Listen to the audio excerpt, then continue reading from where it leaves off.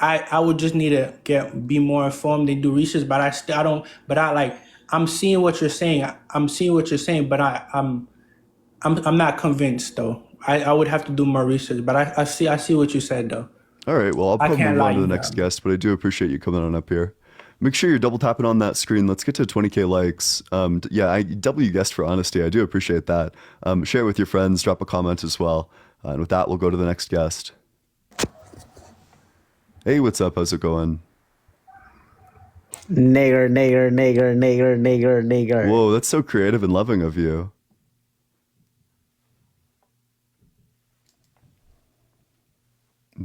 Damn, maybe, wow. I don't know. What an insightful insight Oh, I've never hey, heard hey, before. Ian. Hey, how's it going? How are you doing? I'm good. I'm glad to finally get on your live. Yeah. How old are you? 26. I work for StockX. Okay. And do you think what religion are you? So I'm a Hebrew Israelite. It's very close to Christians because Oh, it's the same God. you're a Hebrew Israelite. Like it's the same God, Yahweh, and Jesus is the Son of God. But I live in America. I don't live in Israel. Yeah, I don't talk to Hebrew Israelites. I'm sorry. They're like fascists, and I'm like totally okay. I'm like more than fine. Not. Hey, what's up? How's it going? All right, man. Let's go, man. Why you don't believe in God? Oh, wait. So first of all, how old are you? 26. You're 26. Yeah. And which God specifically do you believe in? Well, I'm a Jesus man, but I believe all God is the same. Like, it's no religion. Like, it's just one eternal source. Okay, that's fine. So do you have like proof or evidence for the existence of Christianity or of the Christian God? You got a mirror. You just look in the mirror. I mean, is it? I mean, like you are an intelligent being, bro.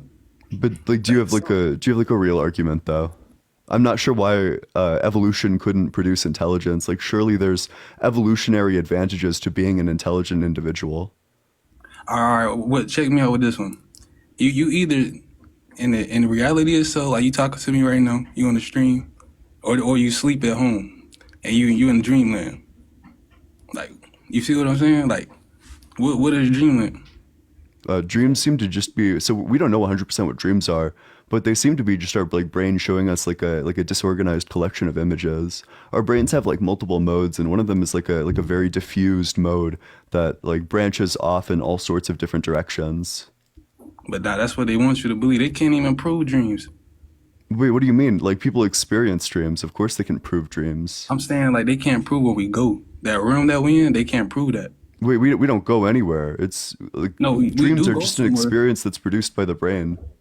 That's what I'm saying. That's what they want you to believe. You do you believe in space?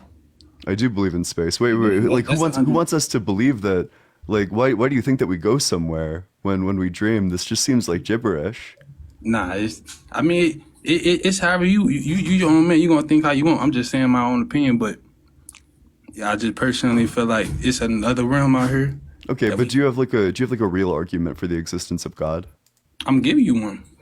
The argument, so dreams, therefore God. I'm not sure what you're saying at all. I mean, I mean, what else you want me to say? I mean, Yeah, so like I just give said, me like an argument. So like God exists because of what? shit. You look in the mirror, bro. You a whole human being, bro, with your own conscience, bro. Yeah, and this You could have come think about via so, evolution, right? but Like, what do you think created you? Like, oh, I how, think I think humans came from evolution. Evolution came from abiogenesis. Abiogenesis is a process that happened on the Earth.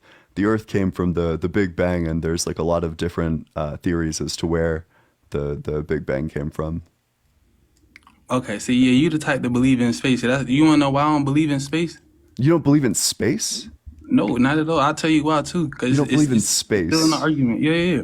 I don't believe in it. The first planet discovered was in 1700s. How they gonna figure out a planet is real in the 1700s? That's not What true a, at all. come on now. Like Wait, with them little like people telescopes, they didn't even knew have the about technology. planets from like the like ancient Greek times. People knew about planets like Venus and Mars. Man, they couldn't even look that far, man. We got the You can like literally see technology these planets with like the naked eye very often. I believe it's space, but that's not how they perceive it to be. Like it's way different. Like Yeah, like people were noticing the existence of planets like Venus and Mercury and Jupiter like forever. Like people have always been noticing this. all right, and that look, and check me out. That they want you to believe in space. That I don't know if it's gonna happen or not, but my theory is, and I know people can agree with me. They're gonna throw an alien invasion at us, just like how they threw COVID at us, because it's to try to control us. Are you trolling? You got to be trolling. No, I ain't trolling. This the truth. This the truth. In the All right. Bible, I'm gonna go into someone who's capable of like making a real argument, but make sure you're double tapping on that screen if you're enjoying the debate so far. And with that, we'll go to the next guest. Wow. Hey, what's up? How's it going? Hey, what's going on, man? How old are you? I'm 31. And do you think God is real? Yes. Yeah. And what religion are you? I don't support religion. I just support, the one source, God, the creator. Do you believe Yeah, that Jesus is the Son of God? I believe Yahusha was his son that he sent to deliver a message to the people. Wait, who is that? Yahusha, well, it's Yahuwah is the name of our God. It's every time in the Bible the word Lord's been replaced over 6,000 times from Yahuwah. It's Yahweh from the Hebrew language. Wait, so it's I just want to be Yahuwah. clear. The Like, are son you a is Christian Yahusha. or wait? Are you a Christian or are you? No, I'm not a Christian. My name's just Christian Jude Michelle. It's just simply my name. Okay, but you're citing like the Bible or whatever. Yeah, well, it's the creator God. So it's the story of creator God. So I don't lean on religion. Which creation story specifically do you ascribe to? Well, it's the creation of all things. If you look at the beginning of really all of them, in the beginning there's a creation. So you just have to go off of how he created, and I can go into that and give you an explanation to make some sense. Oh, of it. wait, sorry, Tony. I didn't mean to invite you. No, my bad. Wait, so I guess I just don't understand. So but to be clear, you don't follow like any specific religion? No, I think religion, the category of religion, is just another form of segregation. That's like fair enough, but I really am only looking for people who have a specific religious belief. Only join if you're not a yapper, if you believe in a specific religion, if you're 18 or older, and if you're not driving.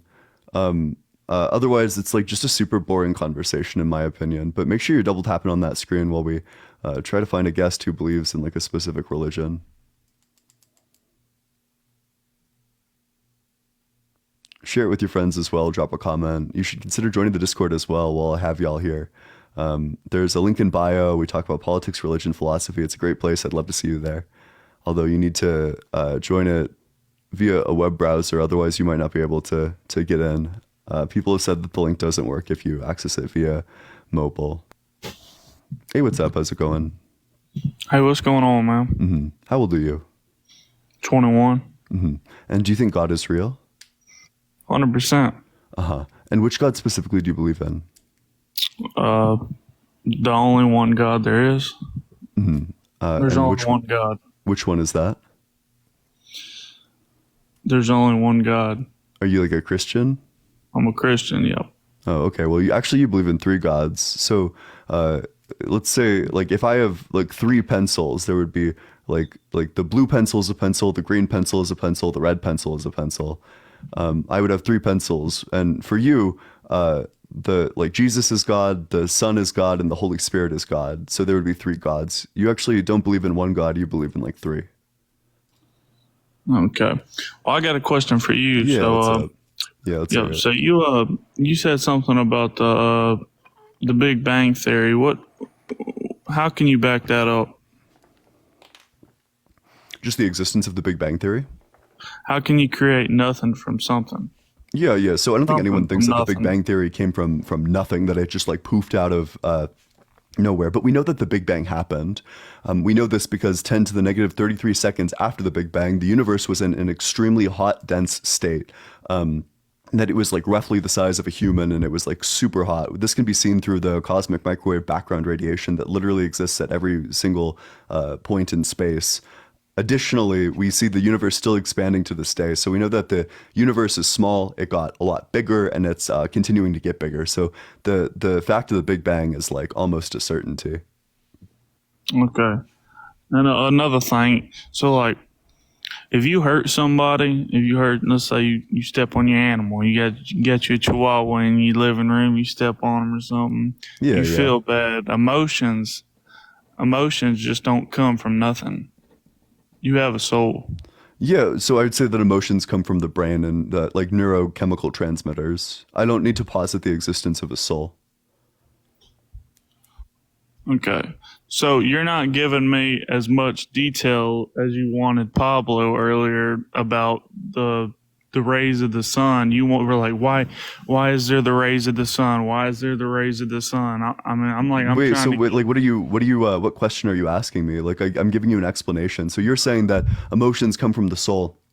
I'm saying that's nice. I'd probably just say that emotions come from neurochemical transmitters. That when we have specific interactions, like we have love and affection via things like oxytocin and serotonin with our pets and our animals. And because of these things, when we accidentally like step on one of our animals, oh, dude left. Okay, that's fine. I mean, run if you want. I have no problem with that. But make sure you're double tapping on that screen. Let's get to 40K likes. Consider joining the Discord if you're interested. I'd love to see you there. You need to access it via a web browser, though. So go to tiktok.com and go to allegedly.ian. I would love to see you there. It's a great place to talk about politics, religion, philosophy, really whatever you want to talk about. And with that, we'll go to the next guest. Hey, what's up? How's it going? Hello? Can you hear me? Yeah. How old are you? Old enough. Okay, so I just want to ask you something, right? Yeah, go for it. What do you believe in? I'm a naturalist. I believe in like only natural causes, entities, and properties. I don't believe in anything supernatural, like ghosts or a god or like whatever else. So you believe in theories, right? Do I believe in theory? It depends on what sense you're using the word theory. So I think there's like strong scientific theories, but I don't just believe in like anything that like someone came up with one day. I believe in theories that have like evidence to support them. You could say that everything's subjective, right? Everything is subjective. Yeah. I don't know if it's that's just a necessarily theory. true. I think Yeah, that there's like it's- some things that I'd probably say are I don't objectively true. even know that you're even speaking. Oh, so the reason I know I'm speaking is because I have the experience of speaking. If I experience speaking, then I experience speaking. So I'm very like confident in the fact that my experiences actually exist because I'm experiencing them. Okay. I feel like everything is subjective, honestly, because you're telling me that you believe in theories, but how do you know concretely that they're real? Yeah, because these theories have evidence to support them. They have scientific evidence, and that there's like no counter evidence that would disprove them or whatever. That's why I think that these theories are real, not because they're because I believe in like scientific dogma, but because theories have supporting evidence for them. The Big Bang Theory, for example, has tons of evidence to support it. The theory of evolution has tons of evidence to support it. Germ theory has tons of evidence to support it. The theory of gravity has tons of evidence to support it. Okay. And remember when they used to say that AI is going to take over the world, right? This is like very like it's like this is all over the place. So do you have a reason to Okay. believe in the existence of God or like a proof for your religion or anything of that nature? No, but I just don't believe in science. Oh, okay. Well, I'm just looking for people who like have a belief in God or whatever. I'm not just looking for like conspiracy theorists. Also, if you don't like science, then turn your phone off. But make sure you're double tapping on that screen. Let's get to 40K likes. We're almost there. And with that, we'll go to the next guest. Hey, what's up? How's it going? Ian. Hey, how old are you? 21, brother. And do you think God is real? What's your religion? Oh yeah, I'm. At the end of the day, I have to say I'm a Christian. Religion, in my opinion, is more of like a thing where it's like too many like not really rule set, but it's more about the relationship with Jesus. But at the end of the day, all the Christian is just a follower of Christ. So yeah. Yeah. So do you have proof that God exists? Or it depends. I mean, we could go both ways. I mean, as far as concrete evidence, like at the end of the day, like you can, like somebody that's an atheist, you can't like just show them like you can show them anything and they almost like still will not believe what you're going to tell them. Like if there's enough proof to show that Jesus was still real, they still find a way to think Jesus is not real. But Yeah. So I think Jesus is real. I just don't think he was the son of God, right? Like I can say that Jesus was a real guy who actually existed, who was actually crucified, but he didn't do miracles. He's not the son of God. Okay, so why okay, so if we're gonna say that there's proof to show that Jesus was the type of person that would be around to do like so in the I think it's the Babylon Talmud or biblical Talmud something, right? And they talk about Jesus getting crucified, but they said the reasoning was something about like, oh, it was because he would go around and act as a magician and like a crazy person. But that goes to show that there's evidence that Jesus was actually a real person and that he existed and he was out there making at least to some effect, to some people, they were seeing that he was performing miracles. So, and I mean, at the end of the day, if you just like, there's so many, there's so much evidence in the Bible. Like you, Wait. So what miracles does it claim that he made? Because I'm reading up on it, and it says that it actually never says the words Jesus at all. It just mentions like a person named Yeshu. Yeshua is Jesus. There's a whole bunch of names for Jesus, but that's only because you have the main language, which is Hebrew. But Yeshua or Yahweh or Yud He Vah He, it's all different names for Jesus because Jesus is multiversal. Like he's everlasting. He's just. Wait. What's the word that you're saying? Yeshua. Yeshua, Yeshua. That would be another. Yeah. So this the Babylon Talmud only mentions it doesn't mention Yeshua. It mentions Yeshu. Yeshu. I'm not 100% where Yeshua go, but I mean you would just have. So it seems like the names that Jesus is recognized under. It doesn't seem like this is one. I watched a whole documentary on it. It was I mean they might have had different translation, but I'm not too familiar with that. I mean I like making the arguments about you talk about the sun. And Wait. So this is. I just want to be clear that this is like a pivot away from your original point. But go for it. Yeah. What about the sun? It wasn't really a point. It was I was just trying to show that like because you mentioned that like oh you believe in the fact that Jesus was a real person and he just wasn't who he claims to be. So Yep. I was just like on that point just a little bit, but I don't think it's like as a main point. Yeah, that's fine. So if God is real, if God's all good, if God made the sun, why would he make the sun such that it emits UV rays and gives people skin cancer? Why would he do that to us? Okay, so I mean, as far as saying like, oh, why would he do that to us? I don't think this is like, oh, I mean, everybody at the end of the day, so like before we're even sent to earth by Jesus, our soul is within heaven and we have a conversation with Jesus even before we're sent here, and we know what we're going to go through. We know all the trauma and the challenges that we will go through before we're even sent to earth. By the time we get here, we aren't going to remember that conversation because we have to go through these experiences and be able to face them and know that Jesus is still going to we're going to be back with him in the end. But like everybody, like, so if we end up, that one person ends up getting skin cancer, it's not just one person though.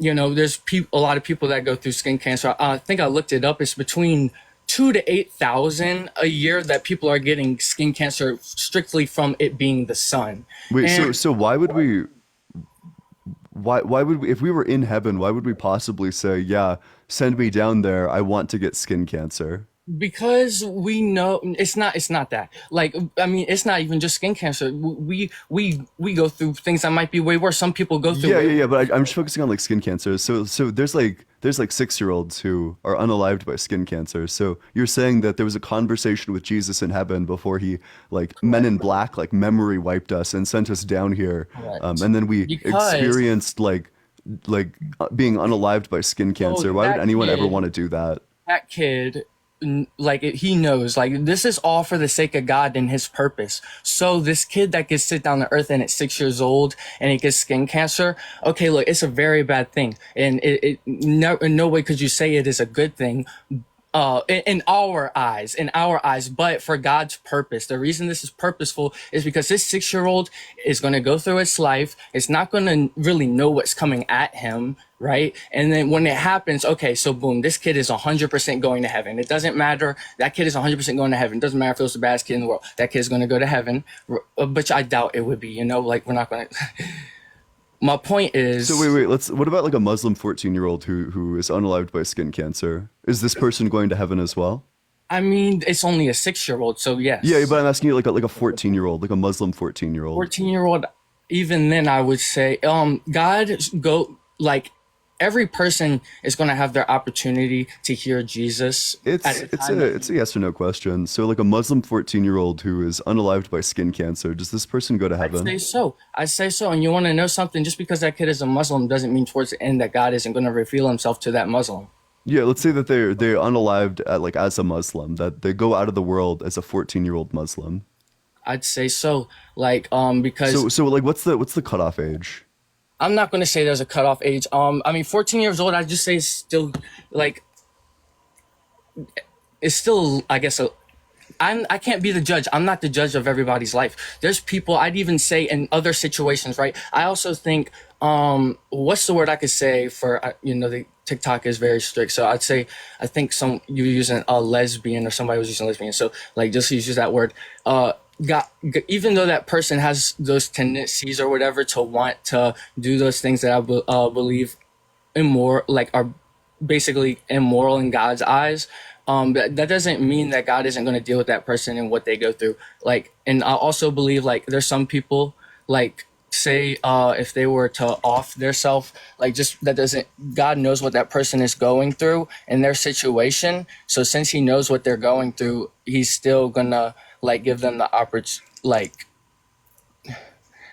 they're not just gonna get sent straight to hell just because they did that to themselves, because they might have God knows everybody's situation. So wait, that's nice, but this is super irrelevant. Why would he give people skin cancer at all? Why is what comes in the future life relative to experiencing evil in this life? I mean, at the end of the day, God sees everything from a back point perspective, so he knows so many people are being born, so many people are being killed or just dying from random causes. But just because God made a son that gives us skin cancer doesn't mean he is not a just God, because that son also provides us every single amount of food that we could ever need. It also gives us the vitamin D that we need. Could God have made the sun such that it provides us all the food we ever need and gives us vitamin D without giving us skin cancer? Does he have the power to do that? He could have, 100%. Yeah. So then why didn't God do that? It seems like God made the intentional choice to give us skin cancer. Why would he do that?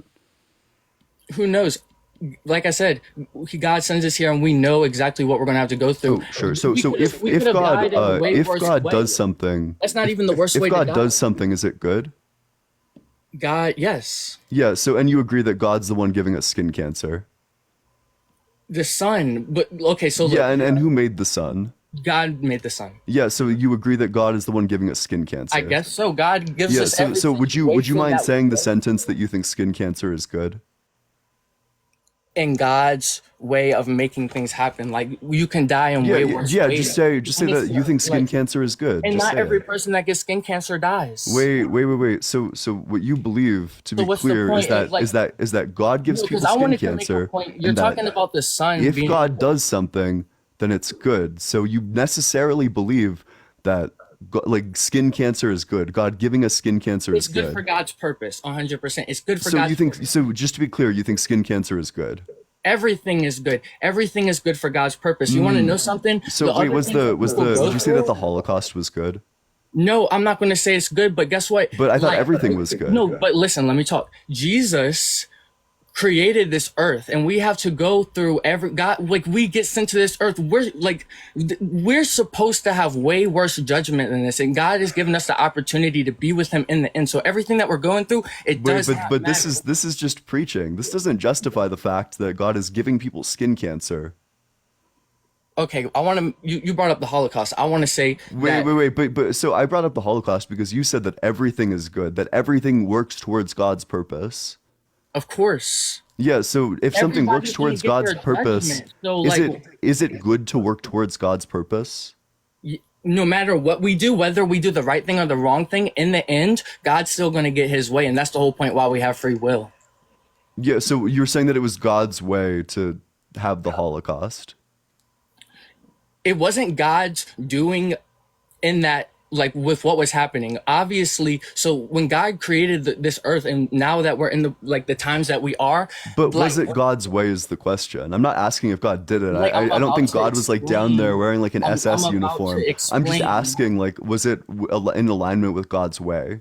Yes. Yeah, so you would say the Holocaust is in alignment with God's way. So I would ask you, everything that's ever if happened something is in alignment with time, God's way, if something everything- is in alignment with Listen, God's way, it wasn't God's if something doing. is in alignment God is with using the God's way, is it devil- good? God is using the devil to If do it. if something is in alignment with God's way, is it good? That's the question. Everything good and bad is in God's alignment. Everything good and bad.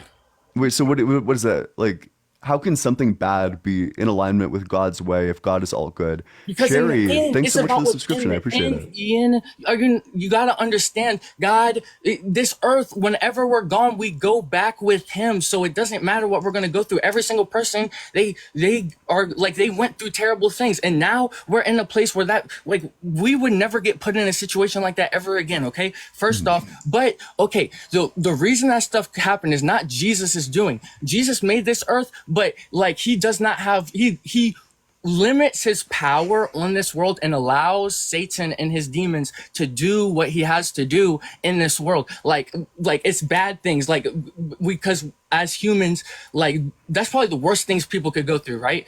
And like at the end of the day, they're still, whenever they are done with this earth, it's going to be way better. They're in a way better place. They're going back with God. Or if even in that terrible time that they were in, they still didn't turn towards Jesus, because I bet you if I was in those times, Yeah, but this is person like I just would a be lot of praying to, yapping. the only It's person just I a would lot be of praying to preaching. is Jesus. Buddy. No, it's not. Hey, yes. Wait, so this doesn't respond to my question at all. So can you even tell me what question you were trying to respond to? What was the question that I The only asked you? question that you asked, you was like, is all thing, like the things that are bad, is it in God's with good alignment? And that is true. That is correct. Yeah, wait, so I was just asking, how can bad things be in alignment with an all good God's will? In August, God, okay. The reason is because this, like, not everything is supposed to be easy for us. God has to test us. God has to put us through situations where we have to learn to understand him. Like, because if we had everything good, jolly, our whole entire life, we would never turn towards Jesus at all. What would there be a point of turning towards Jesus, our savior that saved us, if we don't need to be saved? There's no point. So you're saying that it's like, so people can like turn towards Jesus, but I would just ask you, do you think like the Jewish infant who was like unalived during the Holocaust, do you think that this person turned towards Jesus, or do you think that they were adequately tested? You talking about the baby? Yeah, I'm talking about like a baby. Yeah. Was this person tested? They're not judged. They're like, we're born in sin, but you're talking about someone that didn't even get to go through experience in life. Yeah. So why would God give them, like, would you say that they were tested Maybe in this it was moment? for somebody else's experience. Maybe it was for that mom to have a baby and then lose its child, and then I have to turn towards Jesus because I lost my baby and now I feel like I have nobody. Maybe that's a lady's situation. Yeah, so do you have lots of evidence of like Jewish people like converting to Christianity after the Holocaust? Maybe just because there's. So would you mind like providing me that evidence? There was. I bet you there's a testimony. Could you? Yeah, I testimony. bet there is like a testimony. But do you have Of evidence that this Jesus. actually happened?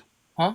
Do you have evidence that this happened at like a wide rate? Otherwise, it just seems like the purpose of Maybe. God's like test or whatever, that Listen. it just like the only thing it did was unalive a ton of Jewish after people. all of that, who knows how many it saved? It might have been 100 people, it might have been 5 people, it might have been 2 people, but guess what? That was still in God's purpose, because maybe at the end of the day, God knew those people weren't going to turn towards Jesus anyways, and these people, this is what they had to go through in order to end up going towards Jesus. But I doubt it's too. I bet you 100%.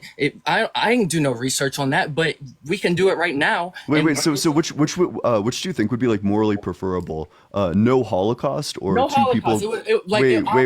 Wait. I haven't even asked the question yet. Because you're gonna ask what. I haven't even asked the Okay, question I'm sorry. yet. But So it which would be more preferable? No Holocaust. No Holocaust or 2 people converting to Christianity? In my opinion, no Holocaust, but it's not gonna. I know. So in God's opinion, I haven't even done research in on it. God's Think opinion, about which is it. preferable? Think about it, Ian. In God's You know opinion, you don't even have to do in God's research. There was- opinion, which is preferable? Two people converting to Christianity or no Holocaust? Maybe. And God knows everything. I don't know nothing. I'm just a human being, Ian. So But you don't know. You have no fucking idea whether or not My God would guess, prefer bro, but no it's not 2 Holocaust or people. 2 In people my converting opinion, to Christianity. You have no idea. My pick would be no Holocaust. But bro, if you're putting Yeah, this but I'm asking, like, situation, what do you it's a think fake God would situation. pick? That's a What do you fake think God situation. would pick in this situation? He would pick no Holocaust, but that's not what he did. I promise you, if there was people, like, my point isn't just because people turned towards Jesus in this situation, so it was a good thing that the Holocaust happened. That's not what I'm saying. But I'm saying, like, I already told you, the bad stuff and the good stuff are in alignment with God's purpose. Like the way the world is shaped, the way the world traumas that everybody like knows about. Like, okay, you can say the same stuff about every single thing bad that happened. The people that we lost in New York City at 9/11 or something like that. You could say the same exact thing about those situations. Why would somebody do that? There's hundreds of people that died, hundreds of thousands. You know? Wait, do you think that the Holocaust was ultimately good? No, dude. Like, Okay, wait. So if something works towards God's will, is it ultimately good? It was ultimately good. And at the end of the day, yes. Wait. So was it ultimately good or was it not ultimately good? It was ultimately good. You have to say. So you think the Holocaust was ultimately good? And for God's purpose, only for God's purpose, not because of the stuff that we went through. But Okay, like, so is God's purpose good? yes, and because listen, Ian, the only reason God's purpose is good is because we already know what we have to go through, and after we go through it, it's done, and we get our chance with Jesus. I just want to be very clear. So you're saying that the bro. Holocaust worked towards something that was ultimately good. It was like a good stepping stone I don't know towards what God's it is, purpose. 100%, but obviously, like, Doesn't that one sound main like just thing a little about bit the psychotic main to rule in you? the Bible Doesn't is that to- sound like just a little bit crazy to you? Don't you think that it's like a little bit fucked up that all those people died? Is there not good things that came out of the Yeah, Holocaust but I'm that just we can focusing on the learn? bad things Are there right now not good because things right out now of the that's more Holocaust that relevant. we I mean, can why wouldn't God stop something like this? There are good You're things saying that that came out of he the wouldn't Holocaust stop if you it because think it about it. works towards There his are like good things that ultimately. came out of the Holocaust Buddy, if you I think just about need you to stop. Like you gotta like chill out and listen. Am for a I little wrong? bit. Answer my question. Is there good things or not good things that came out of it? Yeah, there's definitely good things. Okay, so you can't say there was no purpose in it not being good. It might not be. Wait. Are you asking me if there's like good things in the Holocaust? No, not in the Holocaust that came out of the Holocaust. Like at the end of the day. Your argument is just that like the Holocaust must have been ultimately good because there's good things elsewhere. How does this not make 'cause sense it's at things all? Elsewhere, you learn things that happen. Like, you know, like when that happened, like I'm not saying, oh, this is the only reason that it was quote unquote good. I'm not saying the Holocaust is good. You're not going to get me to say that. But you have to keep in mind that it had things in the end that came good out of it. Like we can learn from this situation in just our life and like to make it never happen again or whatever like that. Wait, do you think so? You're just saying that like learning not to do bad things is in itself good? Wait, say that one more time. So are you saying that learning not to do bad things is itself good? It's like more good than the bad thing not happening in the first place? As long as we're like, I'm not saying, look, in the beginning, like people actually thought what he was doing was a good thing somehow, some way. The crazy people out there was actually people that thought can we even say his name? So would you say that if someone like grapes a child, but at the end of the entire process they realize, maybe graping children is bad and wrong, would you say that that's like ultimately a good thing because in the end he learned from it all, or would it have been better Can't for say it to just never have because we happened go in the through first bad things, place? Jesus isn't real. You can't like no, maybe there's like bro, I got in a wreck. Like somebody hit Wait, me. what was the question that I just asked you? You're asking if a girl got raped or yes. Yeah, you know what I'm about to say. If a girl got raped, it is if the person that did it realizes in the end, oh, it wasn't a good thing to do it. Is it a good thing? Yeah. But like, okay, I will like, And that's this like a yes. person That's just a yes or no already question. knew To be what clear. he was doing was wrong. This person is a terrible, disgusting person. They still could end up turning towards Christ in the end, but the chances are they're gonna get their wig split in jail. Like, Wait, yeah, wait, but I'm sorry. That was they're just gonna like a yes or no question. I don't care about all this like other tangential stuff. no, and so if I say no, you're saying like since the Holocaust happened that Yeah. right. Okay, I get your point, but like that's like I said, that's not the. I'm not saying the Holocaust is good, and Yeah, like, yeah. you can't say That's just that, and because the that's totally Holocaust fine. But it happened, seems Jesus like isn't real. You can't say just because that happened, Jesus isn't real. yes, I can because No, if you God didn't stop can't. if God has a moral obligation to stop bad things and He doesn't, then He's No, he not all doesn't have a good. moral obligation because you want to like you got to understand. Thanks, Athena. I appreciate it. No, bro, you gotta. I already like said this. Like God doesn't have full control over the earth. He allows things to happen. He allows these things to happen. Wait, God. So if God doesn't have full control over the earth, is God all powerful? He limits his power. I told you. He is all powerful, but he limits his power. As So of so what is when so he God comes is back, all he's not gonna powerful, limit but his He power. limits His power. That doesn't sound very all powerful to me. It is all powerful. He's so powerful. He limits his power because he's so powerful, and we're gonna get our full wrath judgment in the end. Everybody think God is such a good, jolly God. Like no, bro. And you can't say just because these bad things happen, God isn't a good God. God So gives so what life and powers taketh can life. you tell He me gives what and the taketh life. specific powers God limited How can you are? say? How Can can you say? God tell us? Can you tell us what specifically powers God limited Himself from? He gave us free will. That's the only reason bad things in this world happen. Like Yeah, yeah. So in what way did getting God limit His powers? What does He not have the power to do? really like if I wanted to go out in the street, pour gasoline on the road Go and set straight. it Thanks so on much for fire, the I can do subscription. that 100%, and I probably wouldn't get stopped unless God put me in a situation like, oh, when I walk out to the street, I got hit by a car immediately. That's the only way, or He strikes me with lightning. But Which that's not the question. The question is just what powers does God limit Himself and prevent Himself from doing? He gives us free will, so He doesn't. And how does that limit God's powers? Because He isn't controlling us like a robot. Okay, That's how but He can Because he interfere could in if like he wanted to. Like God could have created us and we had no other option but to just worship him. But he gives us the option to worship him or not worship him. And that is the reason we will get judged in the end. We either have the opportunity, everybody's given the opportunity, even you, Ian, and even myself. And just because I but I know you love to preach, but could God have stopped the Holocaust? yes. If he limits his power, so he didn't. He limits his power as of right now in this earth. We have to go through our sin, we have to go through our shame, we have to go through these traumas, and then in the end, after everything we went through, we're still alive. We're like, dang, after all this. So are you saying that God doesn't have the power to like influence our free will? He gives us situations that we can pick. Right, he'll put us in situations where we can either So pick God or okay, not. you're like phenomenally bad at answering questions. Just to be clear, I you're apologize. just not answering them. Like these are very direct questions. Okay, come on. Let me Yeah, say that's right yeah. next Wait, to so yes or no question. do you think that God has the power to like restrict people's free will? If he wanted to, yes. Yeah. Okay. So then why didn't God restrict Hitler's free will? Because he didn't want to. And why would He not want to do that?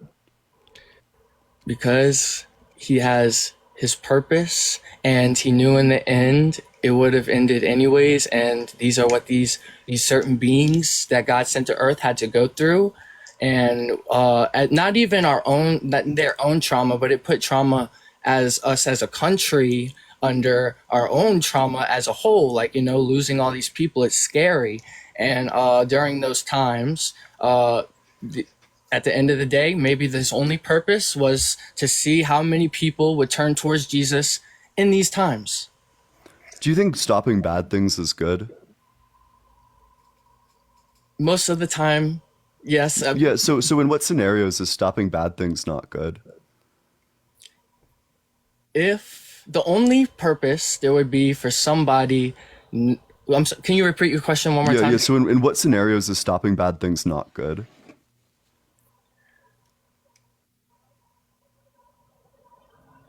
The only reason is because us as people ended up putting a stop to it.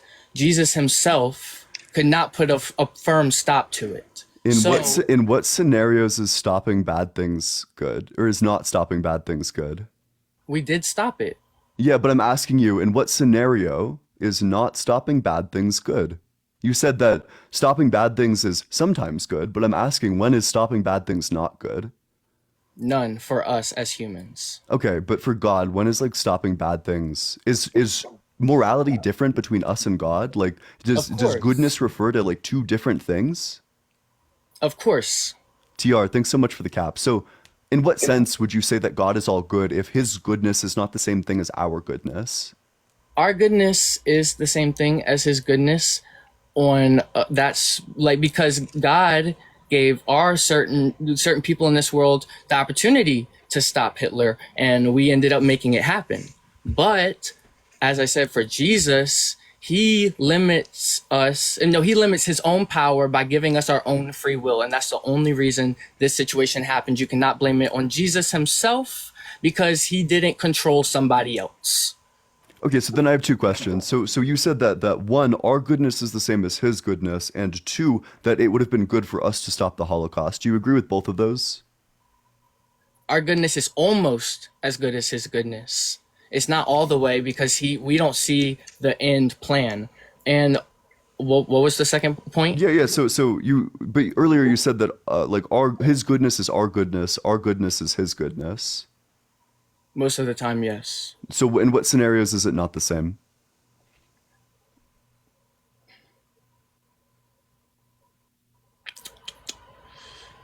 The only reason it's not the same in one way, it's the same in every way. But I guess So it's the same in every way. So but would it be good? The only reason it wouldn't is because we don't see the end plan. We don't see the end goal. We know it's going to come, and we know kind of how it's going to happen, but at the end of the day, we do know that everything that happens for a reason, and this is all in God's purpose. Thanks so much for the hat and mustache. Wait, so, but the question was just like, in what scenarios is our goodness not the same as his goodness? Ours is always the same as his. Ours is always the same as his. So would it be good for us to stop the Holocaust? We did stop the Holocaust, so yes. But I'm asking you, would it be good for us to stop the Holocaust? Yes. Yeah. So would it be good for God to stop the Holocaust? If he wanted to, yeah, like it would have been and at the end of the day, he technically. Wait. What do you mean if he wanted to? So the argument is just that his goodness is the same thing as our goodness. It would have been good for us to stop the Holocaust. Therefore, it would have been good for God to stop the Holocaust. He did end it. You think God ended the Holocaust? Eventually, it ended. But you think that was God's doing?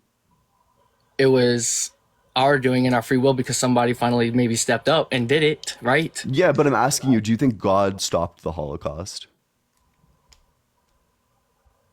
Technically, yeah, because it's all in God's purpose, but we have our free will, no matter what no matter where our free will ends up happening, like whether we do the good thing or the bad thing, in the end, God's still going to get his way. Gotcha. So you think that God did stop the Holocaust? Yeah, technically, yes, he did. So then why didn't he stop it sooner? Because it wasn't time. What was the ideal number of Jewish people to be killed? That number that happened. You think 6 million was like the ideal standard for how many? I couldn't say it's the standard, but that's what happened, and it wasn't like all the way like. All right, that's crazy. That's like pretty psychotic. I don't know. I think perhaps the ideal number is 0. But make sure you're double tapping on that screen. Let's get to 60K likes. Make sure you're sharing it with your friends, dropping a comment and such. And with that, we'll go on to the next guest. Hey, what's up? How's it going? Thanks, Tara. Yeah, thanks so much for the gifts, everyone. I appreciate it. Hey, how's it going? Yeah. How old are you? I'm turning 18 next month. Oh, you got to be 18 or older in order to come on. Yeah, come back next month or something. Well, while I have y'all here, you should consider joining the Discord. There's a link in my bio. You need to access it via a web browser, though, but we talk about politics, philosophy, religion, really whatever you want to talk about. It's a very active server. I'm very active in the server. You can be any religion to join, and I also notify people every single time that I'm live, so you'll never miss a live because you'll always be notified. Hey, what's up? How's it going? Hello, how are you? Good. How old are you? I'm 33. You're 33? I'm 33, yeah. Yep. And what religion are you? I don't want to say my religion just at this point, but I do have a question for you. Yeah, what's up? I just really want to know what you believe the origin, the total origin of the universe is. So in terms of there's like just a lot of theories that we could rely on. So the two that I'm drawn to particularly and often find myself defending are either that the singularity existed in the exact same way that God existed. I would just ask the theist like where they think God came from. The most common answer is that he just always existed or that he's eternal. And I could just say that the singularity is eternal. So in my mind, like these things could just be like one-to-one analogous, that I could just say that the singularity is eternal in the same way that the theist would say that God is eternal. And I don't need to posit the existence of like a mind that I need to like love or worship or anything of that nature. There's also the theory that time operates. Sorry, slow down. Hold on. Yeah, what's up? Just take a breather, 1 second. Sorry, Yeah, can sure. you educate me and tell me what singularity, like what's the definition of, because I'm not familiar with this term. What is this So- definition and what? Yeah. So the singularity is like one of the theories for where the Big Bang theory came from, or like the Big Bang originated from. Does it have attributes or anything? Does it Does have it like have what? certain attributes? Does it have attributes? Yeah. So it would be What are like they the attributes? collection of all the energy and matter in the universe, just like condensed and collected into one point. Okay. Does it have intelligence? No. Does it have intent, ability, No. power? Okay, It so this depends is on your where I get- definition this of is where I power. get- Okay. Well, even just with regards to the other attributes, this is where I get a little bit stuck with the whole, evolution theory, is that personally, it doesn't make sense to me that. Wait, we're talking about the Big Bang, not evolution, to be clear. Yeah, sorry. Oh, the Big Bang. Is that not part of evolution? No, these are different theories. Are they not connected? I mean, like the Big Bang was necessary in order for evolution to come about in the first place, but they're like completely separate theories. Okay, sorry. So forgive me. What is the origin then? The Big Bang or the singularity that you mentioned? Yeah. So the origin of the universe is the Big Bang, and the Big Bang came from the singularity under some views. Okay, so the Big Bang, was this an action? The Big Bang is a rapid expansion. It depends how you define action. All right, I'm just struggling because all right, so the Big Bang, the singularity thing you mentioned, what I'm struggling to understand is that none of them have attributes of intelligence, power, will, intent. They don't have the ability to distinguish one thing from another. Like all of the abilities and the faculties that you see that man has, right? We have certain attributes and we have certain faculties.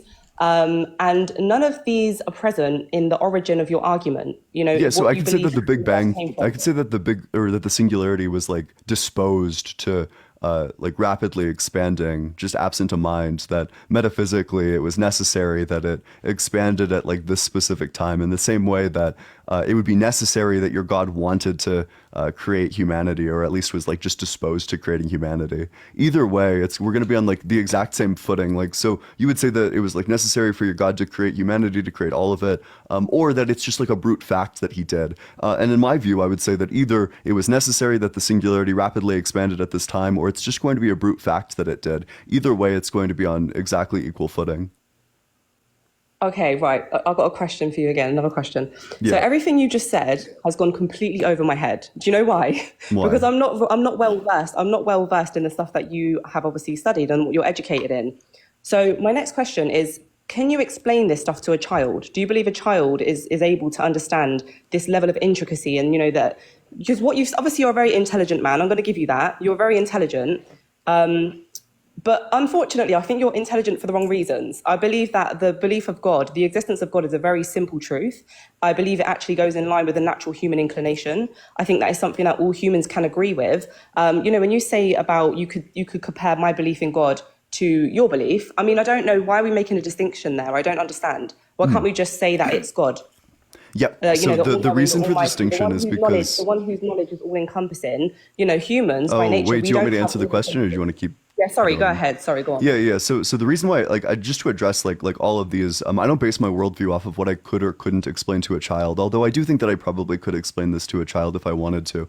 But I like also disagree that it was a simple fact. I think it's like a very simple falsehood. To me, it's like very obvious that God doesn't exist. Probably in the same way that it's like to you very obvious that God does exist. And finally, to answer your question directly, the reason why I differentiate and compare my worldview to yours is because my worldview is a lot simpler than yours is. I only posit the existence of natural truths and natural entities, whereas you need to posit the existence of both natural entities and supernatural entities. All I need to appeal to is like the like laws of physics or whatever else.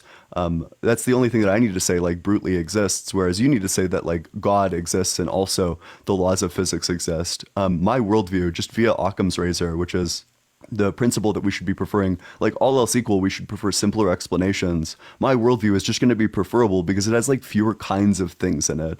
Again, you believe in like supernatural stuff and natural stuff, whereas I only believe in natural stuff. Okay, that's fair enough. All right, so two things are coming up for me now, as you've just been speaking. So just to go back to the beginning of when you started mentioning about you wouldn't base your belief on how to explain it to children. I mean, I could also say the same for grown adults who, you know, they're not that intellectually blessed, I guess you could say. Some grown adults, they just don't have that capacity. You know, they're not able to process information like, for example, like you can. And I think it kind of excludes people like that to be able to not have that ability to process this level of information because it is very intricate. Do you know what I mean? And the second point I would say is, I don't know if you know much about like, I would say like basic psychology, like basic functionings of the brain. The brain itself is actually designed, like it's actually the functionality of it, there is two primary functions, which is to take in information and to make decisions, okay? Now, the taking in information part, this is done in two ways. It's done on through sensory perception, and it's also done through abstract perception. So we're able to understand this world through what we can see, what we can verify with our, senses. So that gives us an understanding of what exists. I would say this is more connected to your belief because you have something against the supernatural. Right, but the brain is also designed to understand that which we can't directly engage with, okay? Like the brain is actually designed to process information that is non-tangible. So I would say that why is the brain designed like that if we're not supposed to comprehend the supernatural and the metaphysical? Yeah, so the reason why the brain is designed that way is specifically because it's just more calming for us to be able to put everything we don't understand into a panacea and say, like, it was God did it. And this can just be seen throughout like all of human history. A great example of this is the boat cults that existed during like colonial times. So there was like an island being colonized, and the like colonialists, the colonizers would bring these like things like guns and medicine and foods that were wonderful and had never been seen before, and that nobody on the island, none of the indigenous people knew how to make. These indigenous people assumed that these boats were actually God. They created shrines to these boats, dedicated to all of it, shrines dedicated to like many of the colonial technologies that they just didn't understand the production of. So it seems like religion, its psychological purpose is to make us feel better about things that we don't understand. That's all it really serves, and that's the purpose it's served throughout all of human history, is that it's like basically just cope. It makes us feel better about a world where we know very little about. But of course, as science teaches us more and more about the world, we have less and less of a use or utility for religion at all. And the data and the number of people who are becoming atheists reflects this. Okay, I mean, that's fair enough. Obviously, I respect your view. I do disagree, though. I think religion is actually designed to bring humanity, to unite humanity, because, I mean, you've probably experienced through doing this live the amount of people you have to contend with in terms of what is true and what is false. So humanity by nature, they disagree.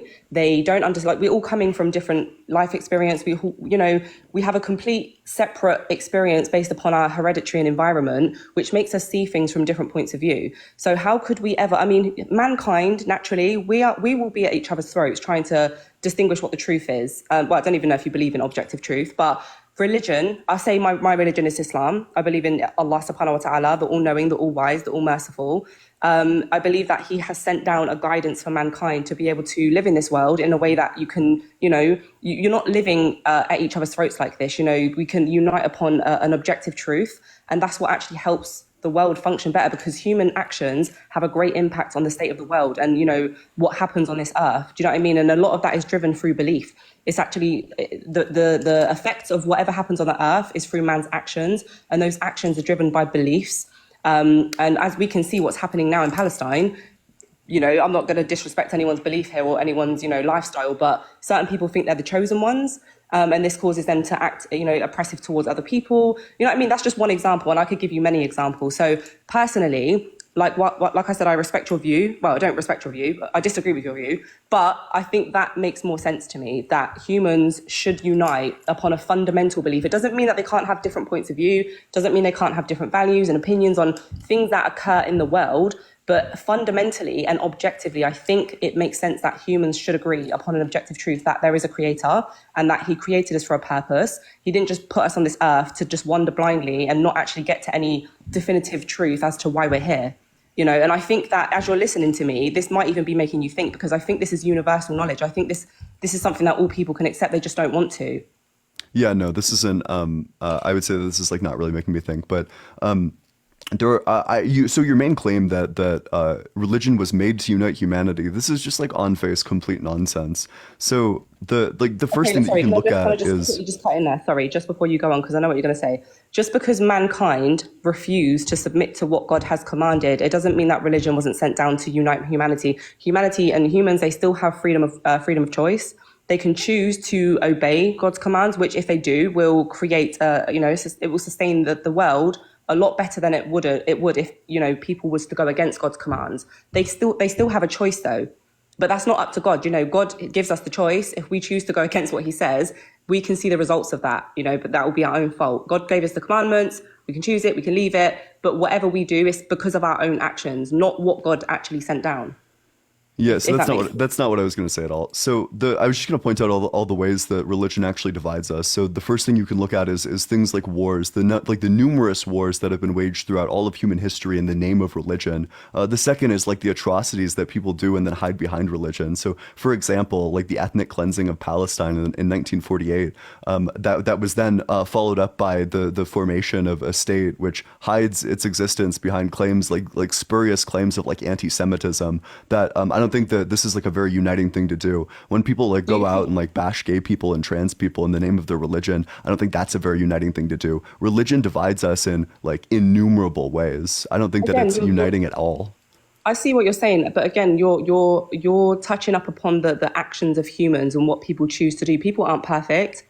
Do you know what I mean? And whilst I see what you're saying, again, there's like I said to you before, there is revelation, divine revelation that's sent down. Just like there would be a manual if you was to buy, a microwave and you didn't know how to use a microwave, you would need instructions, you would need a manual, and you would refer to that to be able to use it correctly. And that's just a microwave. I mean, a microwave is very, I would say, insignificant in comparison to the universe. So I'm not convinced that there's no instruction manual and no divine revelation for humans to exist in this earth in a way that they can, achieve harmony. And do you know what I mean? So whilst I understand what you're saying, again, it goes back to it's humans' choice. It's down to free will. And literally these wars and everything, this is a result of what people choose to do. Whether they are aware of the truth or not, they still choose to do it. It's literally down to free will and what people choose to do. Yeah, so the problem with this is going to be that religions dictate that people deny fundamental pieces of themselves. I'd specifically focus on like queer individuals, that like LGBT folks are, when confronted with religion, if they were to like get into religion, they can freely choose whether or not they're going to deny like their fundamental desires and identity. I don't think that this is like a very kind, free choice for an all-loving God to give us at all in the first place. But also I think that this conversation is like presupposing the existence of God. So I would ask you, do you have any like proof or evidence or an argument for the existence of God or for why Islam is true? Well, the first thing I would say is, because obviously if you're an atheist, I would like to know what proof would you actually accept? Yeah, like a philosophical argument would be cool. Sorry? Like a philosophical argument would be cool. Philosophical. All right. What if I don't know philosophy? Oh, I don't know. I mean, I think everything is philosophy. So like So just you're like an looking for a argument. philosophical argument to prove the existence Yeah, of yeah. God. So when I you just need to like finish the I don't sentence. believe, but I don't believe that is a criteria. I don't believe that's the criteria that is going to determine whether God exists or not. For philosophy, this is not the criteria. You actually have your own logic. You know, you have your own logic to be able to determine that God exists because you exist. You're a fully functioning human being. If you reflect on the creation and how it's designed, you know, you keep talking about the sun. Why would God, you know, create the sun to cause skin cancer? But like the guy Josh, I know he was a bit all over the place, bless his heart, but he made a good point that the sun actually provides us with a lot of benefit. Vitamin D, it's it's the source of life. Like sun is one of the sources of life that it helps the plants to grow. We can eat from the earth because of the sun. So why don't you mention these things? Yeah, yeah. I mean, I do, and he mentioned those too, and he was unable to respond to my point. But I'll give you the exact same thing that I told him. That the sun doing us good things doesn't get God off the hook for the bad things it also does. If I made a But now you robot wanna that dictate what God should do and what wait, should- I'm what he sorry. shouldn't. So if Sorry. I made a robot that like went around and like gave people skin cancer, but it also like sheltered the homeless and like fed the hungry and sucked CO2 out of the atmosphere to fight climate change. And it also I just chose to throw in there the function that it goes around and like blasts people with UV rays and gives them skin cancer. I don't think that this is like a very good thing to do, because I could have just made it such that it doesn't do that, and God could have made the sun such that it doesn't do that. So given the option of a sun that does all the things that like all the good things that God wants it to do versus a sun that does like all of those things and doesn't give us skin cancer, I'm not sure why he would choose the sun that does give us skin cancer. Okay. So now this issue right here is that you want to live in a perfect world where nothing bad happens. But No, I think that's this is not a true. no, okay, I'm not projecting that onto you. I'm just kind of seeing it how I'm saying it how I see it. It's like you're trying to dictate what God should do and what he shouldn't do. When this is his creation, he governs it how he wills. We don't get to say or to dictate what God does and what God doesn't do. You know, even if it doesn't make sense to us, because you know what the thing is, Ian, our knowledge is not all encompassing. We will never understand this world and why things happen on this earth. It's just not something we're physically able to do. You know, so you can question all day long, but you're never going to come to an answer because it's just not something that we can comprehend. However, you can see this still doesn't prove that God doesn't exist, though. You know, everything, the sun and everything that happens as a result of the sun, it still follows mathematical laws, which indicates organization, and organization indicates an organizer. So I just want to really bring it back to the fact that God does exist. You know, we can go left, right, and the other, but I really feel like this is a case of just trying to pick what color walls to paint a house when there's no foundation for the house. You have to build the foundation. So that is actually establishing that there is a God, there is a creator. This world and this universe didn't just come into existence by way of nothing. It didn't just poof into existence. And, you know, to go back to my argument in the beginning when I asked you, does... Wait. whatever- Because you're Okay, making go like a on. million arguments right now. Let's just take it Sorry, like one at a sorry. time. So you made 3 arguments. I'd like to respond to them before we move on to anything else.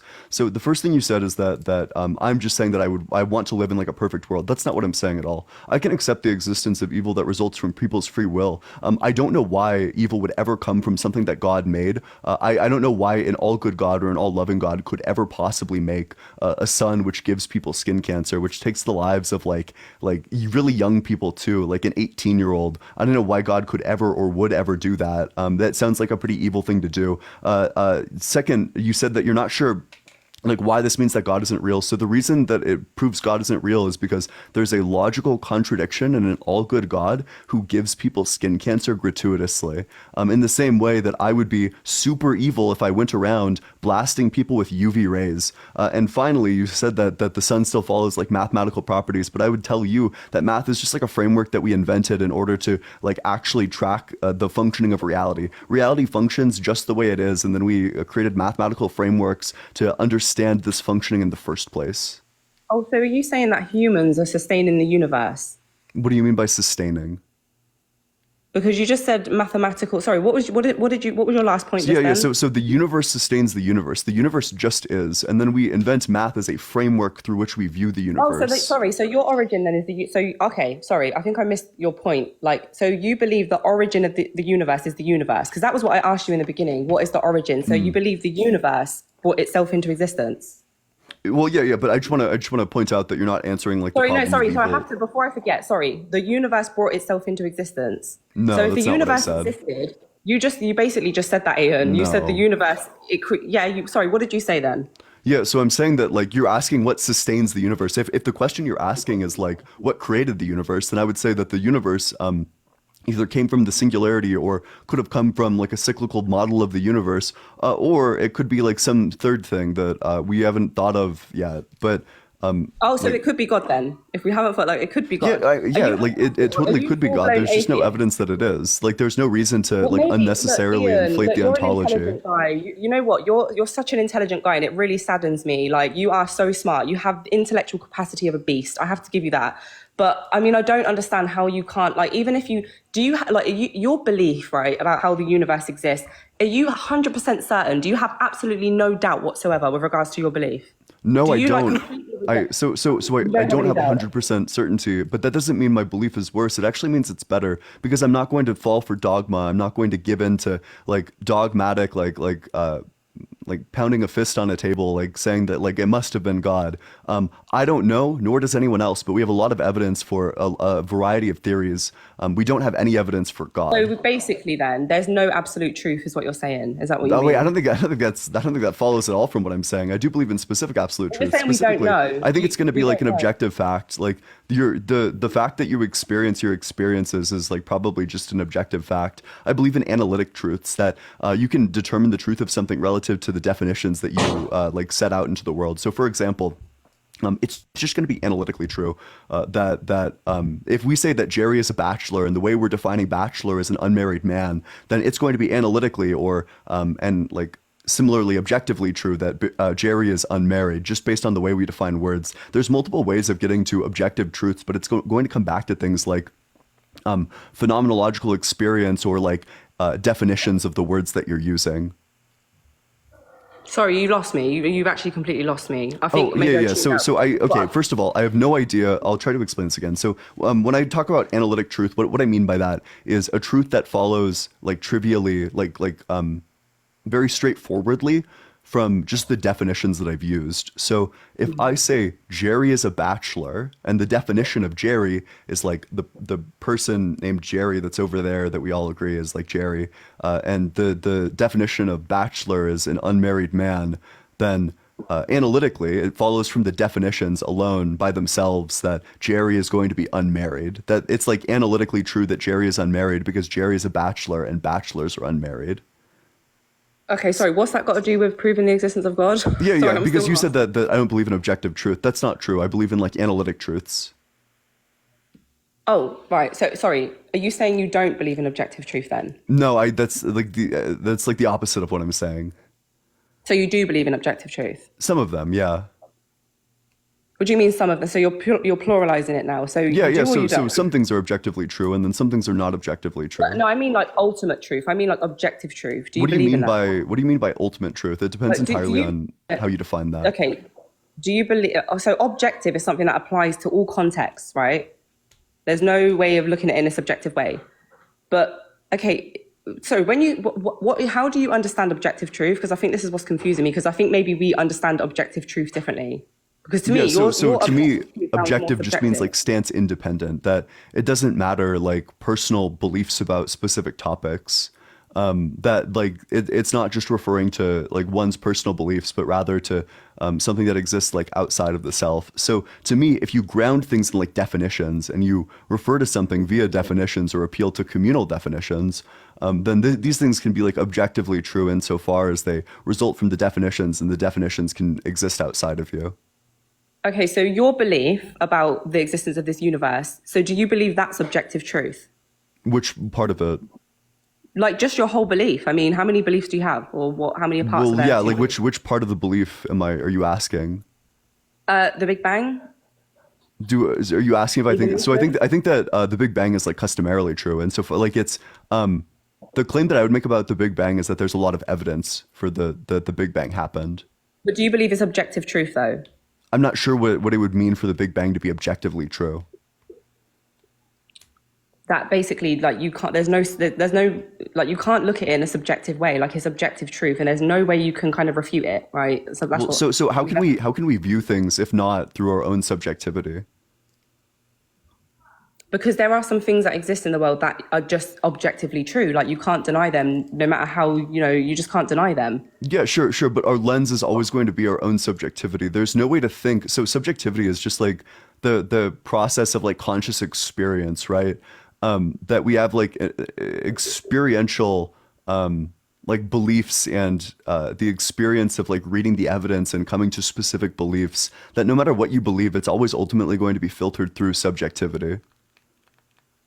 Okay, that's your belief, but I think that belief only stands So when you don't believe. could you in find me God. like a belief held by something that isn't a mind? Sorry? Can you find me something that's like a belief which isn't held by a mind? Wait, sorry. Are you saying that the mind is only capable of believing in something subjective? I'm saying or that the only- mind is the only thing that's capable of having beliefs at all.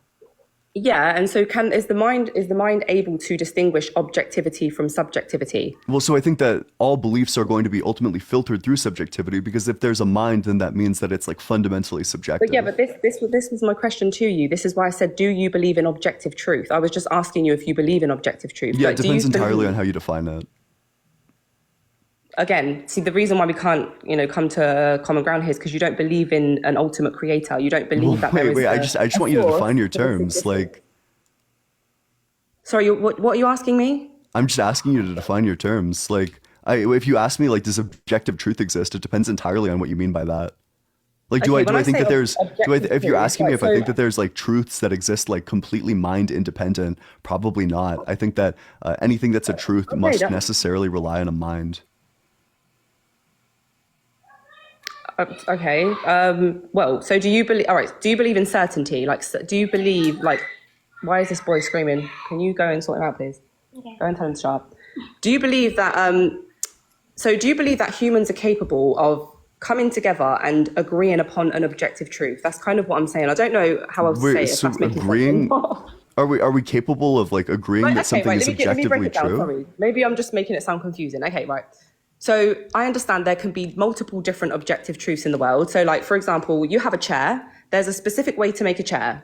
Well, if you're trying to make a specific chair, because there's all different kinds of chairs, and that would be subjective. But let's just say if you're trying to make a particular chair, then there would be an objective truth with regards to how to make that chair. So that's, and every single human has to agree upon that, and they have to follow this objective steps in order to create that chair, right? Are you with me? Not really, because it seems like there's like a lot of different ways to make a chair. Yeah, no, I did say that though. I said there's obviously, but the point I made was that let's just say we're all going for the same chair, the same design, the same material. It's the same chair, and there's obviously a way to make that particular chair that everybody has to follow certain steps in order to make that chair, the same chair, right? So that's what I mean by objective truth. Like, do you believe that this exists with regards to the universe? That there's a specific and objective way to understand how this universe came into existence? Not really. I genuinely have no Okay, idea. that's fine. That was just it then. Like the It's words not you're even saying make no subjective. sense to me. It just sounds like gibberish. Okay, that's fine. I'm just I'm trying to understand if you believe in objective truth. If there's like, if you believe that humans can objectively agree upon a truth, like if you even believe in objective truth. So as to can we how this- agree on a truth? Yeah, like you and I can agree on a truth. I mean, objective truth. Yeah, so you and I can like see something and say, wow, that's objectively true. Like we can agree on it. I Yeah. don't think that like means that it is objectively true necessarily. But again, with my example with the chair, if you want to create a chair, a specific chair, then you have to stick to the objective truth on how to create that chair. Does that make sense? So why would there only be one way to make a chair? Ian, sorry, I think you missed my point. So when I'm just like, I'm genuinely, I have no idea Yeah, what you're sorry. saying. Like, I'm sorry if I'm confusing. like, quite frankly, I'm probably going to move on to the next guest because I haven't been tracking for like the last like 10 minutes or so. I have no fucking clue what the point is. But make sure you're double tapping on that screen. Let's get to 80K likes. Maybe I'm just like stupid, but it all sounds like gibberish to me. Share it with your friends, drop a comment as well. Consider joining the Discord community if you like debates, politics, philosophy, religion, really whatever you want. It's an 18+ server, so only join if you're 18 or older. I forgot to mention that. But you should definitely consider it. You need to access it via a web browser. So go to tiktok.com and go to allegedly.in, and I would absolutely love to see you there. Make sure you're double tapping on that screen, and I will go to the next guest.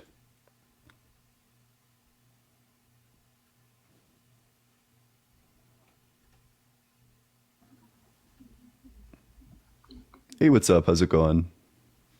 HF? Yeah. Oh, you gotta be 18 or older, sorry.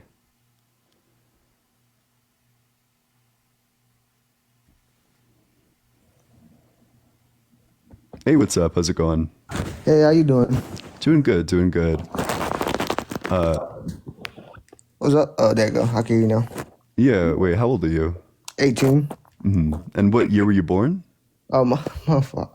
I said 18. I meant 21. I was born in 2003. Okay, yeah, perfect. Yeah. What religion are you? I'm a follower of Jesus Christ, so Christianity. Yeah. So do you have proof for the existence of God or evidence for the truth of Christianity? Yeah, I'll say there's many things, but first, real quick, I wanted to ask, what is your proof against the reason that God is real? Yeah. So my proof against God is just that there's like an all good God isn't compatible with a world that he made himself, which is like gratuitously evil. For example, I'd say that earthquakes are a pretty evil thing for someone to make. I'd say that like the sun giving us skin cancer is a pretty evil thing for people to make, or for him to make. I think that like asteroids are a pretty evil thing for him to have made. Okay, okay. I see what you're saying. Well, I would like to say, have you ever thought about the fact that it doesn't necessarily have to be God that is the reason behind the bad things? Like, for Yeah, instance, sure. So what would your account of these bad things be? the devil. Yeah, so why would God give the devil the power to create these bad things at all in the first place? Well, in the beginning, it was said that he made the earth perfect and that there was no evil or sin in the world. But then once Adam and Eve ate from the tree of good and knowledge, then that's when evil came into the world. So the devil is the reason why it happened, not necessarily God. Wait, but who set up the punishment though is the question. Like, Set up so the you're saying punishment? that evil exists because it's punishment for Adam and Eve eating the apple. Cool, Yes. sounds good. So who was the person who specifically decided on the punishment? God. Yeah, so then it sounds like God is the one who decided on like earthquakes, for example. God decided on the punishment for Satan, Lucifer, or the devil. It wasn't meant for humans. Humans, it happened to them because they disobeyed God. Wait, so you're saying that earthquakes are punishment for Satan? No, I'm saying when I said the punishments, I mean like the lake of fire, hell. That's the punishment. I mean in that sense. Earthquakes aren't necessarily punishments. That's just natural occurring events on Earth. It doesn't. Yeah, necessarily but who made nature do that? God made nature do that. Yeah, so why would God make nature such that it has earthquakes? I guess in the same reason why God would create rainstorms. I mean, rainstorms could be bad, but it also could be good. It doesn't have to necessarily be just bad. Yeah, so why would God create any bad natural disaster? He didn't create it with the intent of it being bad. He created it with the intent of it being good. But bad things do occur because, like I said, the devil. The good things is what God intends for stuff to happen. But because Adam and Eve ate from the tree, sin came into the world, which means that now we have to go through the bad things that would never have happened if they didn't. So when an earthquake happens, bad things may happen, but that's the reason why it does happen, because of the sin. Do you agree that earthquakes are bad? No, Okay, so can you tell me when earthquakes are good? I can't necessarily say that they're bad or good, because like if an earthquake happens and no one's around to experience it, would that make it bad? No, but if an earthquake happens and it kills 224,000 people like the one in Indonesia in 2004, that sounds pretty bad to me. I believe people dying is bad, not earthquakes are bad. Yeah. So do you think that the earthquake was bad that killed 224,000 people? I think I think that because they died, it was bad, not the fact that there was an earthquake. So what was the cause of that earthquake? The tectonic plates moving in the ground. And who made the tectonic plates move in that way?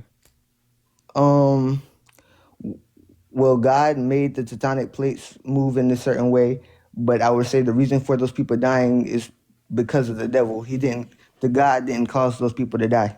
Wait. So I just want to like track the logic. So you're saying that God caused the tectonic plates to move.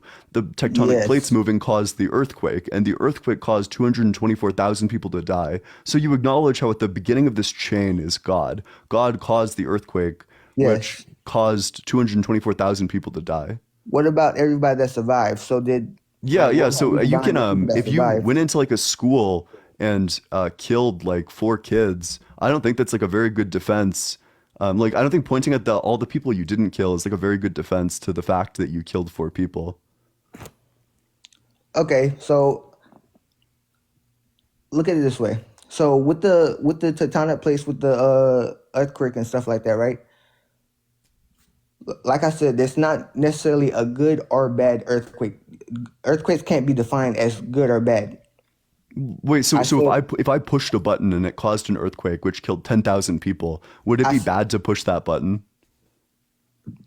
to kill people is bad. To cause an earthquake, it's not bad. Yeah, yeah, but if I killed people by Yeah, causing yeah. an If you kill earthquake. people, no matter how you kill people, that would be bad. There's a Yeah, yeah, difference yeah. in that. So then you would agree that when God caused the earthquake that killed 224,000 people that was bad. But that's what I'm saying. I'm saying he made it so earthquakes happen, but he didn't cause it to kill those people. That's what I'm saying. I'm saying Did he there's a know difference that in when that. he caused the earthquake it would kill those people? Sorry, I didn't hear you. What did you say? When he caused it, did he know that it would kill those people? Yes, he knew it was going to kill those people. So God caused the earthquake and he caused it knowing it was going to kill people, but you don't think that he's the one who killed the people, that he's responsible for those deaths. No, okay, no, that's not. Yeah, I'm not saying that he is responsible for them deaths. I'm saying that the devil is responsible for people dying. It's the people. Okay, look. So if you are of God, if you live a righteous life, right? I mean, of course, not everybody's perfect. Everybody has sin. Everybody did wrong. So already we're in the wrong. So because of that, we are subject to death.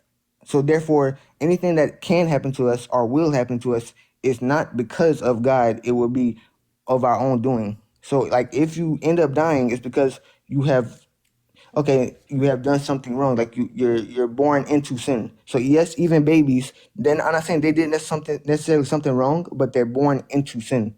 Once you are born in this world, you're already born into sin.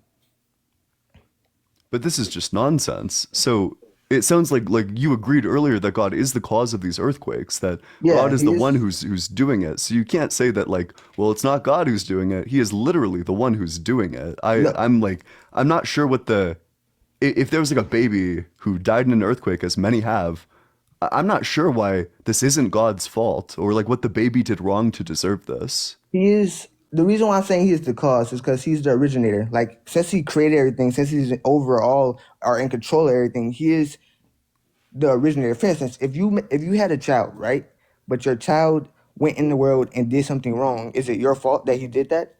People can accuse you saying you didn't raise him correctly, but is it your fault, Yeah, so or is it your child's fault? the difference is going to be like a difference in agency. So tectonic plates don't have agency, whereas I like God does. So my child would have agency to do their own like bad things, and I have agency. So it's going to be disanalogous for those reasons. Like your child chooses to do bad things, the tectonic plates do exactly what God set them up to do. Okay, I see what you're saying. Okay, um, so like I was saying though, because we came into the world with sin in us, it already made us subjective to death. Therefore, people dying is not because of God, though. That the earthquakes is because of God, but people dying is not because of God. There's a difference in that. That's why I'm trying to make the distinction. So would you be willing to say the sentence that when a newborn baby dies in an earthquake, it's justified? I mean, what do you believe they will go to hell or heaven? I believe they will go to heaven. Yeah, yeah. I'm just asking, like, do you think it's justified for a newborn baby to If die they, in an earthquake? I believe for somebody to go to heaven is justified. Yeah, Yeah. yeah. But I'm just asking you, like, if a newborn baby, would it be justified for a newborn baby to be unalived by an earthquake? If they go to heaven, yeah. Yeah, so would you mind just saying the sentence that you think newborns getting unalived by earthquakes is like a good thing? To go to if they go to heaven, yeah. Yeah, so are there any babies that don't go to heaven?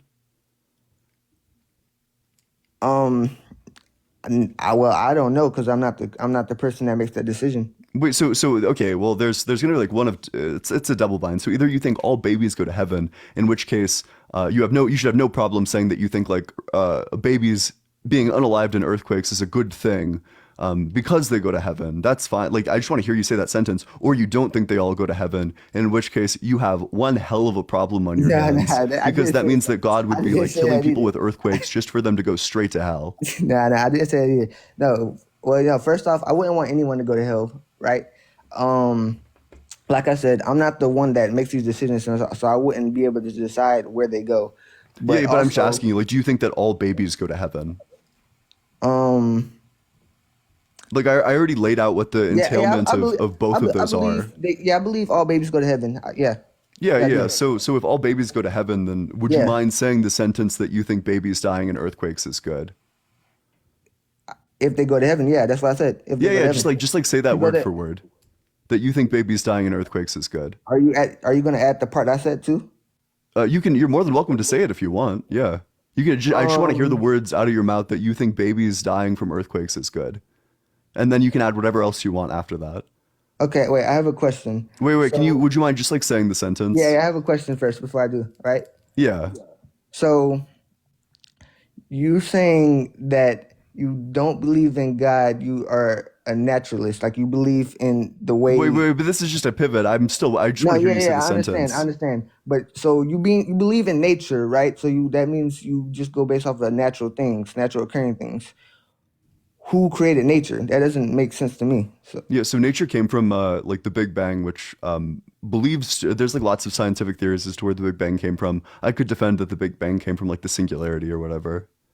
Okay, so yeah, you're saying it came from singularity. Yeah, but I'm still waiting for you to say the sentence. Where did the singularity come from? I'm still waiting for you to say the sentence. Like, wait. I know that you need to pivot away because there's no shot you're gonna say that sentence. Because deep down, you know that that's like super fucked up. I know that babies dying is like really bad, and I know you're desperate and you're clawing to get away from that. But would you mind just like saying the sentence that you think babies dying in earthquakes is good? That's not what I'm saying. You just want me to say something that's not what I'm saying, though. Well, yeah, but that's like literally you said that. I'm saying, it is good because they're gonna go to heaven. I feel like this is bar for bar what you said, that them dying in an earthquake is good because they're gonna go to heaven. This is what I will say. This is what I will say. If someone dies and goes to heaven, then yes, it is okay. So would you mind? So if that's what I just said. If someone dies and go to heaven, it's okay. Yeah, so let's say that someone like kidnaps a child, like rapes them, and then like unalives the child. Would you think that that's a good thing if the child goes to heaven? I didn't say that. No, but it's a question. I know you didn't say it. I'm just asking you. So that's the entailment. Like if someone like raped a baby and then like unalived them, that would be a good thing. So do you think that would be a good thing if the baby goes to heaven? I think you should know that Christians don't believe that rape is a good thing.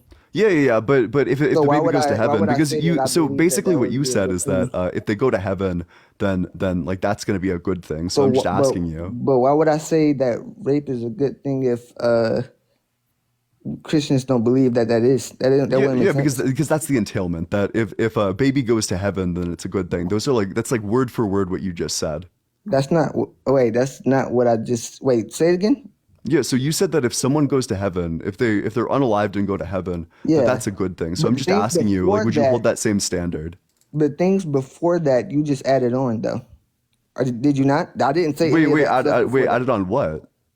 If somebody was raped and murdered or something, and then where did the grape come from? I didn't say anything. Yeah, because so you specifically said that if someone goes to heaven, then that's a good thing. If someone dies and goes to heaven, then that's a good thing. So that's why I'm confused as to where the grape part came in. Yeah, because I just want to know if you think that that's okay. Wait, I don't believe. Sure. So we can take that out entirely. So let's say that someone like kidnaps a baby and like unalives I don't believe that kidnapping is good either, though. Yeah. Oh, sure. So let's just it's okay. We can do whatever you want. So let's say that someone just unalives a baby.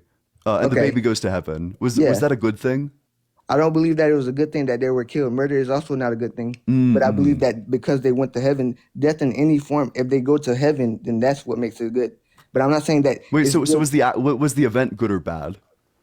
The murder is bad, but them going to heaven is good. There's a Yeah, difference. but like the event overall, because obviously like the murder is It's what not. caused It's them to two. go to That's heaven two in the separate first events. place. They got murdered and then they went to heaven. That's two separate events. Yeah, but you agree that them going to heaven was caused by the murder.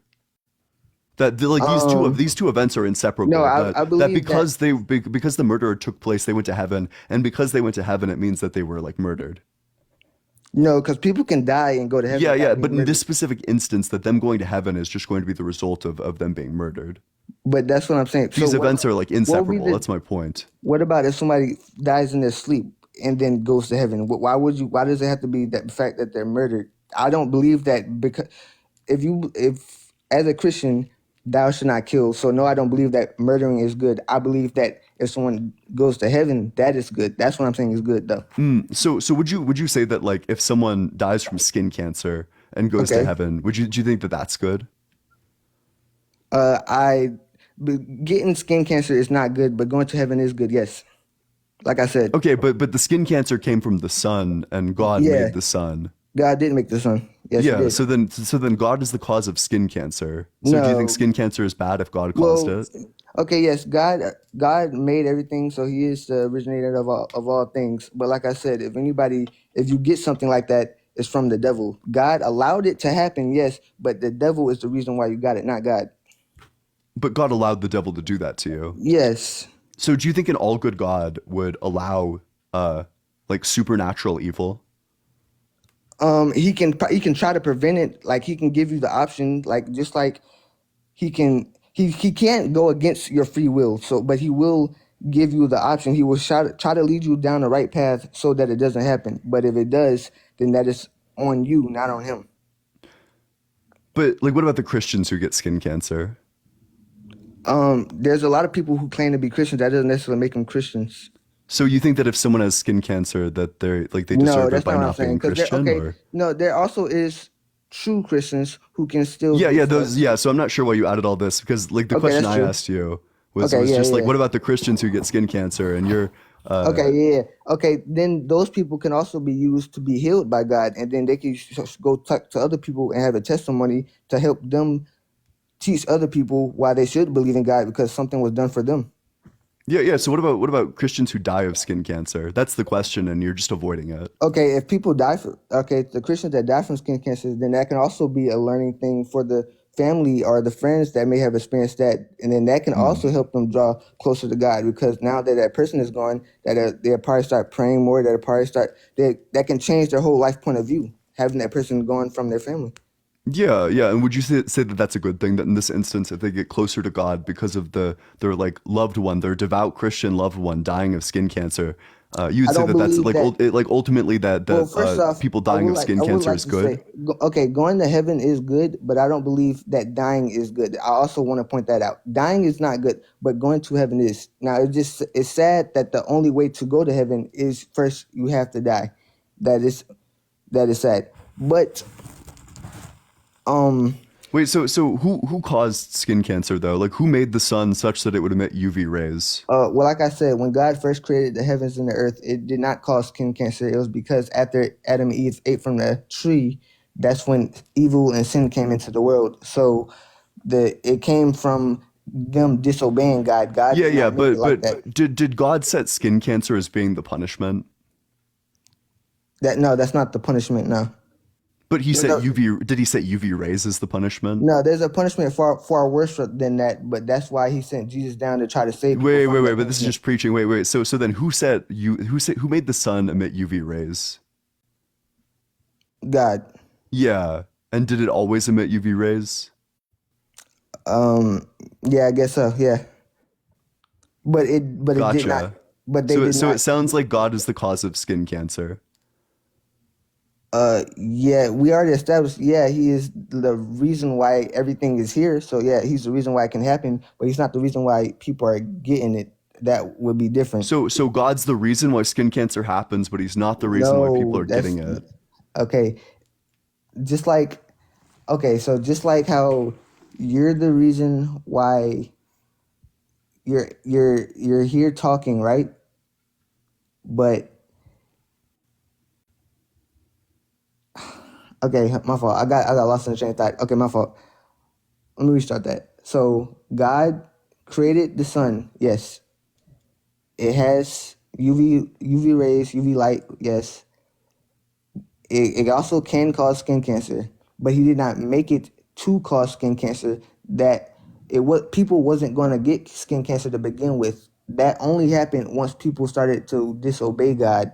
That's only happened when Adam and Eve disobeyed Him. Then that's when things bad started to happen. So, for instance, right? If your parents tell you something, you disobey them, something ends up happening because you disobeyed them. Is that your parents' fault? So when God created the sun, did He know that it was going to cause skin cancer? If you disobeyed Him, yes. Did He know that we would disobey Him? Yes. Okay, so God knew that when He was making the sun, He knew that it was going to give people skin cancer. The reason why He did that though is because if He didn't, then there would be no free will. He couldn't just Whose free will? Whose free will is like? No, look. Who's the person who's choosing to get skin cancer? No, nobody is choosing to get skin cancer. But so then I'm it's not a free will issue. I'm talking about choosing, like they chose to eat from the tree, which is the reason why people get skin cancer. That's the reason why all sin is in the world. That's what I mean. But God made the sun emit UV rays even before this happened at all. Why would God set the punishment for this being skin cancer? Why would this be the punishment that He goes to? That's not the punishment, though. But you said that this is like the punishment for sin. Is like now there's skin cancer in the world. I'm saying that's the reason for sin. The punishment, I said, is something far worse. The punishment would be the lake of fire or hell, not this. This is sure. So we can if you refuse to like argue in good faith, like that's perfectly fine. But I mean, we can get there like one way or another. Would you acknowledge that the God set the punishment for the fall as being skin cancer? That because of the fall, the result of it is that people will get skin cancer. Wait, sorry. Can you ask it again? Yeah. So you said that. Do you agree that God caused the fall to result in skin cancer? God caused the fall to result in skin cancer? That He decided that if humanity falls, then there will be skin cancer. Oh, okay. That would be, that's like, sorry, babe. That's like one of the things, yeah. Yeah, cool. So then God caused skin cancer. He is the reason that it's a thing, but He did not He did not purposely give it to people. He's the reason that it's a thing and it is possible for people to get it, but He's not the purpose, or like it's not His fault that we have got in it. He told us not to do something, we disobeyed Him, and because we disobeyed Him, now we got it. But if He didn't give us that option, then there would be no free will. If there was no free will, then we would be slaves, and He wouldn't be a just and fair God. Therefore, He had to give us an option. Now, am I saying that it was okay that they disobeyed Him? No, that's not what I'm saying. But He had to give us an option. So you're saying that he knew people would get skin cancer if humanity fell. He knew that humanity was going to fall. He could have avoided giving people skin cancer by just not making the sun emit UV rays. He knew that like UV rays specifically would give people skin cancer, and then He made the sun the exact same way anyway. Are these 5 things correct? I'm saying that. Wait, that's a yes or no question. Are these like 5 things correct? Was it the last one again? Yeah. So He made the sun anyway. Yeah, He made some. Yeah. Yeah, He made it the exact same way anyway. Yeah. But you don't think that it's His fault that skin cancer exists, even though again, He knew that if humanity fell, people would get skin cancer. He knew that humanity was going to fall. He knew that if people were exposed to UV radiation, that skin cancer would result. He could have made the sun not emit UV radiation, and He made the sun the exact same way anyway. But you don't think God is the cause of skin cancer? God is the creator of good and evil, yes, but God did not intend for things to be evil. The devil did that when he tempted Adam and Eve. That's what I'm saying. So okay, I just want to be very clear. So you agree with those like 5 statements? I'm saying and you disagree that God is responsible for skin cancer? Yes, I'm saying he's not responsible for the skin cancer. Okay, so If I let's say wait, so if I like, let's say I put a button on the side of the road and the button says if you press this, it's going to like drop a nuke somewhere. yeah. And I set it up so that all of this is going to happen. And then someone comes along and pushes the button. Do you think it makes sense to say, well, I don't know, like I didn't do, I set up the entire mechanisms. I set all of this up. I set the nuke up. I set the button up. I set the connection between them up. But listen, like it was just this other person who came and pushed the button. That's not my fault. Do you think that that's a sentence that makes sense? That's not how that was set up though. It was set up so that everyone would be living eternally with him in paradise. That's how that was set up. Yeah. And it's set up such that if nobody pushes the button, then the nuke will never be dropped. It will never detonate. No city will ever be leveled. Okay, I see what you're saying now. Okay, yeah, and then somebody came and tempted you to do it. Okay, I see what you're saying. So wait, what was the question though? What were you asking me? Yeah. Do you think that if I'm the person who set the button up and set the nuke up and set up all of the entire mechanism, do you think that I have any moral responsibility in the destruction of these cities? No, you can. So are you saying? So are you asking me? You don't. Are you asking? So are you asking me? Are you the bad person because you created something? But yeah, I'm just asking you, like, do I hold any moral responsibility? That's like asking me, if you created a gun, right? But you use it for shooting animals, hunting, but somebody else has used it for shooting people, is your fault. That's what you're saying, basically. No. Wait, but this is going to be like fundamentally disanalogous because like guns are just tools. This is like setting up like a mechanism such that something really bad happens if someone just simply chooses to do something or like to disobey you. Like if you set the button up and said, "Do not push the button."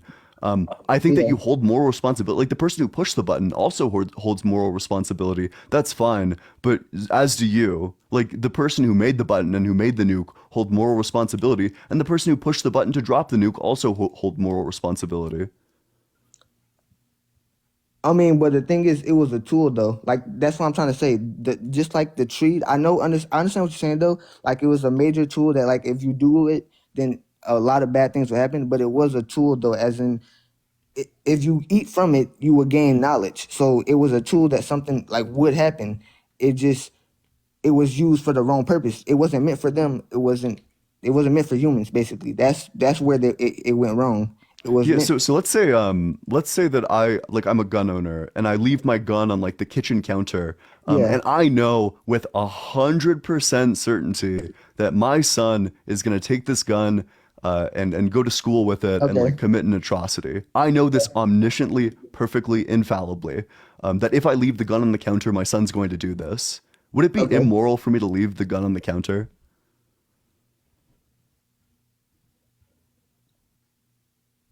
Well, you're putting it in the sense that you're a god though. That's the thing. You're not God. Wait, so I'm just asking, like, would it be moral for me to leave the gun on the counter? Okay, this is the thing though. When you're the person that comes up with the morals, you can't. It would not be immoral if you came up with the morals. You're saying it wouldn't be immoral to put your gun on the counter if you knew omnisciently that your child would come along and take the gun and go and shoot up their school. You think that they wouldn't be immoral to do that? I'm not talking about that. What you just asked. I'm talking about what God did. It's not immoral what he did because he is the reason why there's even morals to begin with. That's what I'm saying. Yeah. So how are these two things disanalogous? Because you're not God. You can't come up. Yeah, and why is that morally relevant? What do you mean? Why is it morally relevant? Why is it morally relevant? Like, why does God get to do evil things, but it's like, why is it not evil when God does it, but it is evil when we do it? Do you think that like what's good to us is different from what's good to God? That like there's lots of actions where if God does them, then it's like totally fine, but if we do them, then it's not totally fine? I feel like you cannot necessarily come up with what is good or bad because what is good or bad for you is like, yeah, God has his set of rules which he gave us. You cannot come up with your own set of rules. Yeah, so if God came down and like raped a child, would that be moral? No, he wouldn't do that. Yeah, but I'm asking like, would it be moral if he did? He would not. That's what I'm saying. But I'm asking you if he did. Like, just engage with the hypothetical. If God came down and did that, would that be The moral? reason why I can't answer that when I say I Wait, can't it's answer a that, yes or no question. I'm saying no because that's not how God is. That's what I'm trying to say. Oh well, so then that's just going to make the argument vacuously true. Because if you deny the antecedent, if you No, say that- that like this is never going to happen, then that actually just like unfortunately for you, that just makes it all automatically true. Essentially, that if you reject in an if-then statement the if part of it, then the entire thing just becomes true automatically. It's called a vacuous truth. You can look it up. No, that's not what I mean. What I mean is God himself, he could not do that. Like he would not do that because he is God. Like Yes, God, yeah, and I'm saying that makes the statement vacuously true. That if God you came saying- down and so, did wait. that, then it would be good. So are you saying God would rape someone? That's what you're saying. Yeah. So I'm saying that I'm asking you like say that, hypothetically if say he that did. sentence real quick. Say that God would rape someone. Yeah, in this hypothetical, we're presupposing that he would. No, Yeah. no, but say that sentence for me. God, Yeah. So if in this hypothetical, God would grape someone, correct? But then if God is supposed to be a just and more, no, I mean like God in general, not hypothetically, like God would grape someone. That's what you're saying. Yeah. Well, so I'm asking you like in this hypothetical, like would it be moral for God to go down and grape someone? No, because he said that you should not do that. Like Yes. this is- Yeah. Perfect. Perfect. This is Perfect. a, Perfect. this is on, no, I'm saying this is Yeah, his so own then rules. God is still held to the morality that he gave us, that if something is immoral for us, then it's going to be immoral for God as well. Yes, he follows his own. If you're asking me if he follows his own rules, then yes. Yeah, so perfect. So then why would it be wrong for me to leave a gun on the counter if I knew that it was going to result in a school shooting, but it wouldn't be wrong for God to do the exact same thing? Sorry, what did you say? Why would it be wrong for me to leave a gun on the counter if I knew it was going to result in a school shooting, but it wouldn't be wrong for God to do the same thing?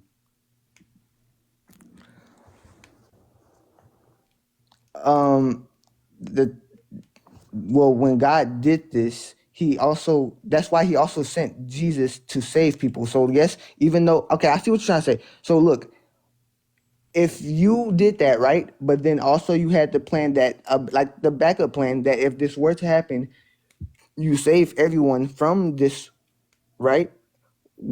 That's basically what happened. He saved Yeah, wait, everyone let's say from what there's no happened. backup plan. Like But that's the thing, that there was, well, it wasn't. wait, a backup wait. plan. You're just trying to like modify the hypothetical. So I guess I'll just ask you like very directly.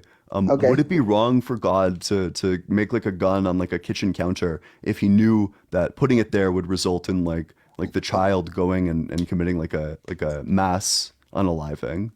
And then he goes there himself to stop it. No. But that's Don't what add happened, things though. That's onto what I'm it. saying. I'm just asking you, and like the hypothetical that I've set up, would this be a moral thing to do? But that's what I'm saying. He went there to stop it. No. Wait, I need you to engage in the hypothetical. Okay, sorry. What was the hypothetical? Yeah, so the hypothetical is just, would it be moral for God to create a gun on the counter if he knew that doing so would result in a mass unaliving? Could God do that? Jake, thanks so much for the $5. W Jake in the comments. God cannot sin. That's what I would say. Yeah, God cannot sin. but would it be moral if God did that?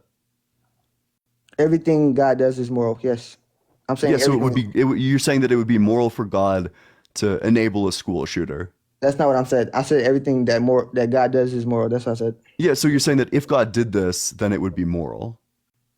I said everything that God does is moral. And when God made the tree the way he did, he also came down himself to stop what happened.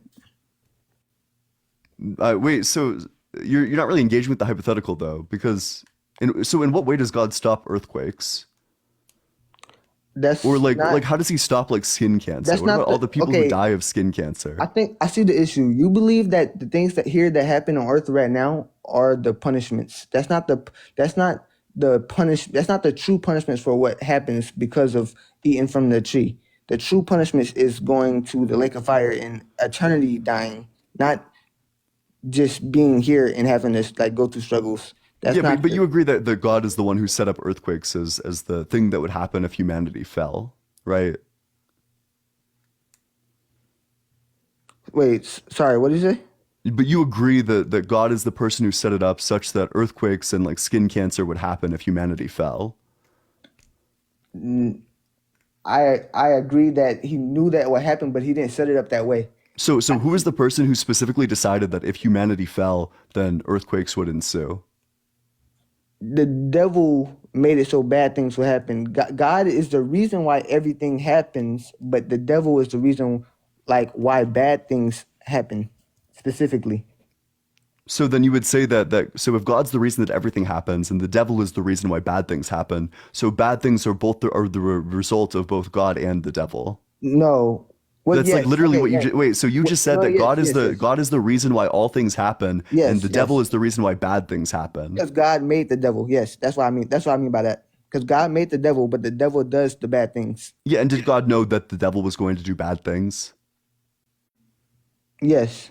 Yeah, so if I made a robot and I knew that this robot was going to like go do like evil things, I programmed the robot to do evil things even. He didn't program it to do that. He programmed it to he didn't program it at all. He gave even the angels free will. The devil himself went against God. So the devil turned on God. That's what happened. Yeah, That's but did he that's know what- that did he know that the devil was going to turn on him? Yeah. And that when the devil turned on him, he was going to create evil throughout all of the world. Yeah, but God also knew that he was going to conquer the devil and be able to Yeah, save yeah, but everybody like was that gonna the be devil would saved. do like horrific evils throughout like all of human history. And God was going to make sure that he didn't do that to people that were his. Yeah. So as we all know, like nothing bad has ever happened to a Christian. Yeah, for sure. I'm talking about okay, eternally. You thinking about finite? Because I'm not sure why eternal good is dependent on the good in the now. I'm not sure why eternal good means that God is able to do like or allow like gratuitous suffering in the now. Okay, so you're saying you don't understand why if something bad can happen now, but it can be good forever later? That's what you're saying? No. I'm saying that I'm not sure why the goodness of heaven is contingent on Yeah. like gratuitous unnecessary evil on earth. Okay. Oh, I see what you're saying. Okay, so the reason why the goodness in heaven is permanent, basically, I think that's what you're trying to say, right? And versus here, where it's not, is because heaven is without sin. You cannot enter heaven with sin. The earth has sin already once we have sin. But by us, I mean Adam and Eve. Once they sinned, they brought it onto earth. Therefore, while being here on earth and everybody here that is on earth, we are like subject to sin. Do you think that there's free will in heaven? Yeah. Yeah, so there's no sin. Yeah, so there was free will in heaven before, like I said. So the devil, he was once in heaven, he was once an angel, and then he sinned against God. But then also, so in the end, God is making a new heaven and a new earth. Therefore, so in the new heaven and new earth, that's going to be for all the people who truly do believe, truly do love God, and obeys what He wants and wants. So is sin the inevitable result of free will? No. Okay, so then it would have been possible for God to give us free will and just not make us sin. No. What I'm So saying, then I'll ask you the same question again. So is sin the inevitable result of free will? no, because free will is subjective. You can do whatever you like. Anybody, you can do So something. This is what I mean. You can be right. You can do something with free will, and then somebody else can do something completely different with free will. Because you have free will, doesn't mean that everybody's going to do the same thing with it. Then it wouldn't be free will. You see what I'm saying? like, am I crazy? Wait, so you think that it's that sin doesn't necessarily result from free will, but also that God needed or God couldn't have possibly made us in such a way where we had free will and didn't sin?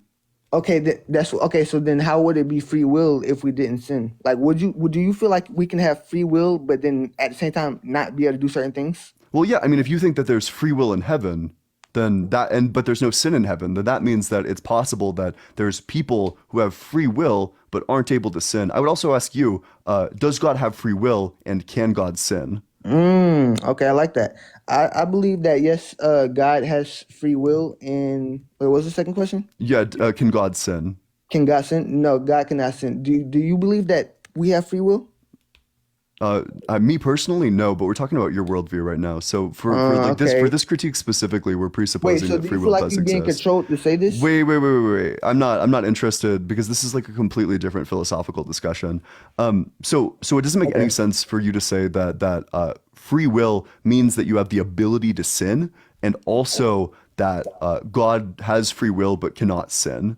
Yeah, free will does mean you have the ability to sin, but you choose not to, or you do not. Yes. And then what was the second question Yeah, again? but I'm asking like could God choose to like does God have the power to sin? Does God have the power to sin? Yeah, is it possible for God to sin? Is it possible for God to sin? No, God cannot sin. Yeah, so then free will cannot just be being able to choose between sinning and not sinning. You said free will can wait, sorry, say it again? Yeah, so free will cannot be like free will cannot just be choosing between sin and not sin. If God has free will but cannot sin, then there's a contradiction there if you think that free will is just having the ability to sin or not sin. No, I don't. That's why I was saying I believe you can have free will but not sin. That's why I was saying that. Yeah, so could God make us with free will but not sin? But that's what I mean by that. If it how can it be free will if you don't have the option to? That's what I mean by that. Yeah, I'm not saying you So have so to. how can God have free will if he doesn't have the option to sin? He does have the option to, but he does not. Oh, so God has the option to sin. So it's possible that God sins. It's the reason why it's not possible is because he never sins. That's what I mean by that. But he has the power because he can do anything, but he doesn't. But he does not because he never does. That's what I mean. Yeah. So why couldn't God give us the power to sin, but we just never choose to? Because if he gave you the power to, but he also made it so you never did, then it wouldn't be free will because he made it so you was that way. Imagine if you like coded a computer to do something, or it'd be able to do something, but it never did, then it wouldn't like be freely doing it. It wouldn't like run the code on its own. It just be following what you gave it basically. It Wait, wouldn't be so free. you're saying that if something is able to do something but never does, then it's not actually freely choosing. Wait, what did you say? So you're saying that if something has the ability to sin but never does, then it's not freely choosing. If something has the ability to sin but never does and not freely choosing.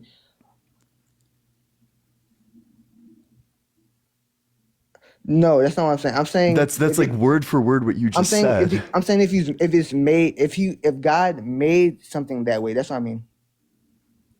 Okay, Like but like like it seems like you're appealing to that to the principle that if like something has the ability to do something but it never does it, then it didn't freely choose.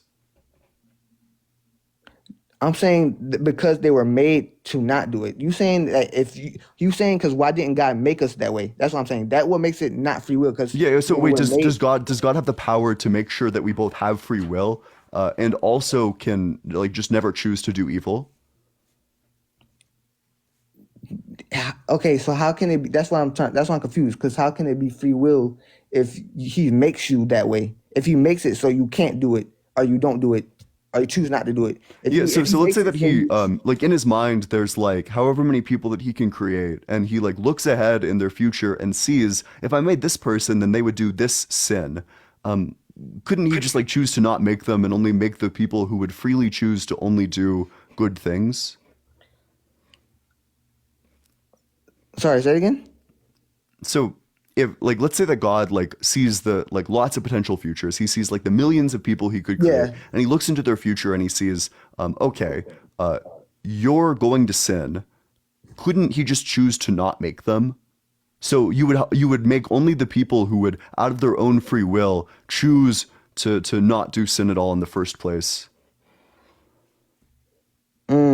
Okay. The thing is, the reason why that wouldn't be free will though is because you're choosing to make them a certain way.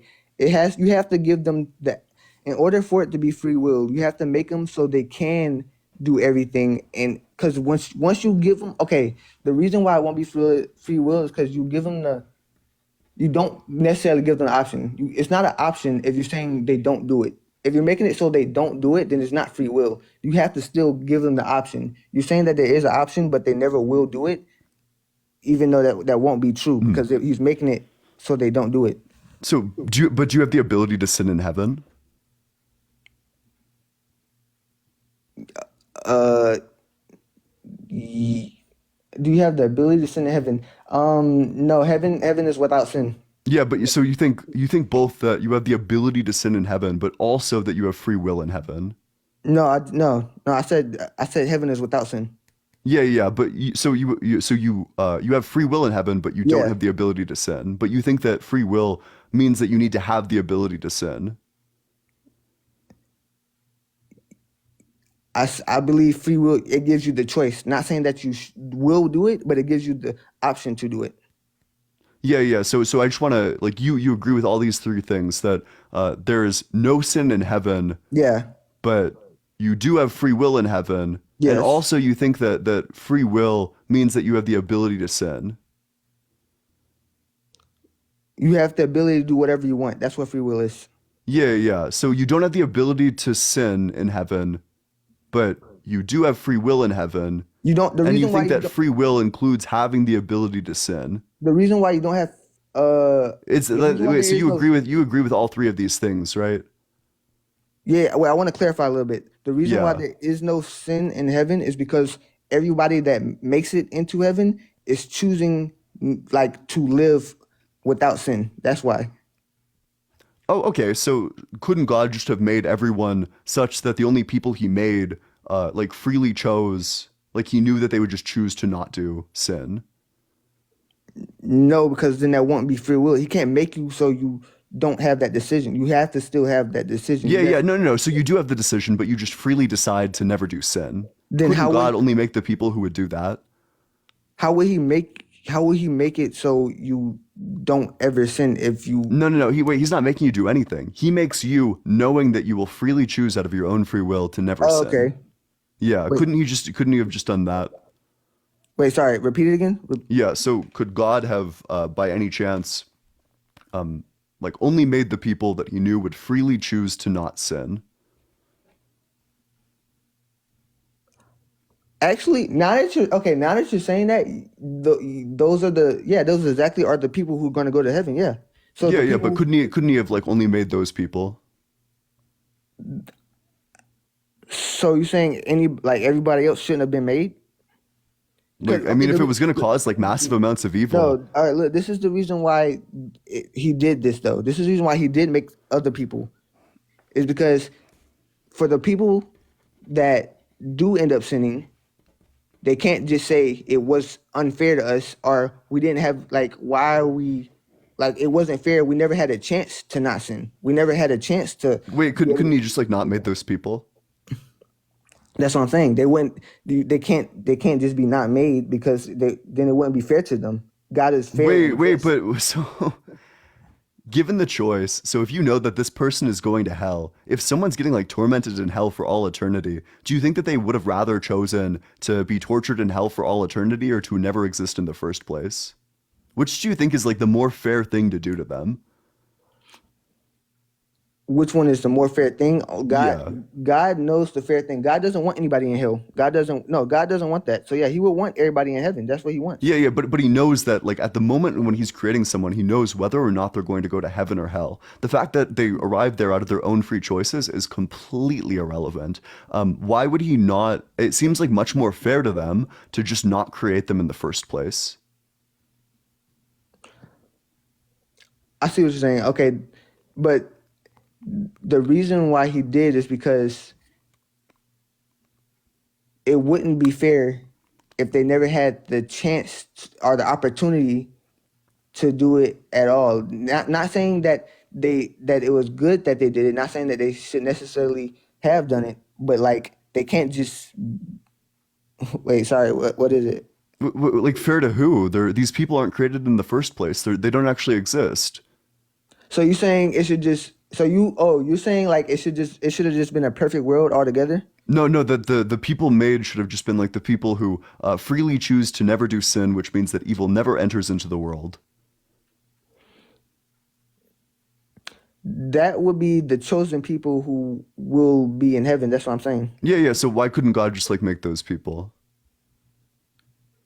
And just those people, because then they wouldn't be. They had to go through something to know why they don't want that. Like, okay, for instance, the reason. Yeah, but why would he make anyone who sins at all? Why would he do that? Because you have to know why sin is bad. You have to know why you don't want to be in sin. You So believe in why couldn't God just like make us you with the believe in knowledge? evolution. Wait, Why you couldn't believe- God just make us with the knowledge of why sin is bad? Wait. You believe in evolution, so you believe. Wait. that- Why couldn't God have just made us with the knowledge of why sin is bad? Why do we have to experience this?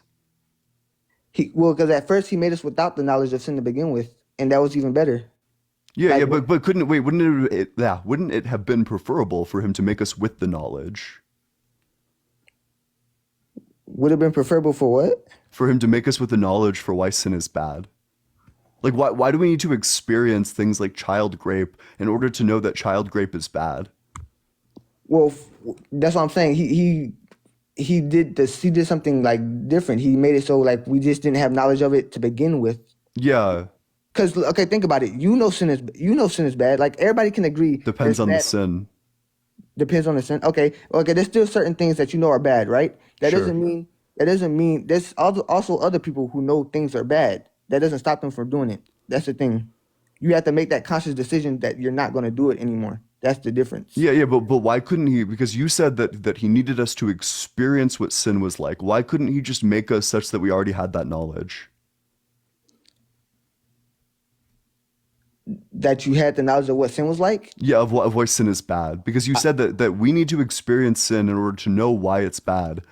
Why couldn't he just make a world where everyone just freely chose to wait? Why everyone freely chose to just like do good things, like out of their own free will, and also they have the knowledge of why sin is bad. Why couldn't we just have both? Because I'm saying, like, in order for you to know that sin is bad, once you get to that point where you know this sin is truly bad, you don't want it anymore, you don't like it, then that's when you make that conscious decision for yourself that you're no longer going to do that sin. There's people but in this scenario, there's still people that know sin is bad that sin every day. But you're not engaging with the hypothetical. These people don't sin. That's the hypothetical. That they have free will, but they don't sin. So why is it necessary to make sin or make people like understand why sin is bad if all of these people don't sin?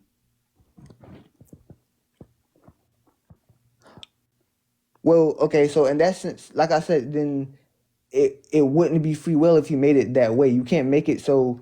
But these people are still freely choosing, and you think that people in heaven have free will, even though they don't have the ability to choose to do bad. Sorry, say it again? So, like, that's completely irrelevant because, like, you think that people in heaven have free will, even though they don't have the ability to do sin. Yeah. I believe that people in heaven have free will, but they don't sin because they know that, like, they shouldn't sin. They've been in sin before they realized that it was bad and they shouldn't sin. And they were saved from the sin. So then God could just make like a bunch of people who like just freely choose to not sin because they already have the knowledge of why sin is bad. The people, here's the thing. There are people that are like that. Not humans though.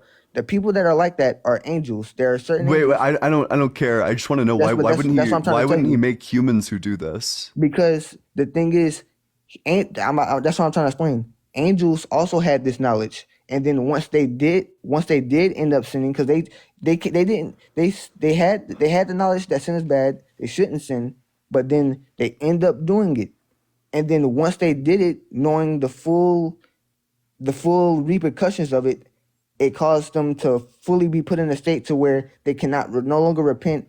They're going to be sentenced to like hell forever. They can't come back from it because they already knew exactly like what was all going to happen.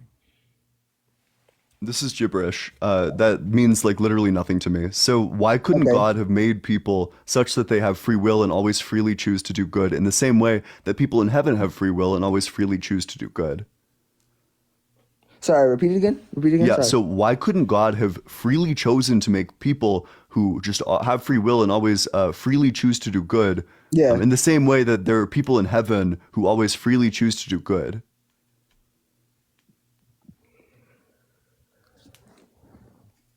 Because you can't just do that, because then, like I said, it wouldn't be fair to the other people. You're trying to say that those people wouldn't just be existed. You Yeah, can't. wait, it's like much more fair to like have them not exist in the first place. Like obviously. Like if you could I mean like you don't have moral obligations to people who don't exist in the first place. Like it's not immoral to not conceive with like a partner at every single given moment when they could possibly conceive because of all the potential people that you need to actualize. Like we don't grant like moral consideration to people who don't exist.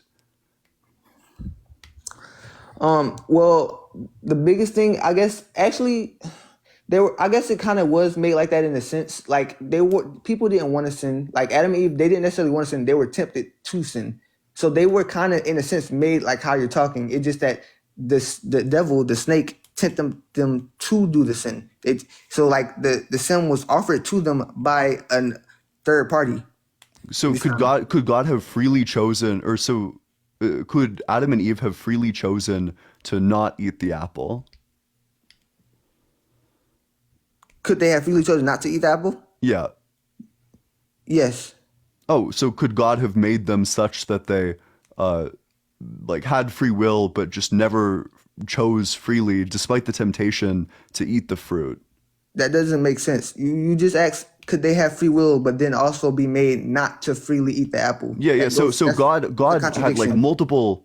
God had like an infinite number of first people that he could have made. Why would he choose to make someone? Why would he choose to cause the fall of humanity and make someone who was going to eat the apple, who's going to succumb to the temptation, when he could have just made someone that freely chooses to not eat the apple? You're asking why despite the temptation. You're asking why God didn't make someone so they didn't eat the apple. That wouldn't be free will. That's basically what you're asking me. No, but you agreed that it is, because in heaven people freely choose to do good and don't have the ability to do bad. But you're saying that they should be made with the option to do bad. Are you saying they should be made with the option to do bad but never do it? That's not free will. Yes, yeah, that's what I'm asking. Yeah, that's what I'm saying. You can't make how can you make someone to have the option to do it but never do it? So I would just ask you, if someone let's just get like really clear about this. So if someone has the option to do bad but they never do it, do they have free will? Yes. Gotcha. So if someone has the ability to do evil but never does it,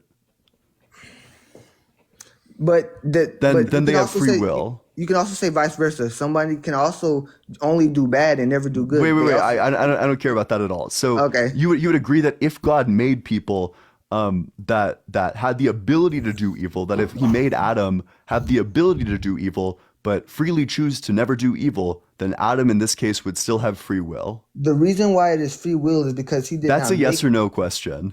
Oh, sorry. Ask the question again. Yeah. So if God. Okay. Wait. So could God have made Adam such that he just freely never chooses to do evil despite having the ability to do evil? That's not free will. So no. But you said earlier that if someone has the ability to do evil but never does, that they still have free will. Yeah, but he's not made that way that you just said. That's yeah. So we're not made that way. Could God have like chosen between like a variety of possibilities? Because did God make Adam the way that he is? Yeah, God made Adam the way he is. So if God made if God made Adam in a different way though, would Adam still have free will? What do you mean? Like, what do you mean in a different way? Like, yeah. So if God made Adam such that he has the ability to do evil but never actually does, would Adam have free will? No, that wouldn't be free will because Wait, so what's the difference? Like in both cases, Adam is still being created and God is choosing how to create him. So what's the difference? I'm about to tell you the difference. Yeah. So I don't know if you like do coding at all. That's what I'm saying. So I have a computer science degree. Yes. Okay. So when you type something into a computer in code and you tell it to do something, let's say you give it an option to do it, but you also make it so it never does it. It's not freely being able to do what it's been coded. Because you're still. So if something has that's a the option constraint. to do so, so now you're saying that That's a you constraint. don't but never actually do it. I'm saying if you are made that way, that's when it's not free will. Yeah, If but you're made that way. God made Adam the way that he was, so it's He going to will- be but the he same in each case. No. But he's not made with the constraint that he will never do it. That's the difference. Yeah, but it's completely irrelevant because in every single case, God makes Adam. Like, Yeah. God but could either make Adam in such a he's way not where making he him with that will fall, constraint, though. or he could make Adam in such a way that he won't fall. God just happened to choose that he made Adam in the way that he will fall. Like, Bro, what's the like in both cases that he's like making Adam in this specific way? Literally, Yeah. what's the difference? Because you're putting a constraint to it. That's what's the difference. That's what I'm trying to say. Like you're adding. I see what you're saying, but you're adding a constraint which sets it apart. The constraint, the fact that he yes, he has an option. Either way, he has an option. Like you said, those are similar. But the fact that he will never do it, you're making it so he never does it. That's where you take away the free will. So could Adam have fallen? What do you mean? Or could Adam have not fallen rather? If he never ate from the tree? Yeah. Like, could he have just chosen to not do that? Yeah. If he could have chosen himself not to do that. Okay, but did God already know that it was going to happen? Yeah, God knew it was going to happen. So would it be possible for God to know that it was going to happen and then for Adam to like just not eat the apple? Sorry, say it again. Would it have been possible for God to know that Adam was going to eat the apple and then for Adam to not eat the apple? Would it be possible for God to know Adam was going to eat the apple, but Adam not to eat the apple? No, because then God that would mean God would be wrong. Yeah, exactly. Wait, so then it sounds like there actually was a constraint on Adam that he needed to eat the apple, that there's no way he didn't eat the apple. Oh, okay. So I see what you're trying to say. I see where you're going. Okay, so you're trying to say because God knew he was going to do it, that basically he had to do it in a sense? Yeah, that it's like infallible and it's Okay, I God's see what knowledge is you're saying. infallible and it's inevitable. I see what you're saying. The thing that still sets it apart though is that even just because God knows the outcome of something, that doesn't mean that there wasn't a choice being made. That doesn't mean that there wasn't an option still being made. Oh, sure. So if God knows that Adam is going to eat the apple, can Adam just choose to not eat the apple? God, if Adam chose not to eat the apple, if Adam chose not to eat the apple, then God would know that he was not going to eat the apple. That's how that would work. Yeah, but I'm just asking, like, if God does know that he's going to eat the apple, so before Adam eats the apple, God knows, right? Yes. Yeah. So before Adam eats the apple, God knows that it's going to happen. So before Adam eats the apple, could Adam have just chosen not to? Well, then God wouldn't know that he ate the apple. That's the thing. That's Yeah, what I'm exactly. saying. The contradiction that you're running into is a No, contradiction in your worldview. No. Precisely I'm saying, right. Yeah. No, I'm saying God knew he was going to eat the apple, but that doesn't mean that Adam had to eat the apple. Oh, so could Adam have chosen? So if God knows Adam is going to eat the apple, This is why. Can Adam just like choose to not? Okay, so if the reason why God knew he was going to eat the apple is because God is eternal, therefore he is the beginning and the end. Wait, this is like super irrelevant. So I'm just asking. I was trying to if- answer your previous question. That's why I was like saying that. Yeah. So if God knew that he was going to eat the apple, can he just choose not to? That's what I'm trying to answer. So like, It's a yes. because- Wait. It's a yes or no question. Okay, wait. Say the question again. So if God knows Adam is going to eat the apple, then could Adam just like choose to not? No, Okay, so then Adam does not have a choice in the matter. he does have a choice, but God knows the choice. That's what I'm saying. Oh well, I mean, but you said that he doesn't have a choice. No, I said no. That's not what I said. You said that. Is God's knowledge eternal? Yeah. So then eternally, Adam does not have a choice. Adam has a choice. God knows his choice. That's the thing. Yeah, That's what I'm but so okay. If God knows that Adam's going to eat the apple eternally, stretching back into infinity, Yeah. can Adam just choose not to eat the apple? If Adam was never going to eat the apple, then God would know he didn't. He Wait, wasn't wait, gonna wait, eat but the that's apple. not the question at all. But that's the answer to the question. No, because you're answering a question that I didn't ask. So the question that I asked is, if God knows, stretching back into eternity, Yeah. that Adam is going to eat the apple, can can Adam just choose to not eat the apple? Amarion, if you haven't picked up yet, Ian is giving you the same issue that you gave him. You said that it would be possible for God to create a world where we have free will, but we only do good things. But this wouldn't be true free will in the sense that we couldn't actually do anything else but those good things. But this is actually true of like any version of reality, depending upon the events that happen in that specific version of reality. It's like Adam couldn't have done anything but eat the apple in this version of reality. But, there does exist a possible world where Adam can't do anything but not to eat the apple. Yes. So now I see what he's saying. I see exactly what he's saying. But I'm saying it's not because God knew. I'm saying it's because Adam chose to eat the apple. That's why I'm saying that's why God knew, because Adam made that choice. And because Adam has already made that choice, that's why God has already known it. That's what I'm trying to say. Oh yeah, no, go for it, Dean. What do you think free will is? Can you define that for me? Free will is the option to do, well, pretty much whatever you want. Like you're able to make a decision. Okay, so God doesn't have free will because God can't do whatever he wants. One thing that God can't do is anything bad. God has free will. God doesn't do bad. That's the difference. He doesn't do bad. No, I think it's that he can't do bad things. Can God create like a squared circle? Can God create what? A squared circle. Like, can God do something that's logically contradictory? God created the devil. What? God created the devil. That wasn't the question. But I don't know. I'm gonna be honest. I don't know what it's definitely was. Okay, can God do something that's like contradictory? Can God create a squared circle? A squared circle. Oh, that's what you said. Okay, I didn't know. Okay, yeah, God can do that. What? Oh. Yeah. Well, then if God could do logically contradictory things, what's the issue with God giving us free will but not allowing us to do bad things? We understand that you're saying that's logically contradictory, but who cares? God can do those things.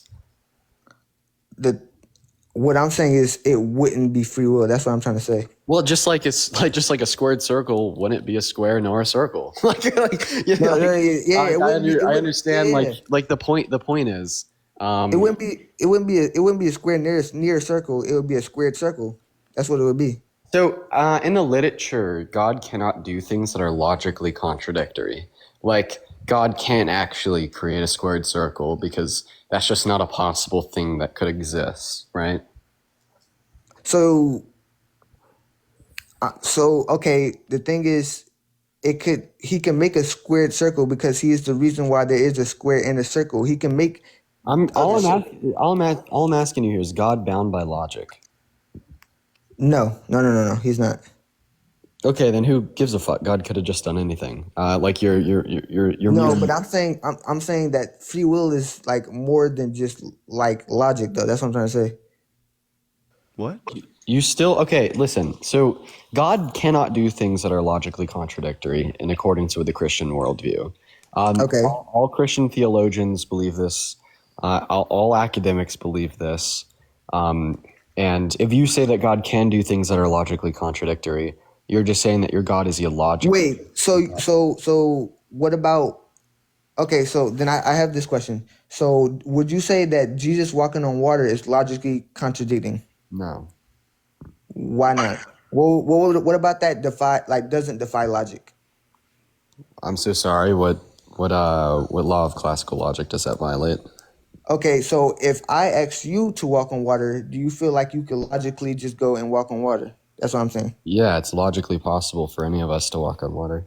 Okay, is it logically possible for you to be raised from the dead, or how is that logical? Or what about, is it logically possible for you to be healed instantaneously? Yes, all those things are logical possibilities. Okay, so now I'm asking, how are these things logical? How can you logically explain these things? Because there's no contradiction. Yeah, But that's now, just how can you? for something to be like. So there's three like classical laws of logic: the law of non-contradiction, the law of identity, and the law of the excluded middle. This is a very specific type of possibilities that, like, I'm not gonna like blame you for not knowing. They don't. This is like kind of hyper specific to people who Yeah. Okay. study philosophy. But the point is God can't like do anything that's contradictory, right? God can't contradict his own nature. Would you at least agree with that? Do you understand? No. Yeah. I fully agree with that. Yeah. Okay, God cannot contradict his own nature. So if an all good God were to do something bad, would that be a contradiction to their nature? Yes. Okay, and because God can't contradict their nature, and God doing something bad would be a contradiction to his nature, God can't do something bad. So it's not just merely the fact that God can do bad things, but he chooses not to. It's just literally the fact that God cannot do bad things, but yet you still say that he has free will. So in this sense, having free will is seemingly like compatible without the ability to do bad things. This is what I was saying. He could do all things but lie. That's the only thing he can't do, because if he could lie, that it wouldn't make him God. That's what I'm saying. Because for him to be God, he literally, whatever he says is true. Therefore, that is another reason why he is God. So he can do everything but lie. Well, and bad, right? Because in the same way, you're going to say that God cannot lie because God, everything in which God does or says is true, right? Yes. Everything he says is true. Well, everything he says is good, right? Everything he does is good. So God can't do anything bad. He can also like have like bad things happen. It's not necessarily because of him though. Like for instance, what I mean by this is like in the end times, God's supposed to come back. Just focus on the conversation. God can't do bad things, but yet God has free will. So you can have free will without the ability to do bad things, right? Sorry, say it again. Oh, sorry. You can have free will without the ability to do bad things, right? Yeah. Oh no, you can't. You have to be able to have the ability to do them, but you have to choose not to. So which one is it? Does God not have free will, or does God have the ability to do bad things? He has ability to, but he chooses not to. That's what I'm saying. So then, is goodness not like an essential attribute of God's character? The reason why it's essential, or like he is like good as God, is because he never does bad things. That what makes him like good. That what makes him like Earlier not you said bad. that God cannot contradict. Earlier you said God can't contradict his own nature. Right? Yes, I did. Thanks so much for the cap. I appreciate it. And him doing something bad would be contradicting his own nature, right? Yes. So God can't do bad things. He chooses not to do bad things. Okay. Maybe you don't understand logic. No, I see what you're saying, but I'm saying eternally. Okay, just tell me which premise you reject. Premise number one: God can't contradict his own nature. He Do you cannot accept or reject that. Yeah, I accept that. Okay, premise number two: if God was doing something bad, God would be contradicting his own nature. Do you accept that? Yes. Okay. Premise number three: God doing something bad is a contradiction to his nature. Yes? Wait, sorry, say again? God doing something bad is a contradiction to his nature, correct? Yes. Okay, conclusion. God can't do anything bad. This follows directly from premise one and premise three. Wait. All right, so I heard you. I understand what you're saying. I see where you're coming from. But let me explain. No, tell me which premise of my argument you reject. No. I'm gonna be honest. I agree with every premise you have. I'm gonna tell you where. I have really bad news for you. If that's the case, I have really bad news for you. No. Wait. I'm about to tell you where there's a difference in mindset, though. What I'm saying is the reason why he, quote unquote, can't do bad is because he eternally, forever, from the beginning to the end, has never done bad. Like he never decided to do bad. That's why he can't do bad, because he will never do bad. That's why. That's what I'm trying to say. Okay, that's fine. But if you accept every premise, then you also need to accept the conclusion What's the conclusion? that God cannot do evil. Yeah, he cannot do evil. Because he will never do evil. That's what I'm saying. Wait, am I crazy? Didn't you just say that the conclusion, that you disagree with the conclusion? I'm saying whenever something evil happens, I told you it's because of the devil. I told you it's like to begin with. But didn't you like 5 seconds ago literally just say, no, I disagree with the conclusion, when the conclusion was just like God cannot do evil? I was saying God does not do evil. No, but can God do evil? I told you, like, he has angels do stuff for him. For instance, okay, look, I'll give you an example. No, I'm gonna give you an example. What premise of Dean's argument do you reject? No. I'm gonna give you an example so I can help you, so you can understand me. I don't need an example. I need to know what premise. Like, what's the number? What number premise do you reject? The fact. No, I don't reject any of those. He doesn't do evil. Okay, so God can't do bad things. He doesn't do bad things. Yeah, I agree. He doesn't do bad things. No, it's not that he doesn't. It's that he can't. Okay, yeah, he can't do bad things. Sure, he can't do bad things. Okay, so God doesn't have free will. Yeah. No, he does have free will. Okay, so having free will is compatible with the ability to just only do the good. No, he still has free will. Look, this is what he does. He has angels. He has people that do things for him. Okay, so what the fuck? Look. For instance, Ian, this guy is like really bad at answering questions. You gotta prepare yourself mentally, Dean. So whenever he does something, right? He has angels do things for him. He has legions of angels that can do things for him, right? He also even has the angel of death, okay? That's an angel that works under him. So whenever someone dies, he sends that angel to kill them, or not necessarily to kill them, but like just to get their soul. Basically, like as in like the Reaper or something, right? That angel works under him. You can consider that a bad thing, but the God is not doing it. The fuck does that have to do with anything? Because I agree, God does not do bad things, but he has. So I'm gonna go ahead and give you a follow-up argument. Premise number one: God can't do bad things. Right? Sorry, say it again. Premise number one: God can't do bad things. Is that true? He cannot lie. That's the only thing he cannot do. But sure, yes, he cannot lie. So can or can't God do bad things? He cannot. He okay. cannot. Premise number cannot two. Lie. That's not answering my question, brother. I'm saying he can do all things but lie. That's what he can do. All things but lie. Okay, so can or can't God do bad things?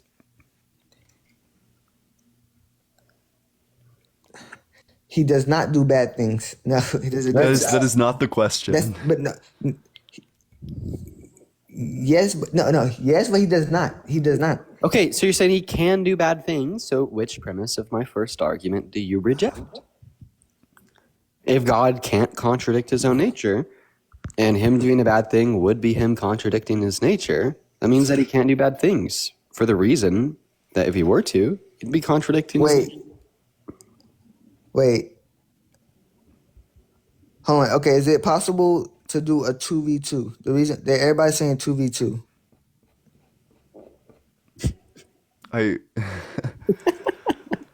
No, the reason why I was asking is it possible? Yeah. No, the reason why I was asking that though is because like I'm saying he has the option to, but he does not. And because he never does though, it makes it so like he doesn't have the option to. You agree? Does God have the option to contradict his own nature? That his own nature is that he chooses not to. That's why that's his own nature, because he chooses not to. That's what I'm trying to say. No, does God have the option to contradict his own nature? Yes or no? That's what I'm saying. His own nature. Like, okay, think about it. Listen, like this. You have morals, right? You have your own. No, answer my question. Does God have the option to contradict his own nature? No, he does not contradict his own nature. It's a part of his nature to choose not to sin. That's what I'm trying to say. Okay, so God cannot choose to sin. He He can, but he chooses not to. There's In a what difference. sense can he? In what sense can God choose to sin if he just fucking can't choose to sin? No, It he is not can't. logically possible for God to choose to sin. It is not metaphysically possible for God to choose to sin. It is not physically possible for God to choose to sin. So in He what can, sense but can he God chooses choose not to to. sin? There's a difference because he has So free yeah, will. when you say that God can choose to do bad, what do you mean when you say that? If it's literally logically fucking impossible for him to do so. Okay, sorry. What was that question again? If it is logically impossible for God to do so, then in what sense can he do so? Like, I'm going to say, I am just as likely to be able to create a squared circle as Yeah. God is likely to do a bad thing. Would you agree? You said it is just as like. Wait, say it again. It is Sorry. just as possible for me to create a squared circle as it is possible for God to do a bad thing. Okay. Yeah. And can I create a squared circle? No. So this means God cannot do a bad thing. No, because I would say you're not God though. If God can do. That's what I'm trying to say. God can do all things, but like there's a difference between you Do and people God. in heaven have free will? Angels and yeah, you do. Yeah, can people do bad things in heaven? You choose not to. Like for instance, yeah, when the devil did, like his like other angels did, and then that's why they got kicked out of heaven. So yeah, Heaven is described as perfect. So yeah, that's people can't do bad in it. It's the new heaven. There's an old heaven and a new heaven. The first heaven is when there was sin, two people chose to sin, and then that's when the angels got kicked out, and then that's where Bro, there's demons. no. When people die and they go to heaven, do they have Okay. the ability to do bad things? No, you do not do bad things in the new heaven. I'm asking you if you have the ability to do bad things. Do you have the ability to do bad things? You do Mhm. not want to do bad things. There's a difference. So, can you want to do bad things? No, you will be in hell. There's a difference. So, why can you not want to do bad things? Because you decided while on earth that you want to live for God. Wait, and do follow- aborted fetuses go to heaven? Do aborted fetuses go to heaven? I'm not God. I don't know if that's like necessarily. Is that considered alive? Are y'all considering that like alive, or like? Rather, I don't know if that's like scientifically if that's considered like a human already or not. Maybe I could put it this way. So it's logically possible for me to be able to choose to do good things. Like, for instance, right now I'm doing something good by showing how flawed the Christian worldview is. So, of course, that seems logically possible for me to do. It also seemed logically possible for me to do all the good things I did yesterday and the day before that and tomorrow. So, all things considered, it seems logically possible for me to only do good things all throughout my life. And if that's a logical possibility, then that means that God could create a world in which that is true, as God can make all logical possibilities true. But he didn't. So what we see is that there's nothing restricting or stopping God from creating a world with no evil in it, because a world with no evil in it is logically possible. But simply, he had a preference for a world with evil in it. So No. The devil had a preference for a world with evil in it. God did not. God. That's why, like I said, God at first made the earth perfect. He had it on like the Garden of Eden was perfect. There was no sin. There was no death. Everything was perfect. That's what his intention was. That's what is going to be in the end. But because of the free will, you're not following, bro. I have free will. Yeah. Is it logically possible for me to only do good things? If you have free will, is it logically possible for you to only do good things? Yes. Okay. So God could have created a world out of all the possible worlds where I only did good things while maintaining my free will. No, because then that takes away the free Okay, will. so then God can't do all things that are logically No, possible. I'm so he's saying, not I'm saying, powerful. no, I'm saying he chose not to because that takes away the free will. That's How what I'm does that saying. take away my free will? I still have free will. No, That's because just as much of a possible world if as the one that we live in. if that's a constraint, he's making if he makes That's not it a so constraint. if Wait, he sir, makes it there's a possible world where I did more evil than I do in the actual world. so you saying he should have made it so Stop no talking. one. 1 second. You saying he should have No, made it. stop talking. You 1 saying he should have second. made it Stop talking. 1 second. so. Stop Okay, talking. go ahead. 1 Go second. ahead. There's a possible world where I do more evil than I do in the actual world. Was my free will constrained because God chose a possible world in which I don't do as much evil as I could have?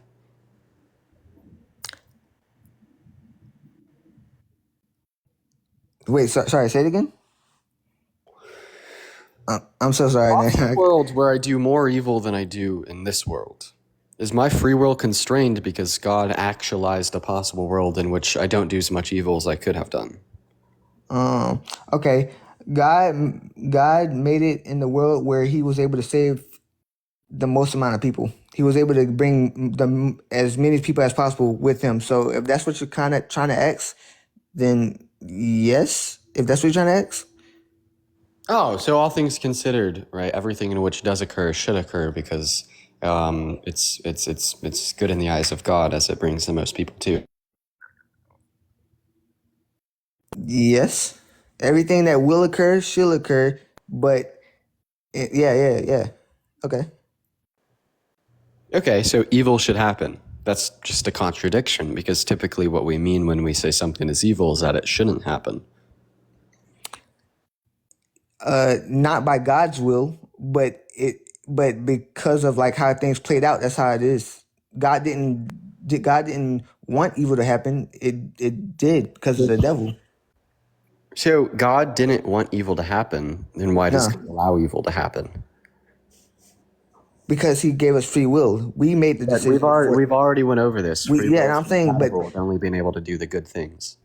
But I'm saying we made the decision. God didn't make that decision for it to be evil. You understand that free will is compatible with only doing the good. I've explained this to you in so many ways. Yes. Okay. So wait.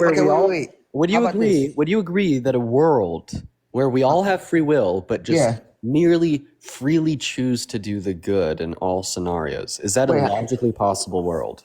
We have a world right now where we all No, have just free answer will. my question. Okay, A go ahead. world where we all have free will, Yeah. but we just simply do the things that are good in all scenarios.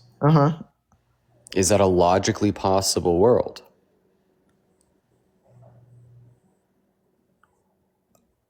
No, that wouldn't be free will.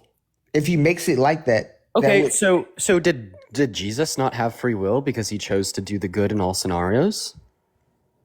he did have free will because he made the decision not to. Yeah, that's what I'm saying is there a logically Jesus possible version of is the Jesus is there is God. shut up. Is there a logically shut up. Is there a logically possible version of the world where we have Yeah. free will, but we just never decide to do bad? Wait, you said okay. So there's a logical possible world where we just never decide to do bad. Yes, you is that logically possible? You're asking if is it possible for us all to be Jesus?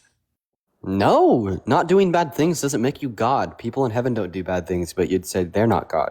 Stop strawmanning my argument and actually. Oh respond to the question. I wasn't trying to do that. I was just like trying to clarify. I was trying to like actually like see if that's what you mean. Okay.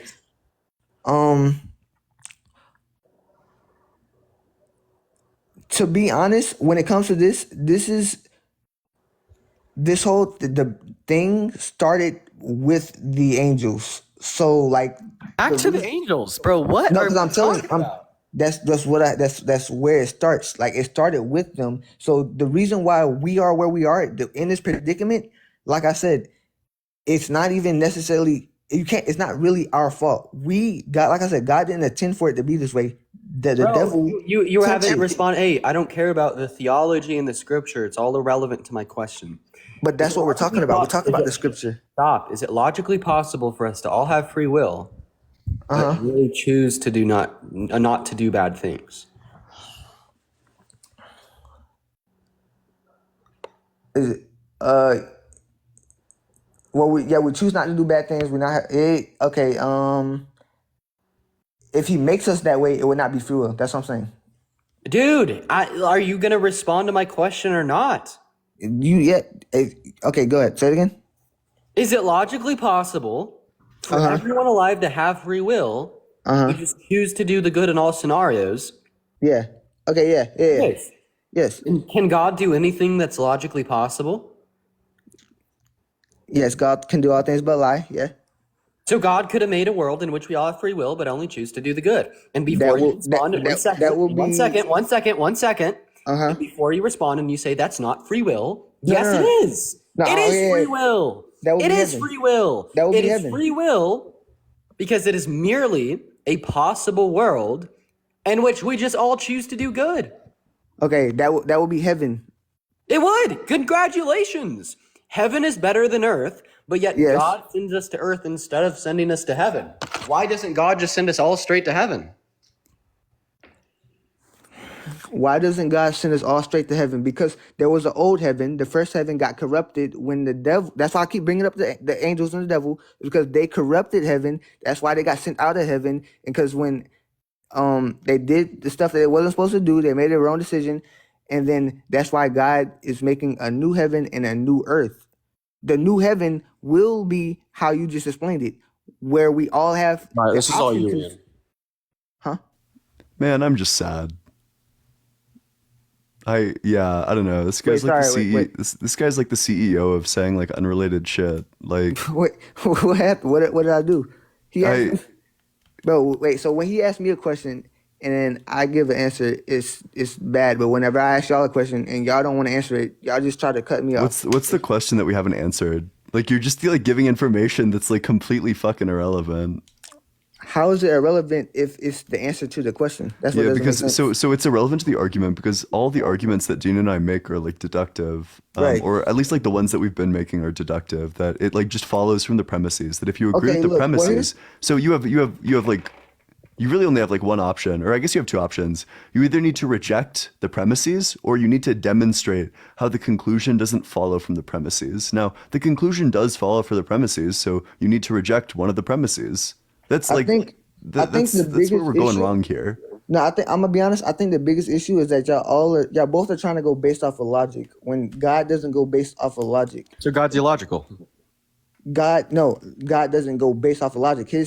So God's illogical. There's two categories. Category 1 is based on logic. Category 2 is not based on logic. I'm talking about category 1 logical. He doesn't go based off of human logic. Illogical. He goes based off of. So is it possible God logic. could both exist and not exist? What did you say? Is it possible God could both exist and not exist? Both exist and not exist? No, he exists. Oh, so is God God? God is God. Okay, and could statements about God be neither true nor false? Like if I give like a proposition about God, like God is all good, is it possible that the statement is not true and also not false? You said that. Do you agree that like statements about God need to either be like true or false? You said, do I agree that statements about God is either true or false? Yeah. Yes. What do you mean? We're so cooked. We're so cooked. Let's go. Dude, that is the second law of classical quote unquote human logic. Yeah. So we have the first law of identity, just by saying that God is God. We have the second law, the law of excluded middle, based on the question you just answered. And then we have like the third, that the law of non-contradiction. So it seems like God fits under all three laws of classical human logic. I'm saying that I'm not saying God is illogical. I'm saying God has a logic that far exceeds our own. That's what I'm saying. But God fits within our logic, is what we just discovered. But that doesn't mean he fits within all your logic. That's just three things you just mentioned. That's only three things that are logical. There's other logic that humans have that y'all are trying to bring up that are not logical. No, those are the three classical laws that we're operating on. The point of our arguments are to show specifically a contradiction. Y'all say those three things and then come up with a conclusion that does not make it logical. That's where come on, go, bro. Take a fucking Phil class. Read up on some literature. right? You can't hang, brother. Yeah, I'm moving on to the next guest, but I do appreciate you coming on up here. I've been talking to that dude for like 2 hours. Like this is like Damn. it's been a rough one, let me tell you. I'm genuinely like so exhausted and sad. Dude, he was like kind of answering the questions, but like not fucking really. Yeah, that's kind of what I was noticing too, is that he'd give like theodicies, or that's like a misuse of that term, but he'd give like religious explanations for things when like no religious explanation was called for. And it's like also super irrelevant. Like the why of it is completely irrelevant to the fact of like whether or not God can like contradict his nature, or like whether or not God could like make us such that we all freely choose to do good. Like the religious explanation is just like fully irrelevant. Like who cares? Yep. Who cares? He got dunked on. Yeah, true. But yeah, make sure you're double tapping on that screen. It's like so funny because like this guest is like contradicting the fuck out of himself, and you know that he thinks he won, and like the only people that could ever think that he won are Christians, like the only people who are like this fundamentally incapable of like tracking. I'll say specifically like uneducated Christians. There is a sect of Christians that are actually really smart. That would have just looked at that and been like, oh, what the fuck is he talking about? Like for instance, there's like a pastor, he's a friend of Than's, and a friend of Brooks. And he actually like came to me like on AJ's live and publicly told me that he thought I won the debate with Brooks. Just because it is possible to be like an intelligent Christian, but when you are an intelligent Christian, you realize, just the mere irrationality. And so many of these, theist, models of the world. No, that's super true, because I feel like I don't know. I think for like intellectually honest people, it's like really embarrassing and like super cringy when people are making bad arguments for your positions.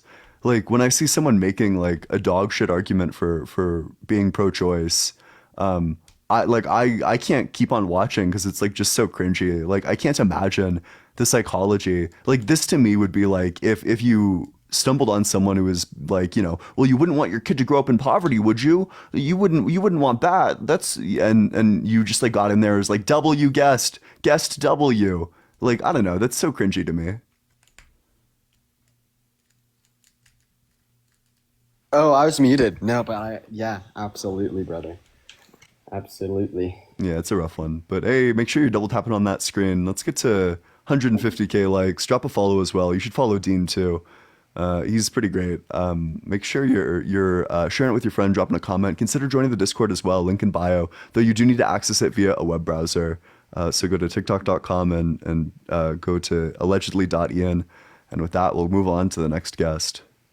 Oh, hey, something, by the way, I just realized, I'm really going to try to work on this, and I just wanted to publicly apologize for not respecting, your pronouns with that's fine. And so on.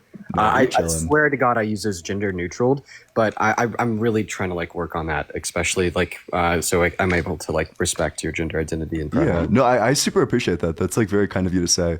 But if you accidentally misgender me, I don't get dysphoric, so you're not doing an egregious harm if you accidentally do it. Just so you know. But no, I do appreciate it. Yeah. Hello. Hey, what's up? How's it going? Good. How are you? Yeah, doing good. How old are you? I'm 23. Mm-hmm. And do you think God is real? Yes. Mm-hmm. What religion are you? I'm Christian. Uh-huh. So do you have an argument for the existence of God, or proof for the truth of Christianity? Proof for the truth of Christianity, or an argument for the existence of God? Yeah. I'd rather say that I don't have convincing evidence of naturalism.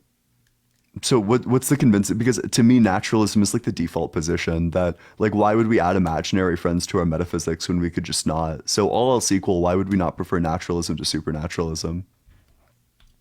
Right. Well, naturalism doesn't have any explanation for consciousness. It's a hard problem. I think that there is. We could say that like consciousness just is like a illusory and results from our various brain states. I also don't think naturalism is incompatible with like dualism, for example. Okay, so well then it's not all material. I'm not sure if naturalism says that it needs to be all material. I don't think materialism is per se an entailment of naturalism. So then, hold on. So then there must be supernaturalist immaterial experiences that No, we just cannot wouldn't call be these empirically supernatural. measured, or what? That seems self-defeating. No, so you could just like believe that there's like the mind and stuff in the mind, but that all this stuff is like natural, that it's not supernatural. Well, yeah, like then it would be material then, right? It might like result from a material basis, but it could exist in like a different realm. Like it's I don't think that naturalism necessarily entails like dualism or materialism. I think that dualism is probably compatible with Okay. If we just take naturalism to be that all the effects, all the causes, all the entities are natural entities, I think that we could say that the existence of like an immaterial mind, like that's just a natural entity. Okay, if an immaterial mind is a natural entity and it's also subjective, would that not What? imply is the immaterial mind? But what? Is Wait, why, that what why you're would that implying? imply An immaterial why would that mind, imply or no? supernaturalism? I have no idea. Oh, wait, this actually is a good question. If an immaterial mind can be considered natural, is it possible that God could be natural? Oh, Yeah. well, that would be so. Oh, that's like an interesting question. But then I would just ask you, like, could I go and assemble a god out of atoms? Well, are atoms material? Yeah. Okay, so if there's something that exists that is immaterial, Oh, what? gotcha. So, because I think that every mind does need like a base underlying material, i.e., the brain. Okay. So we have the brain, and from the brain arises this immaterial mind. And the missing link, I guess, would be like, for me as a theist, would be how then can I explain God under this circumstance? Under But what? under my view of the immaterial mind. But our minds are immaterial and both subjective. Does that make sense? Wait, are you saying that you can't explain something under naturalism, but you can explain it under theism? So you're just kind of jumping to theism? There's issues to that. I mean, this is just like a variation of the God of the gaps fallacy. I'm sure that you're well acquainted with that. Is it? Yeah, like I could give you like an example. So like 200 years ago, people could explain things with a heliocentric worldview that they couldn't. With a geocentric worldview that they couldn't explain with a heliocentric worldview. Like the idea that like all the stars in the skies looked like they rotated around the Earth, etc. And this seemed to convince a lot of people of like this geocentric worldview, right? Even in the presence of like given mathematics that seem to prove like a heliocentric worldview. So just because there's like a lack of explanatory power under a certain model for like any like given data set doesn't necessarily mean that the model as a whole is wrong. Maybe it's just incomplete, right? And like this has been seen in the context of a God all throughout history as well. And the same way you are saying now we can't explain consciousness naturalistically, therefore God. The Greeks would say that they couldn't explain the waves of the sea and the thunder of the storms naturalistically, therefore Poseidon and Zeus. Sure, but consciousness is the most apparent and self-evident thing that we all experience subjectively, right? And it can't be measured empirically, even with our advanced technology. Well, wait, So, but our like conscious states correspond to we know like strong associations between our conscious states and like brain activity or specific sure, neurotransmitters. Like it's not like there's no connection between the material world and the mind and the things that we experience. sure. I mean, there can be correlations, but there's no like necessary causation, right? So, Yeah, this just kind of misunderstands, I think, empiricism. So kind of at the heart of empiricism is that like causality is unobservable, that things aren't true in like an absolute sense, but are rather just like true based on custom. That we assume gravity exists because every single time we've engaged with the planet, every time we've done an experiment, every time we work in like physical systems on Earth, gravity exists and in fact like pulls things downward. We can't actually like view gravity, but it's happened just so many times that we treat it as like being customarily true. Right. Yeah, so we can't we're never going to be able to observe like the direct like one-to-one causation, because causation is it's like illusory basically. Like I don't know, it's in the same way we can't observe gravity, but it's like a force that pulls things down. We can't observe like the connection between like the mind and consciousness, but that doesn't mean that there isn't one. It just means that we can only know like customarily. Okay, so then would it be that consciousness is either causally, or sorry, it either has the causal power to affect the physical world, or it is the effect of a cause that is the physical world? Wait, what are you asking? So does consciousness have the ability to affect the physical world? Does consciousness have the ability to affect the physical world? Or is it just an not effect directly? Or is it just the effect of the physical world? Actually, maybe it does, because I think that you can make yourself feel different. Like, for example, if you sat down and meditated, the conscious act of meditation would change like physically your neurochemical transmitters. So I guess maybe. Well, I mean, that's not within the mind, right? So that has a measurable physical. You don't think meditation is within the mind? No. I'm saying that meditation is within the mind, right? And it has an effect on physical reality and a reinforcement of our qualitative states. Does that make sense? Yeah. So it seems like then we would probably agree that with like the conscious mind actually can affect the material reality. So an immaterial thing can affect the material reality. Yeah. Is that? Well, yeah. And I don't know, because I'm agnostic on like what the metaphysics of the mind are. I think it's possible that the mind is an illusion, or it's just like the culmination of it's like one-to-one related to our brain and like our brain states and our brain waves. Yeah, what's the relevance of this? Well, it's just a problem for naturalism that I see, and I can't accept naturalism. And what's the if it problem? can't empirically justify the most obvious and apparent self-evident truth there is, which is consciousness. So would you be able to like show me how it's like impossible for naturalism to do so? Like what I'm saying, I'm not saying it's impossible, but hitherto, yeah, so it's just the God of the gaps. It's not been demonstrated. Yeah, this is literally just the God of the gaps fallacy. Well, yeah. There's actually like an even bigger problem. So if you reject naturalism, you end up with supernaturalism. And it's like it's not like a bigger problem, but it's like in line with what Dean is saying. I'm not sure how you go from supernaturalism to God exists. I think you need like another argument to fill the gaps there. Well, yeah, but of course, like I'm not going to concede that naturalism is false, because I'm not sure why. One, I'm not sure why any of this is incompatible with naturalism. Two, I'm not sure, even if I grant dualism, I'm not sure why dualism entails supernaturalism. And third, even if supernaturalism was true, I'm not sure why supernaturalism entails theism.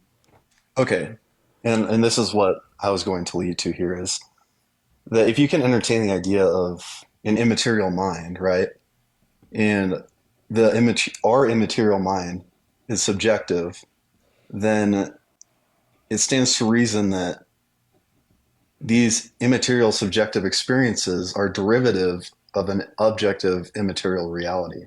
So our immaterial subjective experiences are derivative from a material reality. No, immaterial reality, an objective immaterial reality. Because I think that these are derivative from a material reality, that is our brain. This can be seen by the fact that our mind changes dramatically whenever our brain changes. What do you mean by that? Yeah, so my mind, I take like a max dosage of like Adderall, for example. I'm on like 40 milligrams. Nice. But because there's like a change in material reality, because the Adderall affects my brain in a specific way, it changes my mind as well. Right. So Well, a change, I think that I my mind experienced the is same going to be thing. dictated by a change in material reality. That my immaterial mind isn't dictated by like anything immaterial. I think it's dictated by things that are material. Oh, okay. So this is going back to the idea that the mind is derivative of material reality, and therefore the material reality precedes the mind. Yeah, I mean that's like pretty in line with what I believe, that the material reality precedes the mind. Okay. Well, and if we have like if material reality can give rise to something that is immaterial and subjective, right? Is it possible then that something that is immaterial and objective precedes material reality? Wait, why would that follow? Why would we assume that that's true? Is it so? Is it It's a possible? question. I'm Is not it positing possible it. is a very different argument from that is the case. So sure, I'd say sure, it's possible. It's possible that immaterial reality precedes material reality. Right. But this wouldn't be derived from some contingent fact about the mind. This would more so just be granted in some like logical or like metaphysical sense. Yeah, exactly. Like, yeah, it's like possible that all of reality is an illusion. Do I have a reason to think that it is? Not really. Well, I mean, either qualia or the qualitative brain states that we experience that don't directly correlate to neurons and chemicals in the brain are entirely illusory. And then you'd have to maintain that your own subjective experiences aren't real, which is blatantly untrue as you're experiencing them right now. But how could you consistently live out that belief? If Wait, you I'm not sure why I couldn't just hold and like reconcile this by saying that our like subjective experiences are illusory, that they like happen in an illusory sense, but they don't exist in like a different dimension or like a different realm. Right, so then, what you're experiencing right now, most evidently and most obviously just isn't real. Is that Yeah, so the experience. Oh wait, what? Oh, okay. Yeah, no, I just got a message from Dean. No, that's fine. So I'm sorry, wait. What was the last thing you said? I said if you posit that the qualitative or the qualia of the mind, which is the subjective experience that you're experiencing right now, is illusory, then you must maintain that it's just not real and what you're experiencing isn't real. Yeah, just that it's so. I think that there's like other options though, because while like it being illusory is a possibility, it's also possible that our experience is just like the natural result of, like specifically the feeling of experience is just what these like neurochemical transmitters like feel like, what the combination and the culmination of our brain results in. So so it is illusory then, and then there's no further Oh, or sure, then that's fine. immaterial I mean, if you want to explanation. describe that as illusory, that's like fine, but that it just results from the brain. And this is going to be true regardless, right? Like, why would the mind change from getting a lobotomy if the brain if the mind isn't like determined like very largely or holistically by the brain? Well, yeah, even if the mind is reliant on the brain, right? That doesn't negate the idea that there is something immaterial. If there is something immaterial, then if naturalism can't fully explain that, how can that be reconciled? Wait, but okay, can you tell me why naturalism is incompatible with dualism? I honestly can't tell you. I'm curious how you would think it would be Yeah, I can compatible just say with that the mind dualism. is like a natural property. Okay, so if the mind is a natural property, immaterial natural property, there must be other immaterial Wait, why real must there things as be? well. Why must there be? Well, there's possibly other immaterial things. Oh yeah, sure. Does There's that possibly follow? other immaterial things. Sure. Okay, so we have subjective phenomenal states, right? And like sensations and emotions and thoughts, right? Sure. And if only physical things exist, this can't explain these qualia. Evan, thanks so much for the $20 on Venmo. W Evan in the comment section. Huge thank you. I appreciate it. There's just a significant explanatory gap between, what we understand and what we experience. I don't know why this means that like naturalism isn't true or that God exists. Well, under my view, right, and God exists, he would be the contingent, or everything is contingent upon him, or what we are all contingent upon, and this would explain the mind as an immaterial derivative. I'm not sure what naturalism, because you're saying that like, well, under supernaturalism, this would be the case. That's fine. Supernaturalism is like radically unsimple. So why wouldn't I just prefer like the simplicity of naturalism? Like if both naturalism and supernaturalism can give an explanation for these things, then why wouldn't I just prefer naturalism? Well, on what grounds do you reject the idea of God? Oh, just that The lack of empirical- naturalism entails no God. I have no reason to think that naturalism isn't true.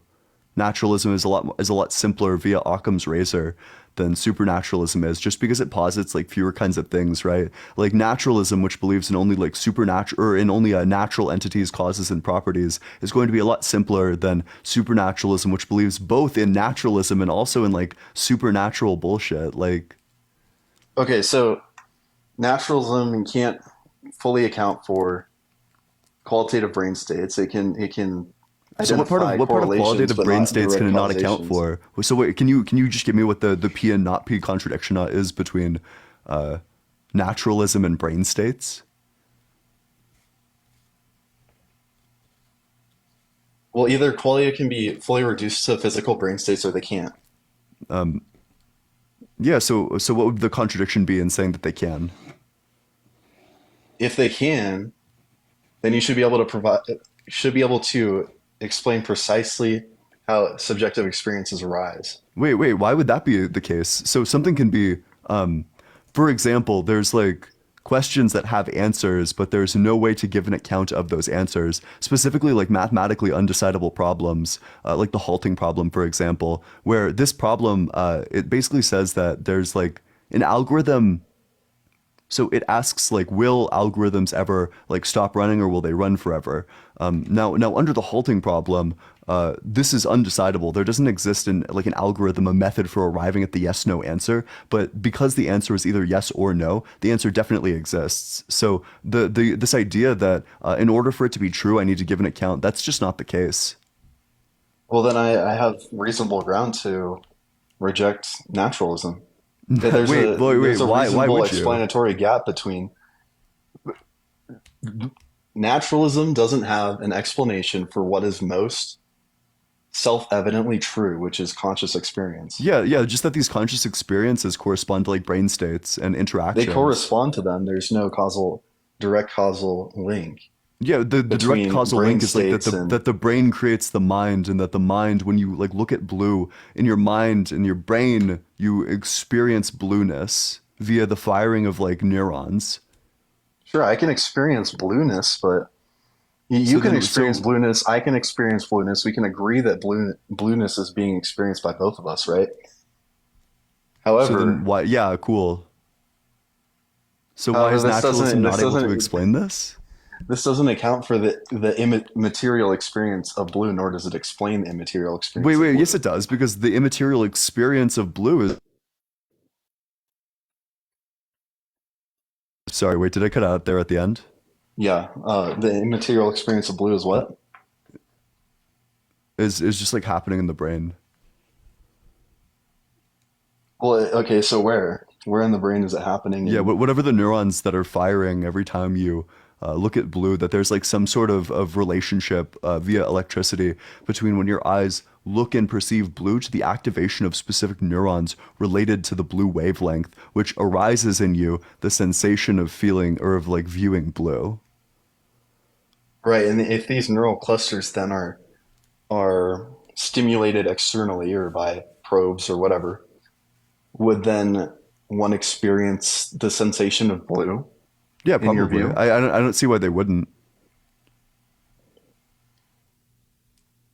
And then, if that is the case, then how would the subjective experience of blue be explained? Right. So if Wait, one person like, what do you experiences, mean? you experience I blue, just I explained it to experience you. blue. Wait, You did. I just Okay, explained look. it to you. Look. You experience blue, I experience blue, right? Yeah. But to me, blue looks like green to you, right? How is there any way for you to know that? Oh, If there's no naturalism way. is true, Wait, there yeah, should yeah, be a there's way. there's no way to know that. Okay, so there's no physical way for that to be known. Wait, so can you explain to me why naturalism can't be true just by the fact that blue to you might look different from blue to me? Wait, like, do you think the existence of like colorblind people disproves naturalism? No, because I mean, I don't know if all things considered, right? If all of their senses are working properly in the same areas of the brain are firing correctly, and yet they still don't perceive the color, then that seems to be an explanatory gap within naturalism. You know, there's explanatory gaps within your worldview too, right? Like Oh, Christians definitely. love to say that But they can't comprehend the posit mind of naturalism. God. You can't just Huh? posit naturalism and say, "Oh, well, my worldview is better because it's more simple." Yet there are these explanatory gaps within your view as well. Yeah, so if That doesn't mean it's my not more view has simple. explanatory gaps and your view has explanatory gaps, but my view is like radically more simple than yours. Like you have to posit like Right. God and angels and demons and devils and like you need to worship So God what and is you need to do good, all this other Ian? bullshit. Like, What is good? wait, what is what? What is good? Hugh, Matt, that's like the pivot of That Wow, is the a pivot. pivot is I will acknowledge crazy. that's a pivot. that's like It is that's a a pivot. crazy pivot. It Are is we a gonna go pivot. in a subjective and objective morality? Because I don't think you want to do that. Why not? Are you Christian? Yeah. Do you think? Can we agree that there's probably likely at least one person on Earth that got raped yesterday? Yeah, we can agree on that. Was it objectively the right choice for Jesus to watch and not do anything? What do you mean by that? Is he omnipresent? Is he omnipresent? Mm-hmm. Yeah. Is he all powerful? Yeah. So that means he was there when someone got raped yesterday. He could have stopped it and he chose not to. Considering he's omnibenevolent, that means the objectively correct choice was to watch them get raped and do nothing. Would you agree? Yeah. Yeah, that's crazy, right?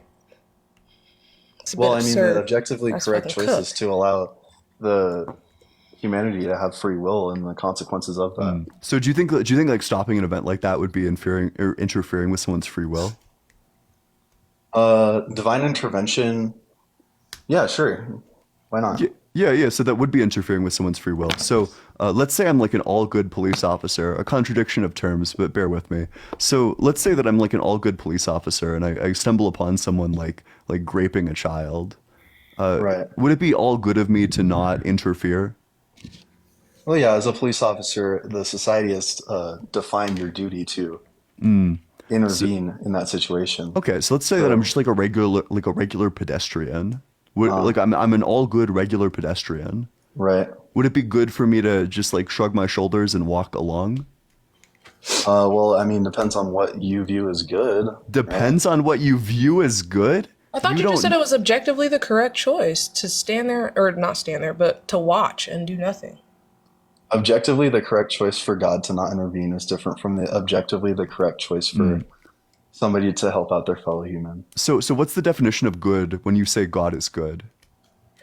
What's the definition of good when I say God is good? Yeah, because so clearly you're saying that morality is different between us and God. So I'm just asking, true. like, what's going to be like the definitional difference? Because you're just not referring to the so via our morality, God is not good. You would agree? Maybe your morality, sure. Oh, so in your morality, do you think that it's like ever okay to just like watch and not interfere with like a child getting raped? Well, I mean, if you are If you're running by a child getting raped while you're carrying your dying mother in your arms, what is Yeah, more? let's say you're not doing that and you're all powerful and can Oh, easily okay, stop okay, it. yeah, sure.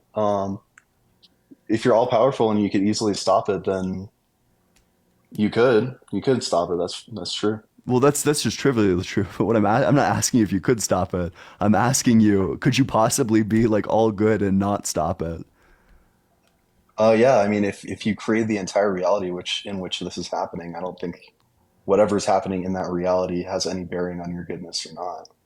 Oh, so let's say that you're like an all good mother, like an all good, yeah. Let's say you're like an all good mother, and you gave up two kids for adoption, and then like later on in life you stumble upon like one of them trying to grape the other one. Now you Right. created them, so do you have the right to just like shrug your shoulders and walk away and still be an all good mother? Well, did you create all the processes by which they exist, the reality and the immaterial reality they exist within? Does that I mean, if you that did, doesn't would that make follow? it okay to shrug your shoulders? If you exist, okay, right, okay. No, not in this situation that you posited. However, I'm going to answer with my own position. I don't know. But okay, say you write a Python script, right? Hmm. And Thank you you, Bruce, define for a the bunch. $10 on Cash App. I really appreciate it. Thank you so much. Sorry. You're good. You define a bunch of you set a bunch of parameters in the script and in classes and whatnot. Hmm. And you run the script and the script doesn't execute exactly perfectly, right? Do the parameters you set in the script therefore apply to you now, constrain you as a person? I'm not sure In I understand this analogy. So, like, let's take like a specific program. Like, let's say that you're trying to add, you have like x equals 1 and you're trying to increment it up by 1 like 7 times. So you're trying to end with like x equals 8. And right, like, let's say that something goes wrong internally with the computer and it fucks up and you end up with the result that like x is equal to 7. right, Which parameters here would be applying to you? I'm confused. Like, I don't even understand the question. Like, right. it, So I'm in this hypothetical, like the programmer is God and he's writing the program. So if reality is the program that God wrote, how would the parameters that he wrote into reality necessarily apply to him? but like, I just don't understand what the analogy between like what parameters in the Python program. Um, I don't even know what it would mean for the parameters in the Python program to apply to like the programmer. Like, I don't that sentence to me just sounds like gibberish. Okay, so God, all of reality, in my view, is contingent on God, right? God sustains reality. He is the grounding for reality. Reality does not exist without him. Okay. Therefore, we can have opinions about what he does or what he did or how it's described or whatever. But as long as reality is sustained by God, our moral feelings really have no true, real, objective basis. Well, I could ground my morality in like evolution, for example, that our moral intuitions are just going to be the result of like evolutionary processes, that there's like evolutionary reasons why we should be so morally averse to things like grape or like unaliving, that And sure, I mean, the I don't. tribes, the groups of like proto-humans who were averse to things like grape and stealing and unaliving probably did a lot better than the ones who were not averse to these things. Perhaps, and I don't. I just don't see how that's Yeah, because like necessarily the like objective in basis would contradiction to then, God, or it's yeah, not yeah, compatible with because the so view you of said God. that you don't know what the objective basis could be, and I'm telling you that the objective basis could just be like evolution. Well, there's also a objective evolutionary basis for humans to be territorial and dominating and domineering. Is that good? Yeah, so we have like a strong aversion to things like unfairness because specifically, so we think that like fair versions of these things are fine, whereas unfair things are not fine because the humans who were not averse to unfairness got fucking screwed. So they developed like a strong sense of fairness. Well, and that's partially due um, to the agricultural revolution, right? No, So no, we evolution doesn't work that assembled. quickly. Well, we assembled into societies and purged Yeah, the but that's societies not of like things that we doesn't viewed to change be like our wrong, or evolutionary whoever like was in power viewed to be intuitions. wrong. Yeah, but evolution doesn't work that quickly. The agricultural revolution was like 10,000 years ago. Evolution happens over the process of like millions of years. Are you certain? How long have we had dogs? I'm not sure, but we've had agriculture for like 10,000 years. I do know Right. that's true. Right. We've had agriculture for 10,000 years, right? And we've had dogs, let's say 50,000 years, What's your right? point? That part. The point is, even in the past 100 years, we've selectively bred animals such that they are more amicable and docile to us than they would be in the wild. And So, if we That also structure a developed. society, if we structure a society 10,000 years ago and punish people for doing things we believe is wrong, and conquer societies for things that we believe is wrong, it would stand to reason that society would be amicable to more docile and what am I trying to say? I have no There's fucking another clue. word I'm Not looking not for, a but single idea. compliant members of society.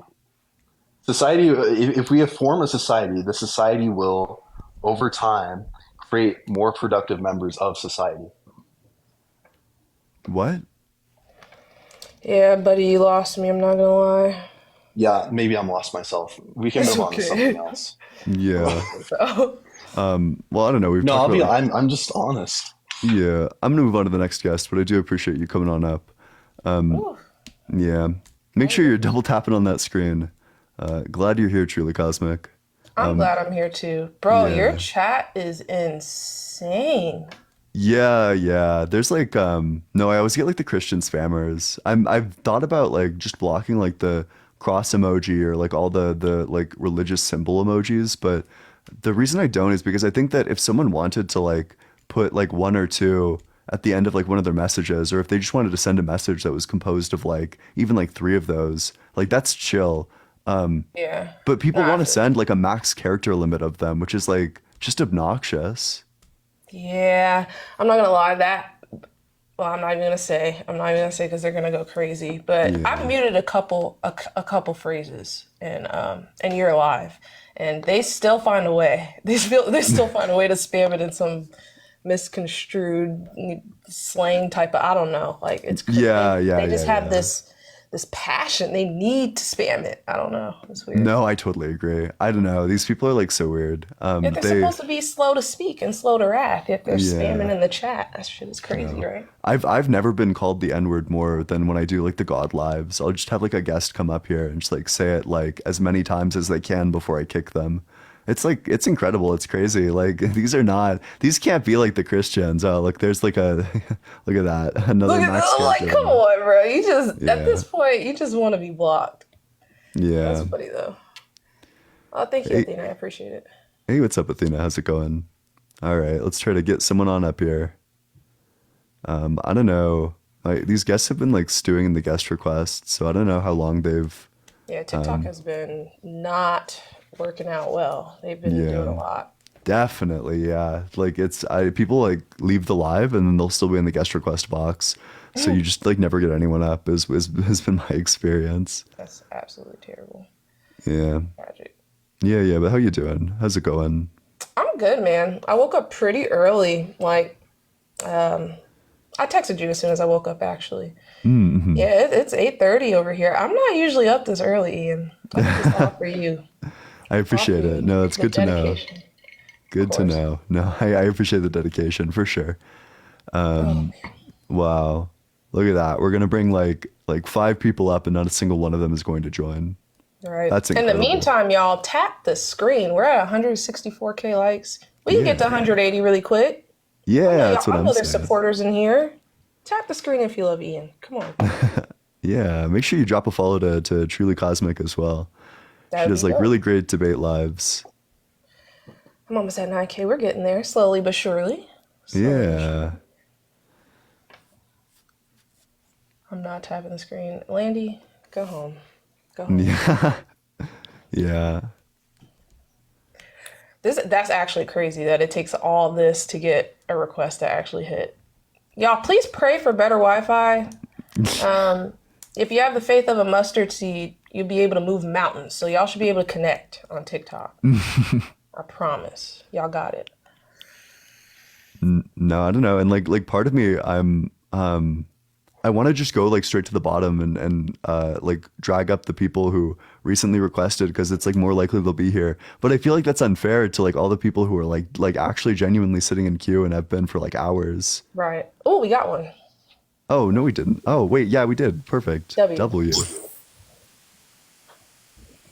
Hey, what's up? How's it going? Hello, How old are you?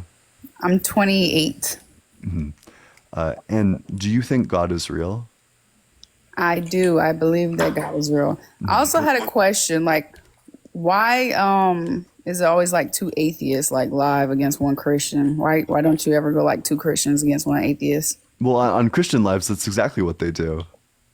Everybody does this on everybody's platform that debates. They always. I was just asking about you, not everybody else. Oh, well, so for me, like there's I have like tremendous incentive to bring people up who otherwise like themselves might be live to like co-host with like Dean or like Truly Cosmic. Because I mean, if we have like two streams and we're just doing them simultaneously, then we're like essentially competing against each other for viewers. So it's just like better for the viewership to like merge into one stream. This is also, fun fact for all you anti-capitalists out there, this is also why you should never believe someone who says that capitalism drives innovation, because of competition. There's like very little competition in capitalism at the point in time when they just like choose to like merge their companies, for those in your comment section, or for my those in my comment section. But yeah, what's up? Oh, they already left. What the fuck? She probably didn't understand a word. Oh, god damn it. You said a word too big, and she was like, "Nah, I can't." Okay, why'd she leave like that? I'm Actually, let me not rolling. be mean. She probably just lagged out. Didn't pray for the Wi-Fi, I guess. Yeah. Let's see how long it takes, chat. Yeah, luckily as I like get further down the list, it's like more and more likely. Oh, There we go. W. The next victim. Hey, what's up? How's it going, Duality? Hey, what's up? Give me 1 sec here. I'm gonna get my Bluetooth in for my headphones. I'll be right back. Yeah, for sure. While we're waiting for that, make sure you double tap on that screen. We're almost at 180K. That would be really cool. Drop a follow to me and to Cosmic as well. You'll never miss a live in the future if you do. Big facts. You know what really helps, actually? Telling people and the viewers to turn their notification bell on, but like actually harp on it, because my views go up way more when I'm like consistently telling them turn the notification bell on so it can pop up. But Yeah, I'll second that. Yeah, turn your notification bell on so you know every single time that I go live. If you want an even further way to get notified, join the Discord. I notify every single person every single time that I go live, so you'll never miss a live because you'll always be notified. Hey, what's All up? right, I got it set Duality? up. Yep, you ready? Yeah, I'm ready. What religion are you? Christian Buddhist.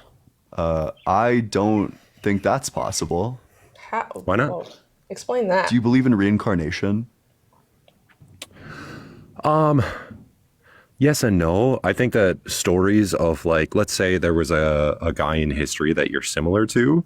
Yes, that's a possibility, but I don't think it's like the exact same like that same person is reincarnating through their entire life. No. Yeah, that's not reincarnation. So, just somebody acting the same and looking the same? Yeah, no. Do you Yeah, believe in like actual living reincarnation? again. I mean, it is a possibility, I guess, if we're all sitting in heaven, that you could send your soul back to Earth and be a different I thought human heaven being was that lives on eternal. Earth. But I thought everlasting life heaven was is eternal. Can you give me the Bible verse that says that? everlasting life and eternity in God. Yeah, let me look it up real quick. Yeah. Do you Do you think know that we it don't doesn't have say life that? on Earth? What? Wait, what? You think we don't have life on Earth? What? Everlasting life. That's like the glory and living with God and everlasting life. Apparently, our physical life isn't true life.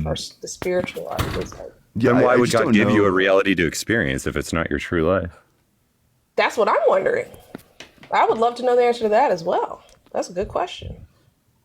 Wait, so do you believe in like anything from like Buddhist metaphysics though? I'm just trying to like discern your view. Like, give me an example. Ask me, and I can. Yeah. tell you what I So think because about it seems like the answer is no, you don't believe in reincarnation. Sure. Do you believe in like samsara, like the cyclical suffering? Do you believe in like escaping samsara through becoming enlightened? Yes. But you don't believe in reincarnation. But I don't believe in reincarnation. No. Yeah. So samsara is basically that we like live in suffering and that we're reincarnated into suffering, but that if you become enlightened, you can escape suffering. Yeah, but you can become enlightened without the samsara, no? Oh, so you don't believe in samsara? You just believe in like attaining enlightenment? Well, samsara would be like something like struggling with your shadow in Buddhism. I mean, most of my religion comes from Stoicism, Buddhism, and Christianity, kind of a meld of the three. So do you believe in reincarnation or not? Like, No, you're I saying already yes answered or that no. question. Why are you asking it again? I don't know. We just asked you about the samsara, and you said yes, and that whole thing is based. I off just of said no. Are you listening? Did he not say yes? He believes in the samsara at first, and then he said no. after you asked him again? No, I said yes. In a way, it's the shadow that tempts First of you in all, life, calm and you down. can become enlightened. Calm down. Call on Buddha to calm you You're down. okay. I'm Just so chill worked out, up. bro. Yeah, I just Okay, want to woman. be clear. I just want to be clear. If you believe in Buddhism and you're a Christian, you're going to super hell. But that's like besides the point. Do you believe in? Like, I'm going anything... to super hell. Yeah, you're going They to would super stone hell. you way Yeah. back Why is then. it super hell? This is Isn't like hell just being peak apart from paganism. This God? is like the most heretical thing I've ever heard. Like Right. what? They killed all of them back in the Roman time too. Yeah. Exactly. You would be. You get hated by Christians and the atheists. I will say that. That definitely happens. Yeah. Well, I mean, it's because you're. I can't even blame Because them. the Holy Spirit is the Holy Spirit of duality. Mm-hmm. So do you take any like religious thing to be true from Buddhism, or is it just Christianity? Like that's like the entirety of your metaphysics is just Christianity.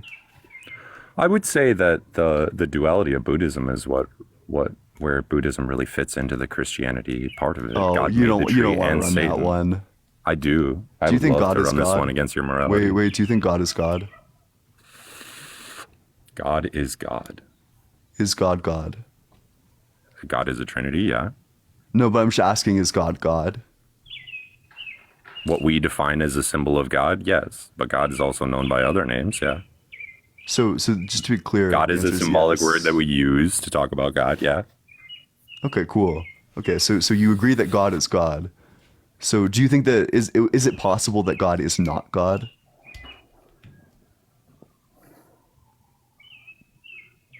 Is it possible that anything is possible? Sure. So you think it's possible that God is both God and also not God? I think it's possible that the creation story could be different than how man wrote it.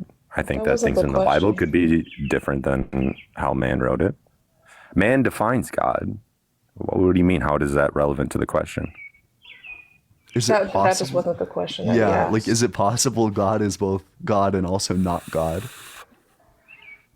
If God wanted to make it that way, sure. Could Yeah, God there's take no a point in vacation even if he wanted? debating with someone that doesn't Yeah. hold to logic. Do you- Like you believe in something literally illogical. Why is it illogical? How is that It breaks the illogical? law of identity. Like what? Yeah, like law of non-contradiction too. Like So if God's not performing his tasks as what you see as God running the universe, and he decides to take a break and let's say sit on the beach in heaven, is God still God? Even though he's That's not doing his him job not as being God? anymore. That's just him taking a break. That doesn't mean he doesn't exist anymore and exist at the same time. Okay, then we can say God always exists. So he can't do logical contradictions? No. Okay, that's better. so it's not possible for God to make himself not exist.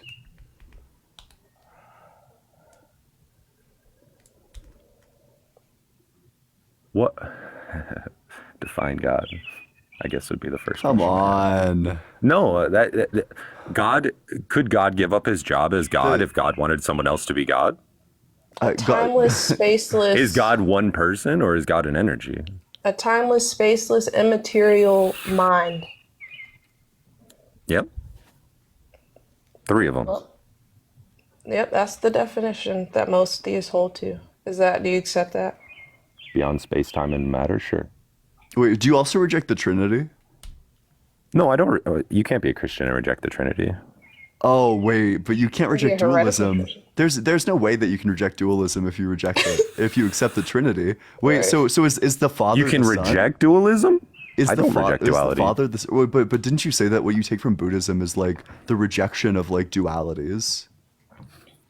I don't take that from religion. That's what religious people tend to ignore. They don't understand why God could make Satan, knowing Satan would become Satan, or make the tree that we're not supposed to eat from. Why would you do that if you don't have the nature of duality inside you? Why does God allow space for Satan to tempt Job in the Bible? Wait, so is your Buddhism not about, because I asked you like what you take from Buddhism, like what part you incorporate into your Christian worldview, and you're basically, I thought your answer was that you take from Buddhism the notion of like rejecting dualities and dualism and like recognizing that it's like the one like no, it's the core Owen- pillar of Buddhism. I would say that's a core pillar of Buddhism is duality. That and abolishing the caste system. That was another thing that Buddha was. Wait, you think much about. you think Buddhism is rooted in dualities? Yeah, rather Buddha than is like the 100% in abolition of dualities? Yes. I don't think you're a very good Buddhist, I can't lie. Enlightened versus non-enlightened is completely duality. I don't know but where's the contradiction so coming in? okay, are you familiar with the one Mu koan that where the one like studying Buddhist monk asks the other one, does a dog have a Buddha nature? And that dog and the master says no. Are you familiar with that one? I'm not familiar with that one. Yeah, so okay. What was his so reasoning? The reasoning is he's not saying he's saying mu, which it just means that he's like rejecting the question because he's rejecting dualities. That the distinction between having a Buddha nature versus not having a Buddha nature is like completely illusory. No distinction actually exists. Like Buddhism at its foundation is about rejecting Yeah, the nature of the duality. universe, right? That's what you're talking about? No, just like Buddhism at its core is about the rejection of dualities. No, not at all. Okay. Well, So, do you have an argument for why Christianity is true? I have an argument for why God is true, depending Yeah, go for on it. which religion you go for. You can take your pick, but the energy of the universe, energy cannot be created or destroyed, but somehow we are getting more planets and creating more planets and our universe is expanding. So how are we expanding with more planets, more things in the universe with no energy being destroyed or created? Yeah, so we could. So I would just say that the energy that exists, all the energy, all the matter that exists, existed in perhaps like the singularity, or perhaps existed in like the universe before ours, in like a cycle of big bangs and big crunches. That this rapidly expanded out, and that this is just like more energy and more matter that originated from the Big Bang. I think he has a fundamental misunderstanding, though. Like, you don't, just because more planets are coming into existence and the universe is expanding doesn't mean it's creating new energy. Energy Where's can the matter for the transfer. planet coming from? It's existed in some way or shape or form, right? Because matter can't be created or destroyed either. So matter, different states of matter can transfer. That doesn't mean matter's being created out of thin air. Otherwise, the laws wouldn't. Why would the scientists come up with these laws if they're being created over and over again each planet that comes into existence? They call it, what is it? It's like dark matter is what they call it, is the source power for it. That's not what that is. Yeah, dark matter. You think That's not planets what are it made out of is? Dark matter. That's how you can create matter from nothing. That's what their theory is, at least.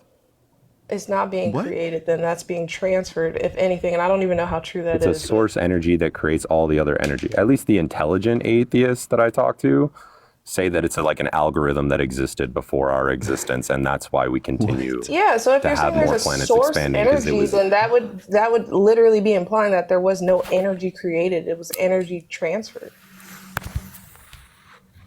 transferred from Intelligent what? atheist, huh? The source energy you just mentioned, remember?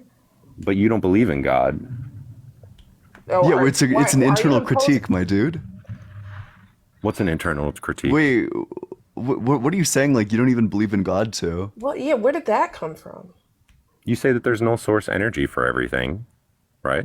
No, you said there was source energy, and that source energy, I wouldn't call it source energy. I would just call it Physicists say energy there's that's source always. energy.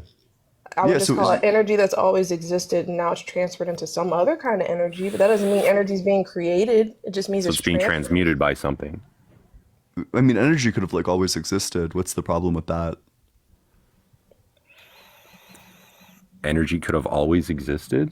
Is Yeah. energy your definition of God then, if you're putting that plausibly out there? No, because God is specifically a mind. So I can just say But that you the guys energy always just existed. cave right away and say, sure, it exists, and then that's not your actual view. So what is your actual Wait, but that's view then? not. How about you just like engage with the things we're saying? I just asked Also, you a also question leave about the energy fucking that you just leave talked about. Leave the vape alone. Holy shit! Like, It's a cigar, not a vape. okay, W vape, in my opinion. Whatever though. no, bro's going wicked on the cigar. Yeah, I mean, you are puffing that shit. I'm not gonna lie, Brady. Yes, I am. Yes, I am. Fair enough.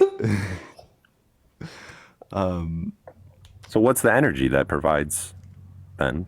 Oh, so I If can you just say that energy could have always existed, sure, that energy could have always existed. Is our definition of God, is this man in the sky true, or is God more like an energy? I don't think No, God. I mean, wait, if you think God is like an energy, then like again, you're going to super hell. Yeah, I mean, if you define God as you don't even energy, believe in then hell, sure, I so guess we all that's believe just in God. red meat, but right? that's just not what people usually reference when they're referencing God. They're usually referencing a timeless, spaceless, immaterial mind. If you want to redefine God as energy, then yeah, I'm a theist, I guess. Got him. Yeah, if you just define words wrong, then you can arrive at like weird conclusions. Like I don't know, if you just Have you ever looked at defined- Spinoza before, Ian? I have heard of Spinoza. Wait, are you a pantheist as well? A pantheist? Yeah, Yes, in a way. Oh man. bro, you're going to like giga hell. You're going to like super turbo hell. Sure. Is God going to hell because he made Satan who fell? And he's beyond time and No, knew that no, but Satan you're would just fall? like this is like the most heretical nonsense I've ever heard in my entire life. I'm not gonna lie, this is very unique. This is very original of you. I've never heard this before. So props for that, I guess. I mean, in the Bible, it says that Enoch walked with God, and in the 1600s, the Catholic Church took the Apocrypha out of the Bible. So, like, if we're talking about like religion and like what people believe, things have changed so much just by the organizations that control religion. That how can you say that anything is heretical when they're taking books out of the Bible? Yeah, but in your view, like this is super heretical to say that like God is just like the universe. Do you just think that God is everything? The nature of the universe, that's what Spinoza talks about. There's like an actual like nature to our universe itself that gravitates towards benevolent entropy. I thought Spinoza's argument was just that like God is like the like fundamental substance that takes the mode of everything. Yeah, the nature of life, right? Like that's what he talks about, the So nature of was- existence. Was the Holocaust the nature of God? The Holocaust, the nature of God. Yeah.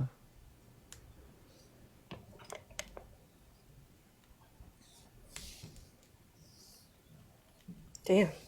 Okay, here's what I'll ask you to qualify that question. Still on topic, is God making Satan, like knowing that he'll become Satan, do you attribute all of the characteristics of Satan to God because God created Satan? Well, if you're asking me, this isn't Yeah. my worldview. I don't think God or Satan exists. Like if you're asking me, like I can't answer questions about your worldview. Yeah, that's something we would like ask you actually. So I would say that things happen, yes. And I think that things like Hitler they stem from charged division from the populace living in certain countries. So if it wasn't Hitler, it could have just been someone else besides Hitler that did the same exact thing Hitler did. So could it have been something that was unavoidable in the timeline? Sure. It could have been something that was unavoidable in the timeline. Does that mean that that's a good thing that happened? I mean, no and yes at the same time. So it's just you like think- when you go through like a sickness, like let's say you get cancer yourself and you find out you're going to die. Some people take that really hard and they get very depressed and are like, my life's over. I have nothing left to live for. And some people take that tumult that gets shoved into their life and they turn it into something where they are an extremely bright light, I would say, about how they live their life. So would you hold that it's like ultimately good? Ultimately good? I don't know, because I don't see all the possible timelines that could happen like God does. That's a very hard thing to So is this the best theorize. possible timeline? The best possible timeline? Yeah. Well, is this the best possible timeline? No. But you think that like God is like embodies everything, that everything is like just a mode of God. Yeah, that God only allows things to happen that he allows to happen. Yeah. But that Satan is very real and makes his own decisions, but Satan only has that power if God allows Satan to have that power. But do you think God is all good? No, God has a dualistic nature. That's why he made the tree and made Satan, knowing that Satan would fall. God has a dualistic nature in it. Gotcha. In So him. you would like reject the verse in the Bible where it says that everything God does is just? Just and good are not the two same words. In this That's, sense they are, because we're just talking about moral good, so that's going to be the same thing as just. So then what we perceive to be bad could possibly be a good thing if we had more knowledge on how things impacted the timeline. Is that what you're asking? interesting, but Well, I'm just asking if you think God is like all good in a moral sense. I would say love more than good. God is all love. So you would say that he's not all good in a moral sense. I'm not sure what love means in a moral sense. Is it moral to make Lucifer knowing that Lucifer would fall if you're a being beyond time? Is it moral to make No, Lucifer? I would that's say not. probably not. Yeah. Is that moral? I'd say probably not. No. So there's your answer. Like so then God is not all moral. What we define as moral, no. God is all love, but not all moral. Gotcha. God destroyed civilizations in the past, and maybe that civilization would continue to grow. And like, let's say they were abusing children and selling children in Sodom and Gomorrah. And if God hadn't come in to, let's say, wipe out those two cities, they could have continued to grow, and even more people would be under that suffering. Gotcha. So you don't think it's a God is sliding all scale. you don't think God is all morally good? I think God is benevolent entropy, which if you would classify But benevolent that's not an entropy answer. or So- love so you as don't think good, God is yes. all morally good? All morally good. Yeah. Like God can do nothing wrong is what you mean by that. Yeah, like is God omnibenevolent? Yes. Okay. Would an omnibenevolent individual like stop something like the Holocaust? Not if it meant that we didn't have free will. Oh, did it deprive us of free will when God did like the flood? But deprive us of the free. God killed the Nephilim with the flood. It He wasn't killed even about everyone with the humans. flood. Yeah, humans were just a casualty. Yeah, but did he deprive us of free will when he killed us with the flood? Did he deprive everybody who he didn't tell to build a boat? Is that what you're saying? Yeah, or like I don't know, like just did he like when God killed us, did he take away our free will? When God killed everybody in the flood, did he take away their free will? Yes. So then God doesn't have a problem with taking away people's free will. At the end of the story, there's a rainbow that says God will never do that again. Okay, So- wait. So let's jump from Leviticus or from Genesis to Exodus. So did God take away the free will of the firstborn Egyptian sons when he killed them? Did he take away their free will? No. So you think that it's possible to kill someone without taking away their free will? They made a choice, bro. He told the Israelites, who was their slaves, The infants that, made a that they choice. should slaughter the sheep. No, their parents made a choice. The infants didn't make the choice. We're asking They about saw the what the infants. Jewish people were doing for Passover, putting blood on their doors. And clearly, if you were an Egyptian back then, you would have heard people talking about, oh, we need to put blood on our doors so our kids aren't killed tonight. And they probably heard that information and laughed Take away at the it and free will said, your from the God doesn't infants or no? exist. Did he take away the free will from the infants Yeah, that died? Yeah. Yes. Can No. you hear me? Oh, so You have to think. So it's possible that God can kill people without taking away their free will. Yeah. Oh, cool. So could God have killed Hitler without taking away his free will? Could God have killed Hitler without taking away his free will?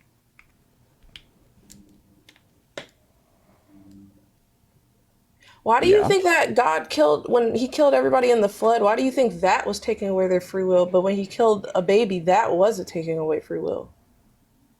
Because God had to send the flood to kill the Nephilim. That wasn't the question. Why do you think that God unaliving people in the flood took away their free will because he unalived them? And then unaliving the babies doesn't take away their free will because he unalived them. Unaliving babies doesn't take away their free will. So let's say a 7-year-old kid saw back in Egypt someone that was putting up blood on their door to make sure that their firstborn wasn't killed. That 7-year-old could have easily gone back to his parents and said, hey, mom and dad, should we maybe put blood on our doors? Because that's what all they're saying. And they're all saying that it's going to kill all your firstborns. Sure. Are you talking about a kid that can't talk or can't perceive reality? I don't think it Yeah. matters. I think we're It's just an asking if like it deprives them of free will. The infant that doesn't even know it has a will, is it taking away a free will? Yeah, because I think like infants still make choices, right? Have you ever had a kid? They choose to cry when they're hungry. They choose to excrete bowel movements. They do those things. They are living, yeah. Yeah. Yeah, and can they choose to cry after God unalived Can they them? choose to open their front door when they can't even walk and go down to the street and get hit by a car? No, but this is going to be a difference because like I can't Yeah. fly, but I could still say, so I personally don't believe in free will, but someone could say like you have free will even though you can't fly. Like an inability to do something does not negate the like having free will could just be like having choices relative to your ability. Right. To choose morality. And you think that infants have morality? Not what? Where did morality Oh, come in? well, so if you think free will is just the ability to choose morality, does God have free will? To choose morality. You can choose God or you can choose the shadow. Yeah, but does God have free will?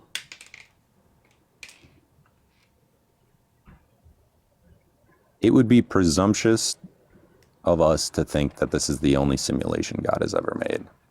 So yes, I think God has free will. We're so cooked, dude. I You can't, think- like, We're so please. cooked. You think this is a simulation? That's what most atheists actually hold. Is this is a simulation? No, it's not. Yeah, What? yeah, Atheist actually. holds to that. Like, wait, do you have stats on that? That we're living in a simulation? I can find them. Oh yeah, just I'll that go like down to my atheists computer. believe that we or like like I Well, that most actually no, I'm atheists not hold to that. I'm like super uninterested in like the like do we live in a simulation debate. This all sounds extraordinarily unfalsifiable. But Hold on, I'm pulling it up right now. If you have another question, I can. yeah, answer just that so you're while I'm finding the pulling it up. stats that say that a majority of atheists think we live in a simulation. Yeah. Okay. Yeah, I'll I wanna fucking see see it. these stats because they Ew. definitely these like definitely don't exist. Would love to see that.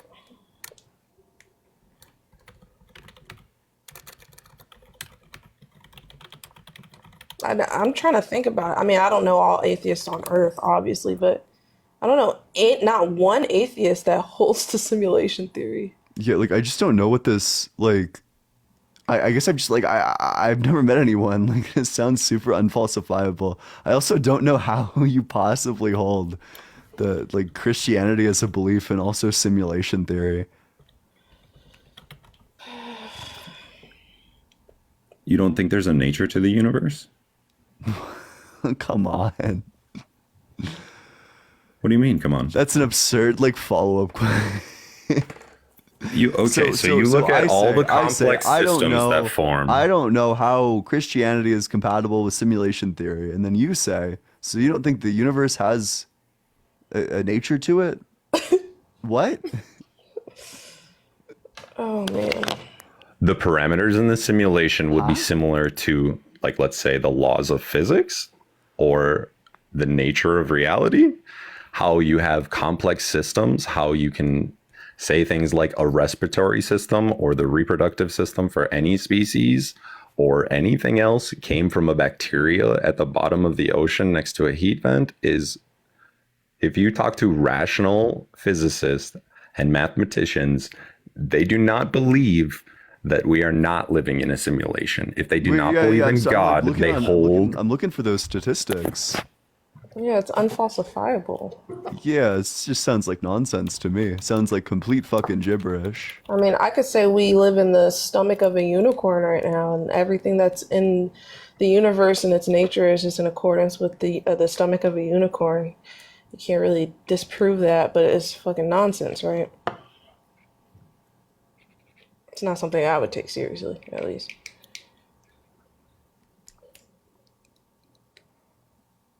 I'm looking for the percentage on it. This one's from NBC. Yeah, let's hear it. I'm scrolling. Give me one sec. I'm finding it, where the actual study is.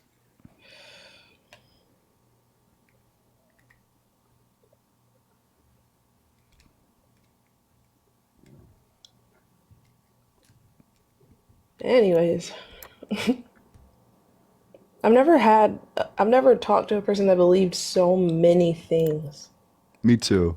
Yeah.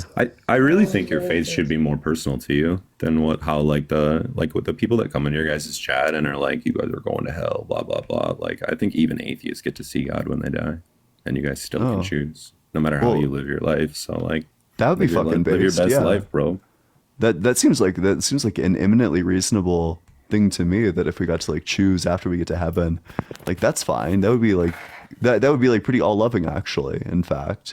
The problem is I just don't care at that point. Like, if I get to yeah, you're fine. I get it. It means nothing to you because you're an atheist. So it's like, oh, cool, maybe that happens, but yeah, it's a lot better than the whole story that Christians pose that are like, you're going to hell, blah blah blah. It's like, dude, that's very counterproductive to what you're trying to accomplish if you actually are trying to save souls. Yeah, I just think it's like whack though. You believe like so, like your worldview is just so radically unsimple. Yes, that is 100% true. Radically unsimple is a very good way to characterize Yeah, it. so if we could just explain things via like the laws of nature, or like laws of physics or whatever, why on earth would we ever posit like Christianity is true and Buddhism is true and we live in a simulation? Why would we ever? Yeah, well, like, why would we do that? Like, it's just radically unsimple. It's like, it's Occam's razor. Like, why would we add so many imaginary friends to our metaphysics when the laws of physics seem to suffice pretty well on their own? Because if people are loving their God the way they think they should in their life, there's only two rules that Jesus really gave Christians to live. And all the rest of the rules that they make up are made up off the top of their brain, or they come from the Old Testament that those covenants are placed. Did you find that statistic? If you can't find it, maybe we could both look for it at the same time. And No, it's okay. I mean, if you can just like admit that it's not a real there's like no shame in admitting when you're wrong.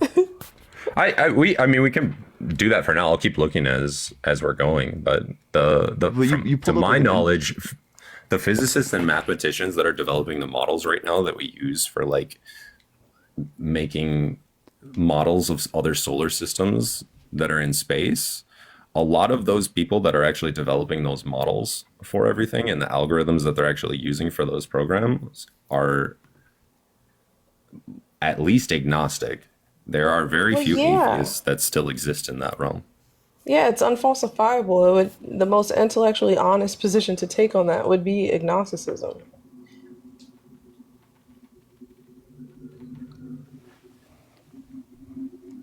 So I'm Yeah, but still looking I for the mean, study, or did you have another question, or where are we at I right think now? I'm gonna move on to the next guest. All I right. appreciate you coming on up here. yeah. That was a rough Whew, one, that was insufferable. Oh my fucking god, bro.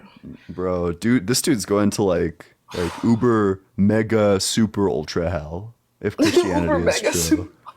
Like bro is like cooked both like metaphorically and also like metaphysically. Right, he's got like 75 gods that have beef with him after that. That was Yeah. crazy. Bro is not escaping Samsara. That's for sure. I know, right? Hi, Daniel. No, it was I don't know. It was like a whimsical worldview, I guess. I mean, that was just a lot. Like, if you can be convinced of all of that, I think you can be convinced of atheism too at that point. Like, what? Yeah, you can believe in like simulations and like Christianity and Buddhism, but you can't think like, wow, maybe it's just all the laws of physics. Like Can we maybe talk that's the about thing. that claim he made that most atheists hold to simulation theory, then after given, I'd say about 9 minutes to find that source. He's like, yeah, I'll keep looking. We could talk about something else. That just seems like crazy true. Like I can't lie, or like crazy untrue. Sorry, I Yeah. misspoke. Like You're good. that's like one of the least plausible things I think I've ever heard. Like if you just looked at like the percent of people at all who believe in simulation theory, I'd be surprised if it was more than like 1% or like 2%. Right. No, the only person I know of that believes in simulation theory is Vor. Like, that's the Oh only person I yeah. know that believes that. hmm No, that makes sense. Like that tracks on with Vor, but of course like Vor is a Christian, so yeah. Yeah. I don't know.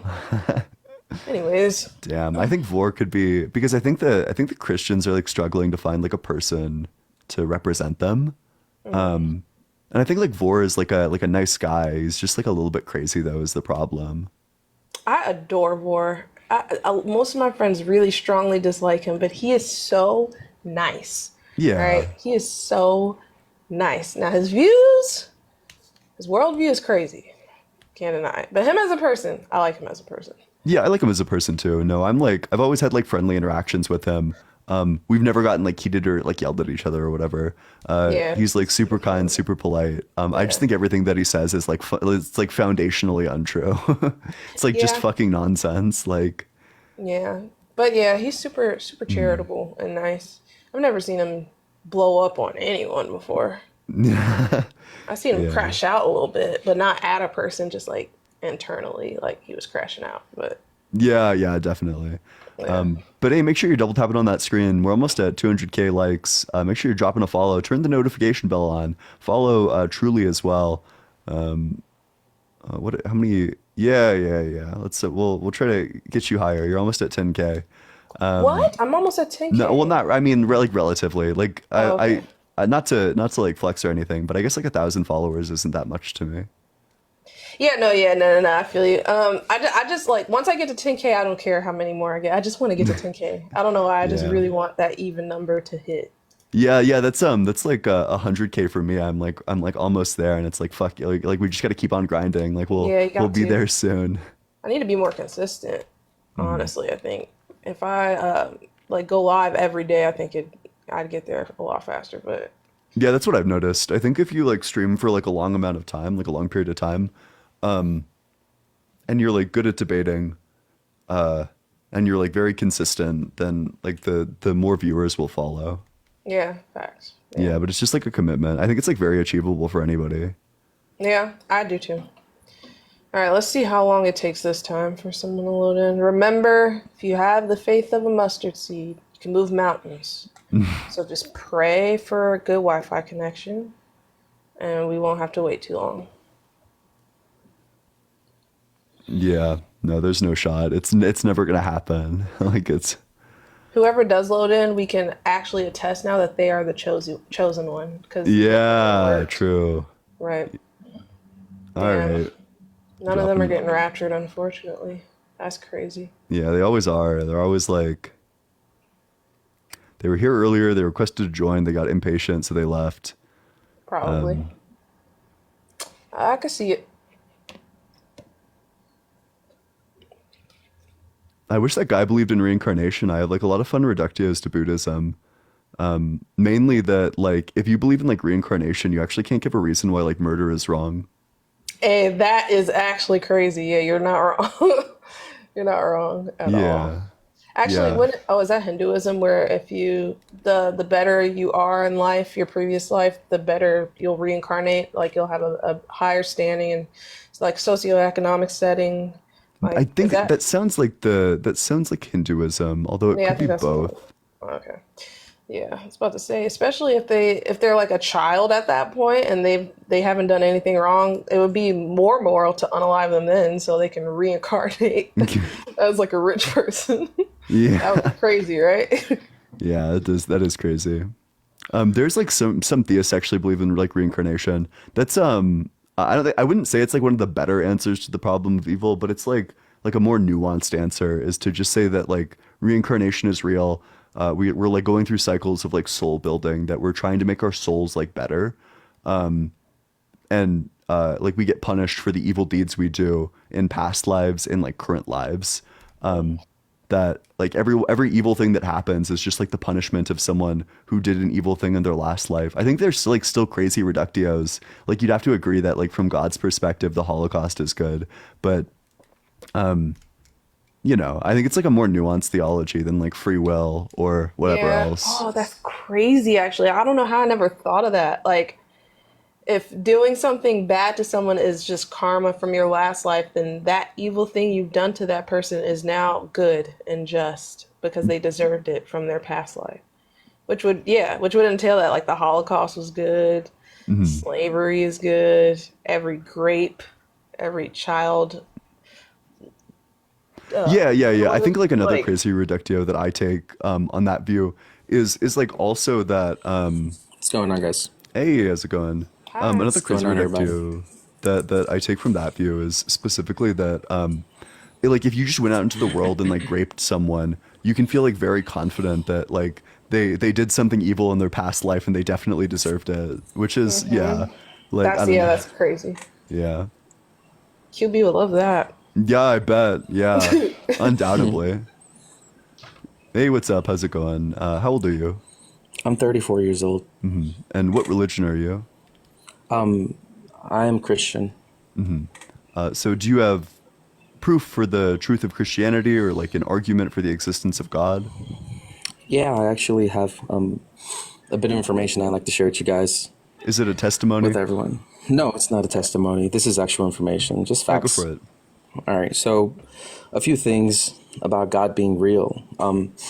So the first thing is the names that we're being using to pray to are incorrect. And I just want to back that up with saying that I spoke to my pastor about this, and he said, well, God uses different names. He doesn't use the same name for everyone. However, if you look at ancient times, you'll realize that the names used today are not the same. For example, Jesus wasn't a name at all in the Bible. And what does this mean God is real? This means God is real because we're not praying. So this explains a lot of the situations that are happening now, currently in our time. And before I get to that, I'll explain the name. So the name is, there's different names. So you have the Holy Spirit is Ruach Elohim HaKodesh, right? So you've heard the word Elohim, which is, the Holy Spirit, right? So the Trinity. Then you have Jesus, which the ancient name is either Yahuwah or Yeshua. And then you have the name of God, which is Yahweh, which proof of that to me personally is that if you breathe in and breathe out, if you inhale and exhale, you say Yahweh. That is what you say. That's not true. No, you don't. So if you go. That's not. So inhale and exhale out loud, and you'll see. So no. You're just a breath. You're like a whistling breath, but just. That sounds Just nothing like like that. Yahweh. Wait, I'm just like who breathes like No, just a regular breath. So It doesn't sound like interpretation, Yahweh either way, interpretation. That, like I said, I'm not gonna put that as a fact. Like I said, that's a personal fact to me, but I'm not gonna throw that out there as a fact to anybody who doesn't Didn't you want to say believe that this is like some of the strongest evidence? Like some of the It strongest is. It evidence is. that But when I you breathe in don't. and out. I don't want to impose my factual beliefs on anyone. If But this that's is like just information. it's like a super unfactual belief. Well, if you're going to put it in that situation, then yes, this is definitely something I stand by 100%. It is factual. If you don't want to hear it or see it, it's different. But like you have It's a not that I don't different want perception to; of it's it. that I don't. Okay, that's fine. Well, then that explains quite a bit. That is using the incorrect names to do anything. For example, if I were to call you incorrect name, incorrect pronoun, and if you're not paying attention to me, you're probably not going to respond because I'm not actually talking to you. Basically, I'm talking to some entity I think you are, which is false. Can I ask you a question? Of course, yeah. So one, let's say I've prayed to Jesus using the name Yeshua before. I think everybody has. If you haven't, why not give it a try, right? But Absolutely. if God is all knowing and he knows what you need before you even pray for it, do you think he heard our prayers even though we used his translated name to English? And if not, shouldn't we be saying all of our prayers completely in Hebrew since we're not speaking his language? Like obviously he knows English and he knows that Jesus means Yeshua. If he's all knowing, I don't see how. So I'm saying the languages. wrong name. So it's really important to understand the difference between language and the importance of names. So a name identifies something specifically.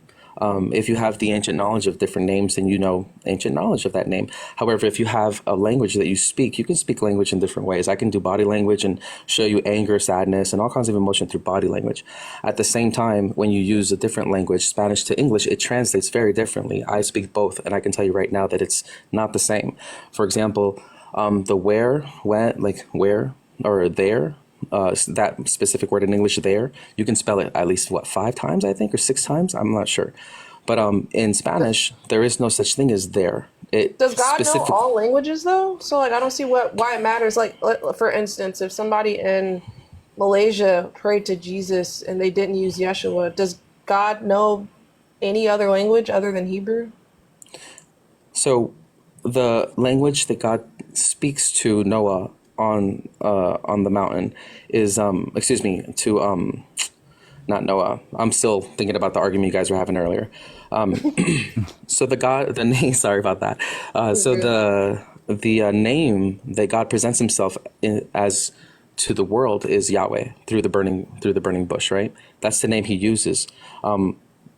J doesn't exist in that language, in the ancient Hebrew language. And to answer your question, I just want to point that out to answer your question that God was the one who divided language because we tried to build a staircase to heaven, which is why that stairway to heaven exists.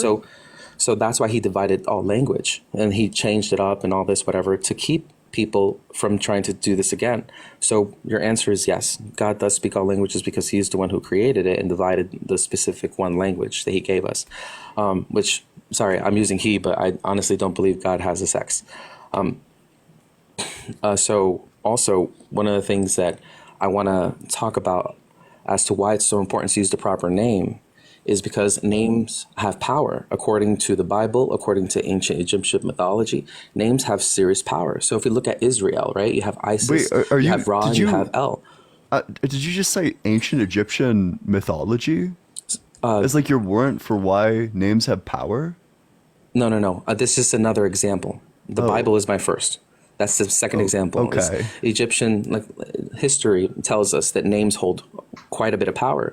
Ra, his real name holds quite an amount of power. And then I'm not exactly how that story goes, but it was a princess who he told his name to, and then if I have the right names correctly, and because she knew now the real name, she had more power than Ra, but she kept it a secret. Do you actually believe that happened? So here's the thing. When it comes to believing, it's all about faith, right? Faith is something we can't see. Faith is empowered by our it's knowledge. just a yes or no, real quick. No, for sure. I do believe that happened. I absolutely do. Wait, so you think Ra is real? So here's the thing. There wouldn't be tablets that were precisely created in order to tell a story that's not real. There wouldn't be hieroglyphs to tell a story on stone, on granite, fine granite. These words, these things wouldn't exist. This You do Dead know Sea that. Scrolls wouldn't exist if these You know, things, if these stories didn't have some truth to them. So don't you believe that all humans' flesh is just naturally sinful? Like our fleshly desires cause us to sin?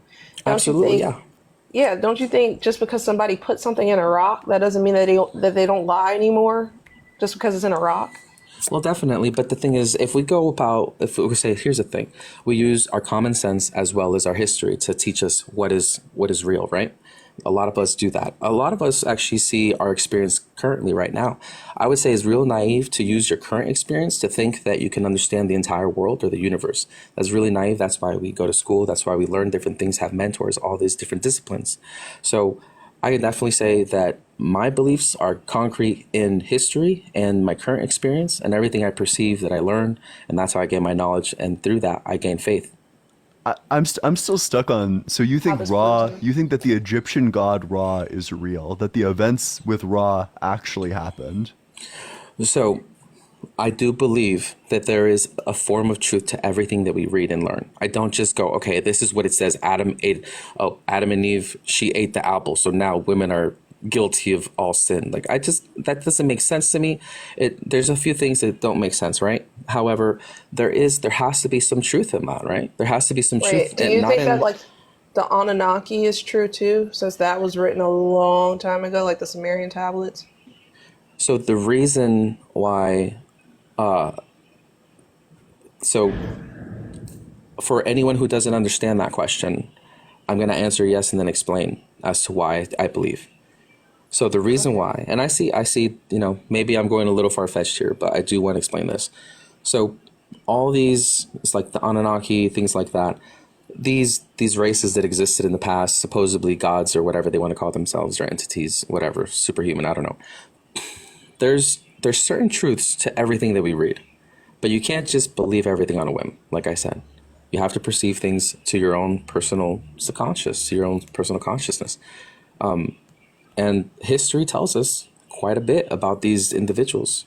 Why would you take the time to etch? This is my question. If you wanted to say, let me ask you this, because if you wanted to say, okay, I'm going to tell the story about, I don't know, Mickey Mouse or something like that. And I want everyone to know Mickey Mouse is real. And I'm back in ancient times. So I go and I'm like, let me build a pyramid. Right? Let me build a huge pyramid, and then in the walls, let me talk about Mickey Mouse and Donald Duck and all that, because this is vital information. I want them to know this. No one's going to take the time to write about a cartoon character, a fictional character. However, if anybody in that time perceived these people to be gods, perceived these people, just like when Christopher Columbus came to Puerto Rico, they perceived that they had shiny armor, they were on white and black horses because they had the best horses in Spain.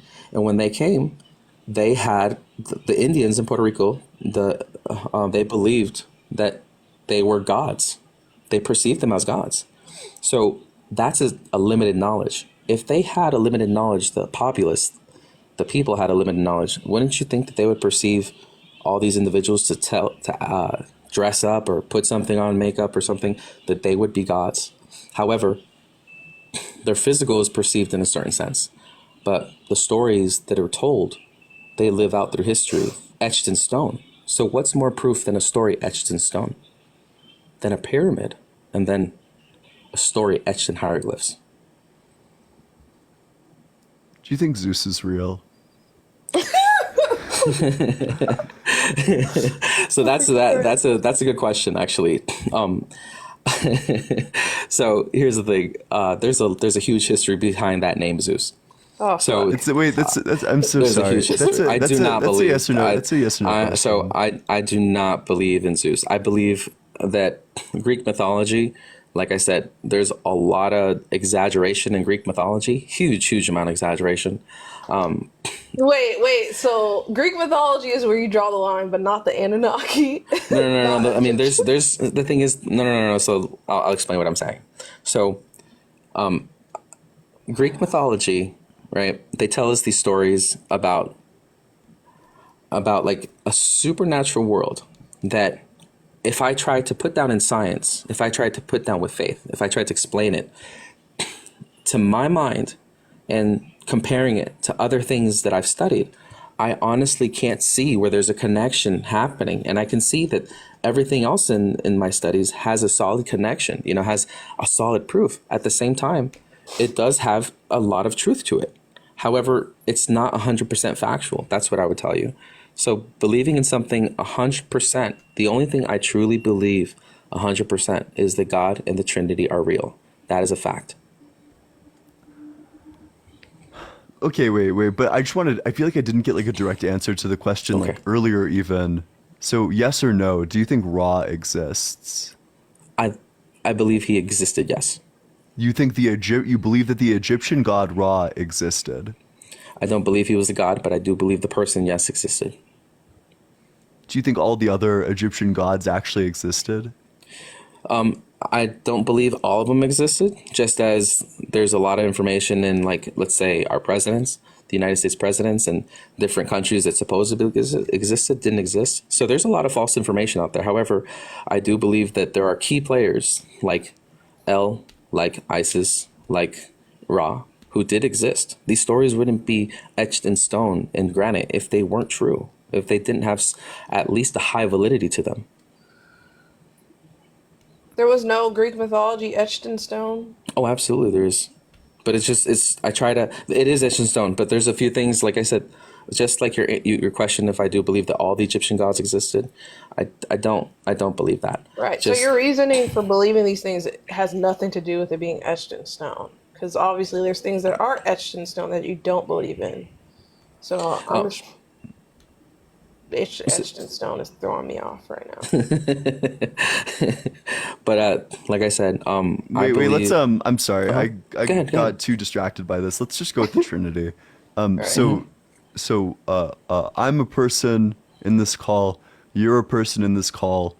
Truly is a person in this call. There are three people. So Jesus is God. The Son is God. Or no, wait, Jesus. I'm sorry. So the Son is God. The Father is God. The Holy Spirit is God. There are three gods. Okay. Do you agree or disagree with that? So this is one of the great revelations. I do agree with it. It's one of the great revelations of God. And so you think that there are three gods? You don't believe in the Trinity. You actually just believe in three gods. So I do not believe in three gods. No, I believe that they all are God. However, there is one God. It's called the Godhead. That's what it basically means. Yeah. So how is it possible? Like, what's the distinction between there being like, I'm a person, you're a person, truly is a person. There are three people. Son's a God, Father's a God, Holy Spirit's a God. There are three gods. Holy Spirit's a God. I've never heard that phrase before. Wait. Holy Spirit, like the Holy Spirit is God. You're like the Father is God, the Son is God. So it seems like there would be three gods just by counting. So you have the Creator, right? Then you have the Son of the Creator. Yep. And then you have the Spirit, which is, So that's three entities that create one God. Yeah, but in what sense? How did they create one God? Because wait, so is each entity God? Each entity is a characteristic of God. But so is each entity fully God? No. Not at all. That's heretical. You're going to super That's hell. not good, bro. No. Straight to like mega hell. No. See, what I've been taught in church, and I've gone to many churches, I believe that you got to find answers in your faith, in different temples, right? You got to find it from different people, see what they're preaching, see what kind of information they're giving out. Allow the Holy Spirit to guide you, right? So here's the thing. God is the creator. Is the creator, right? And it's been already proven in many scientific debates that there is a creator. There is a creator. Oh. Pause. No? That shit is crazy. Yeah, absolutely. As of, I'm not sure. So there's an article I read recently. I wish I could find it. I'll try and find it, and I'll make sure. But more scientists are starting to accept the fact that there is a creator. Not that it is God, but there is a creator. What depends on what you mean by creator.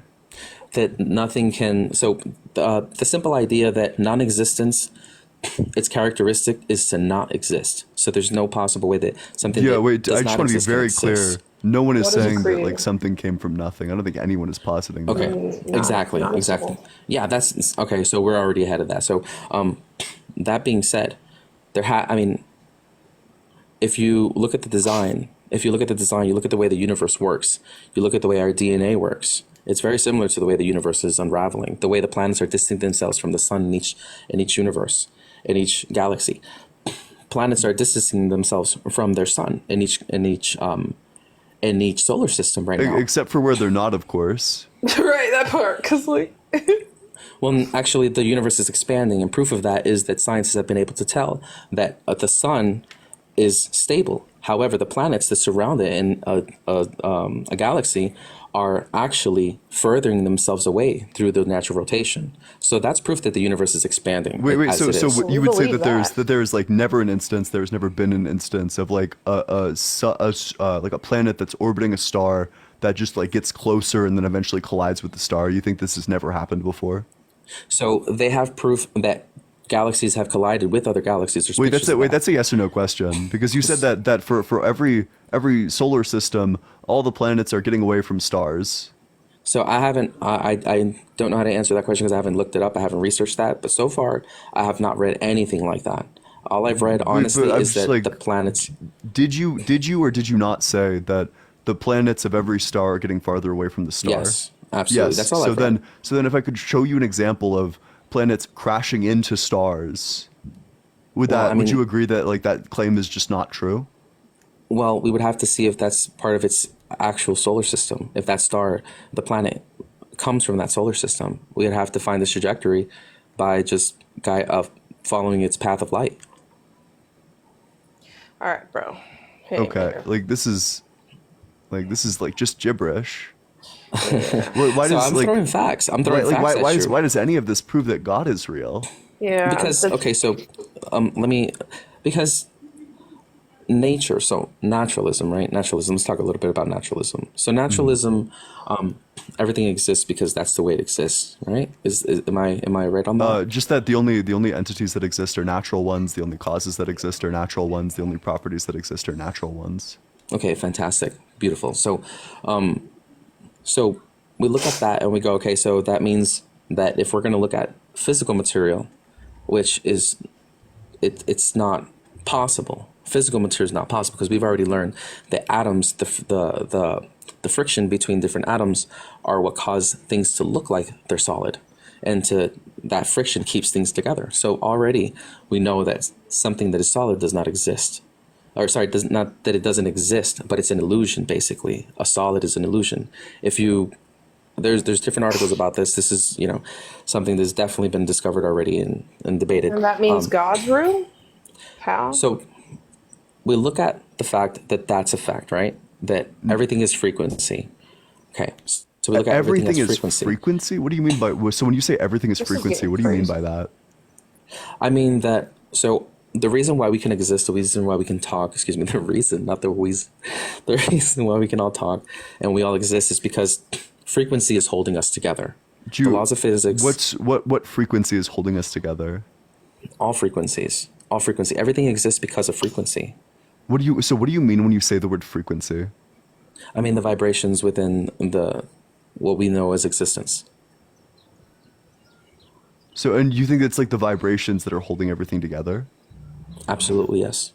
Absolutely, yes. And do you mean this in like a literal sense or like a metaphorical sense? A literal sense, literally. Okay. So are you just talking about like the fact that like atoms vibrate? Yeah, that's exactly right. So is like atoms vibration, is that the reason why they stay together? I mean, there's a different process because of that, but yeah, that is completely accurate. Regardless, I have a feeling that this is going to lead down to some conclusion where God exists, and I would just have to ask you. I don't see how this would lead to. I think that this would be a good guess, maybe, right? But it would just be a guess, not. Okay, then let's get to the facts. Then let's get to the why God exists. Wait, we've been trying to do that. Have you not been doing that? Yeah, that's exactly what I've been doing. I need to point out some facts in order to give my answer. So here's the thing. So not only that, but the reason why shape exists is because there's an end to the universe. It's not infinite. It's finite. So the reason why I say that is because when your vibration goes out into the universe, the only reason shape exists is because it bounces back and creates a different type of pressure, right? So these vibrations The go only reason why reach the shape universe. exists? Shapes, exactly, shapes. What the fuck are you talking about? I just said this. I'm getting I to just it. I'm said getting this to it. Blitz. Yeah, I'm getting to it. I promise I'm getting to it. It's so all these things that are absolutely in relation to one another. One cannot exist without the other. So proving that God exists is this is the proof to that. If you look at the universe, if you look at the way your body works, if you look at the way we communicate, and if you look at the way our DNA unravels, this has all been explained in the Bible many, many times. So all this new information that people are discovering, all this information that people are discovering now, or they think that they're discovering now, has already been proven by the Bible. I mean, time and time and time and time Wait, again. wait. So God exists because of what? Like, you're presupposing that the Bible is true. God exists because all of these individuals who are trying to prove God wrong usually find out that the Bible has already given that ancient knowledge. Wait. This always comes back to the is Bible. not an argument. So you need to establish the truth of the Bible before you can appeal to the Bible. So okay, yeah. So this is a great starting point. That's not true. So the Bible gets things wrong like literally all the time. The claims that Water it makes and about space. like creation, yeah, exactly. Like the Bible literally says that outer space is water because in Genesis 1:6-8, it says that God created the sky to separate the waters below the sky, like the oceans, from the waters above the sky, outer space. The only problem, outer space isn't water. Okay, so outer space is definitely a touchy topic for anybody because, I mean, you see these rockets, they hit the atmosphere and they go sideways. They don't keep going up, and then you see like a ripple in the sky. I mean, there's quite a bit of nonsense going on top of Pretty that. sure that's just them breaking the sound barrier, if I'm not mistaken. Wait, so I just want to be like super clear. So you're saying that you think that outer space is water. So, give me one second. So, give me a second. My son's trying to open the door on his own. My wife's giving him some ear for it. So, outer space. Mm-hmm. There's a lot of theories on that. I read an article that was written. I can't remember who said What it. do you believe, though? I What do you believe. mean? There's a lot of theories. There's a lot of theories as to whether outer Yeah, space there's- is water. I don't think there's a lot of there's- theories as to whether outer No, space there's- is water. There was a theory that the outer space is actually plasma. Like I've read articles from like 1950s, 1960s where scientists, they believe that that the outer space is actually plasma, and that we exist in this world of like plasma, some crazy chaotic sense. So there's a lot of stuff out there that what I believe, though, to answer your question, I honestly I can say that if our body, looking at it like looking at our DNA structure, looking at the way the energy flows through our body, the different connections in our body, if we use that as an example and we relate it to everything else, because everything else works exactly the same as the way we work, as our DNA and everything like that, the way it breaks up, separates, all that, I would say that space is not empty. It's not a void. It might be water. It might be some other substance that we haven't discovered. But Wait, were you just not using the stars and the planets as a certain type of proof of God's existence? Now you're saying you don't even know if space is there? No. I'm What? saying space is there. I never said that. No. You're confusing my words. What I said is that Water? space is supposedly dark matter and dark energy, correct? What? No? Space is Okay, largely a vacuum. That's what space is. It's the vacuum of space. But okay, so I'm throwing facts at you guys you haven't learned yet. So supposedly, space is 70% dark matter and about 30% dark energy. Yeah, This not is the a not the theory. space that's above our atmosphere though. That's for No. sure. But Beyond okay, our wait, ozone you layer? definitely said that space could be water, right? We agree on that part? I definitely not. I believe it's a type of liquid. That it's water. You think space is a type of liquid? All right. I do believe. Yeah. Why wouldn't it just fall through our atmosphere? Well, let me ask you this: when you put a bubble inside, if you get air, and let's say there's an ocean as vast as space, right? And you get to the center point, and you get a bubble of air, and you inflate it in that area. What's going to happen to that bubble of air? In where? It's going to have to rise. If space is a vast ocean, let's put it in this theory. Yeah. If space is a vast ocean, and you get a bubble of air, just one bubble, and you put it into the center of this ocean, the center, right? And you allow that to do whatever it does, whatever physics allow a bubble of air to do in water. What do you think is going to happen? Eventually it's going to pop. And that explains the collision of planets and universes, correct? So what? So This shit is crazy, y'all. So Wait, then you that have, bubble this rising- has to be a troll. Can you tell me what like No, the no, first no. 5 books No, of no, the no. Bible, or like the first 3 books of the Bible are? Why does it? Yeah, so- that's a good idea. I believe it's Acts. No, Because honestly, I read my Bible, but I don't know the first 3 books. That's a good question. So it starts with Genesis. There you go, Genesis. And then there you go. That's right. what's Do the you know second the one? second one? Well, so let me ask you this: why is this important for my theory? I think you're trolling, quite frankly. No, absolutely no. I'm not. I'm actually throwing a lot of knowledge at you guys. So All right, well, throw that knowledge of the first 3 books of the Old Yeah, Testament. for real. I mean, so here's the thing. I'm asking a question that makes a lot of sense, but you guys are not really answering it. So let me ask you this: that bubble is in the middle of that vast ocean. It's gonna gravity. The forces of gravity are gonna do what? It's gonna push it to a certain way. And what happens to that bubble? Does it change shape? Does it change shape, or does it continuously keep its shape? It's a dome. It's not a dome. It's a circle, right? It's a sphere.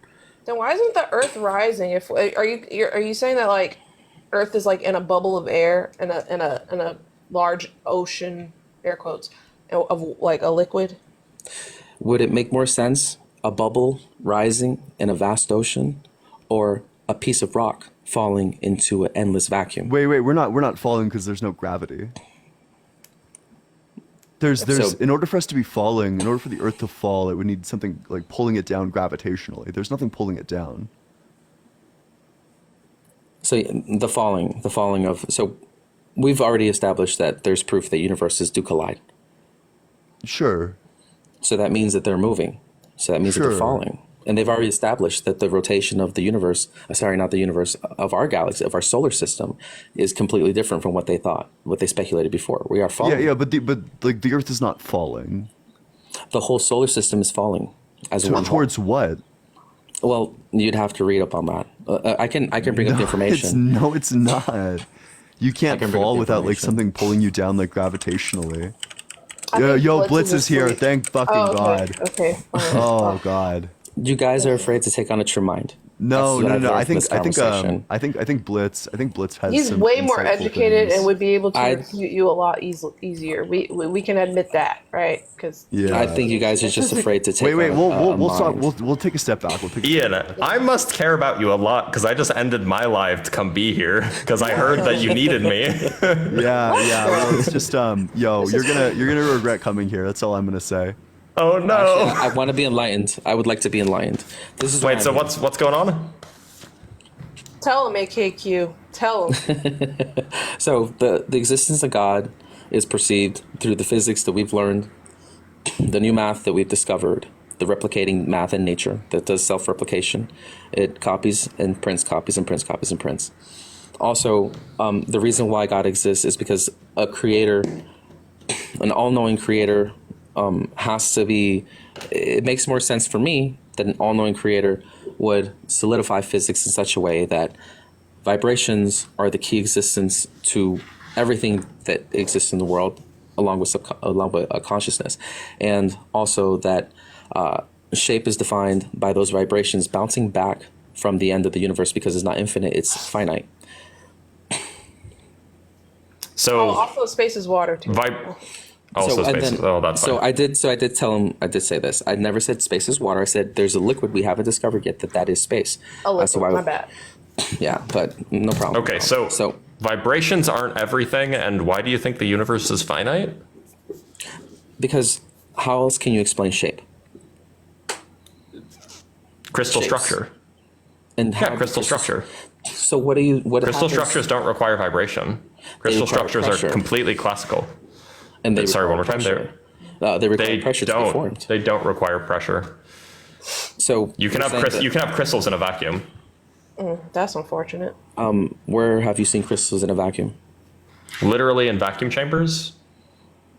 I've never heard of that. I've never heard of that. Do you know what a vacuum chamber is? I do know what a vacuum chamber is. So like you can just put a crystal in it. But has It'll be but fine. does- So if you put the materials to create a crystal in a vacuum chamber, what'll happen? Like you know that ice will freeze in a vacuum chamber, right?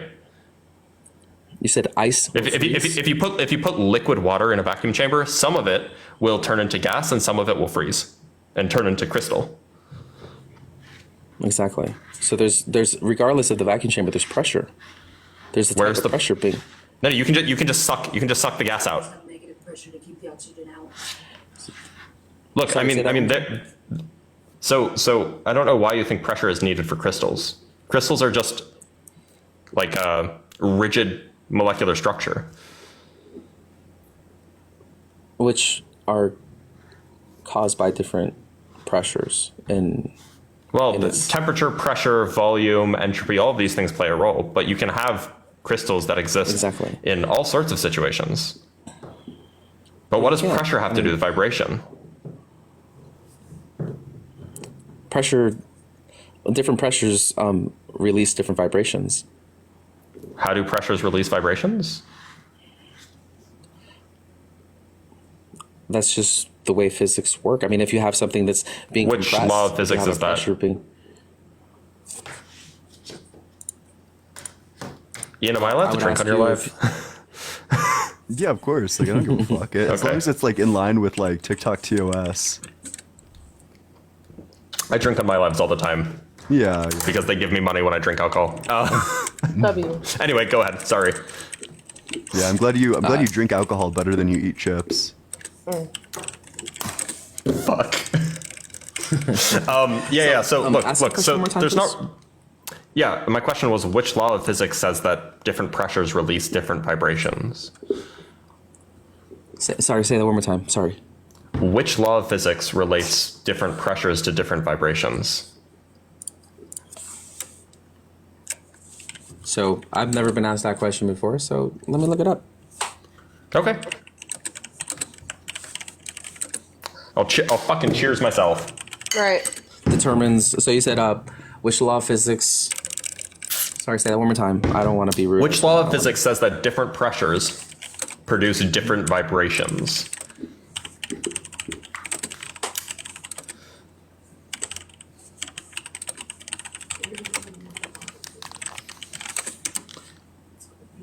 Wait, did you just type that into ChatGPT?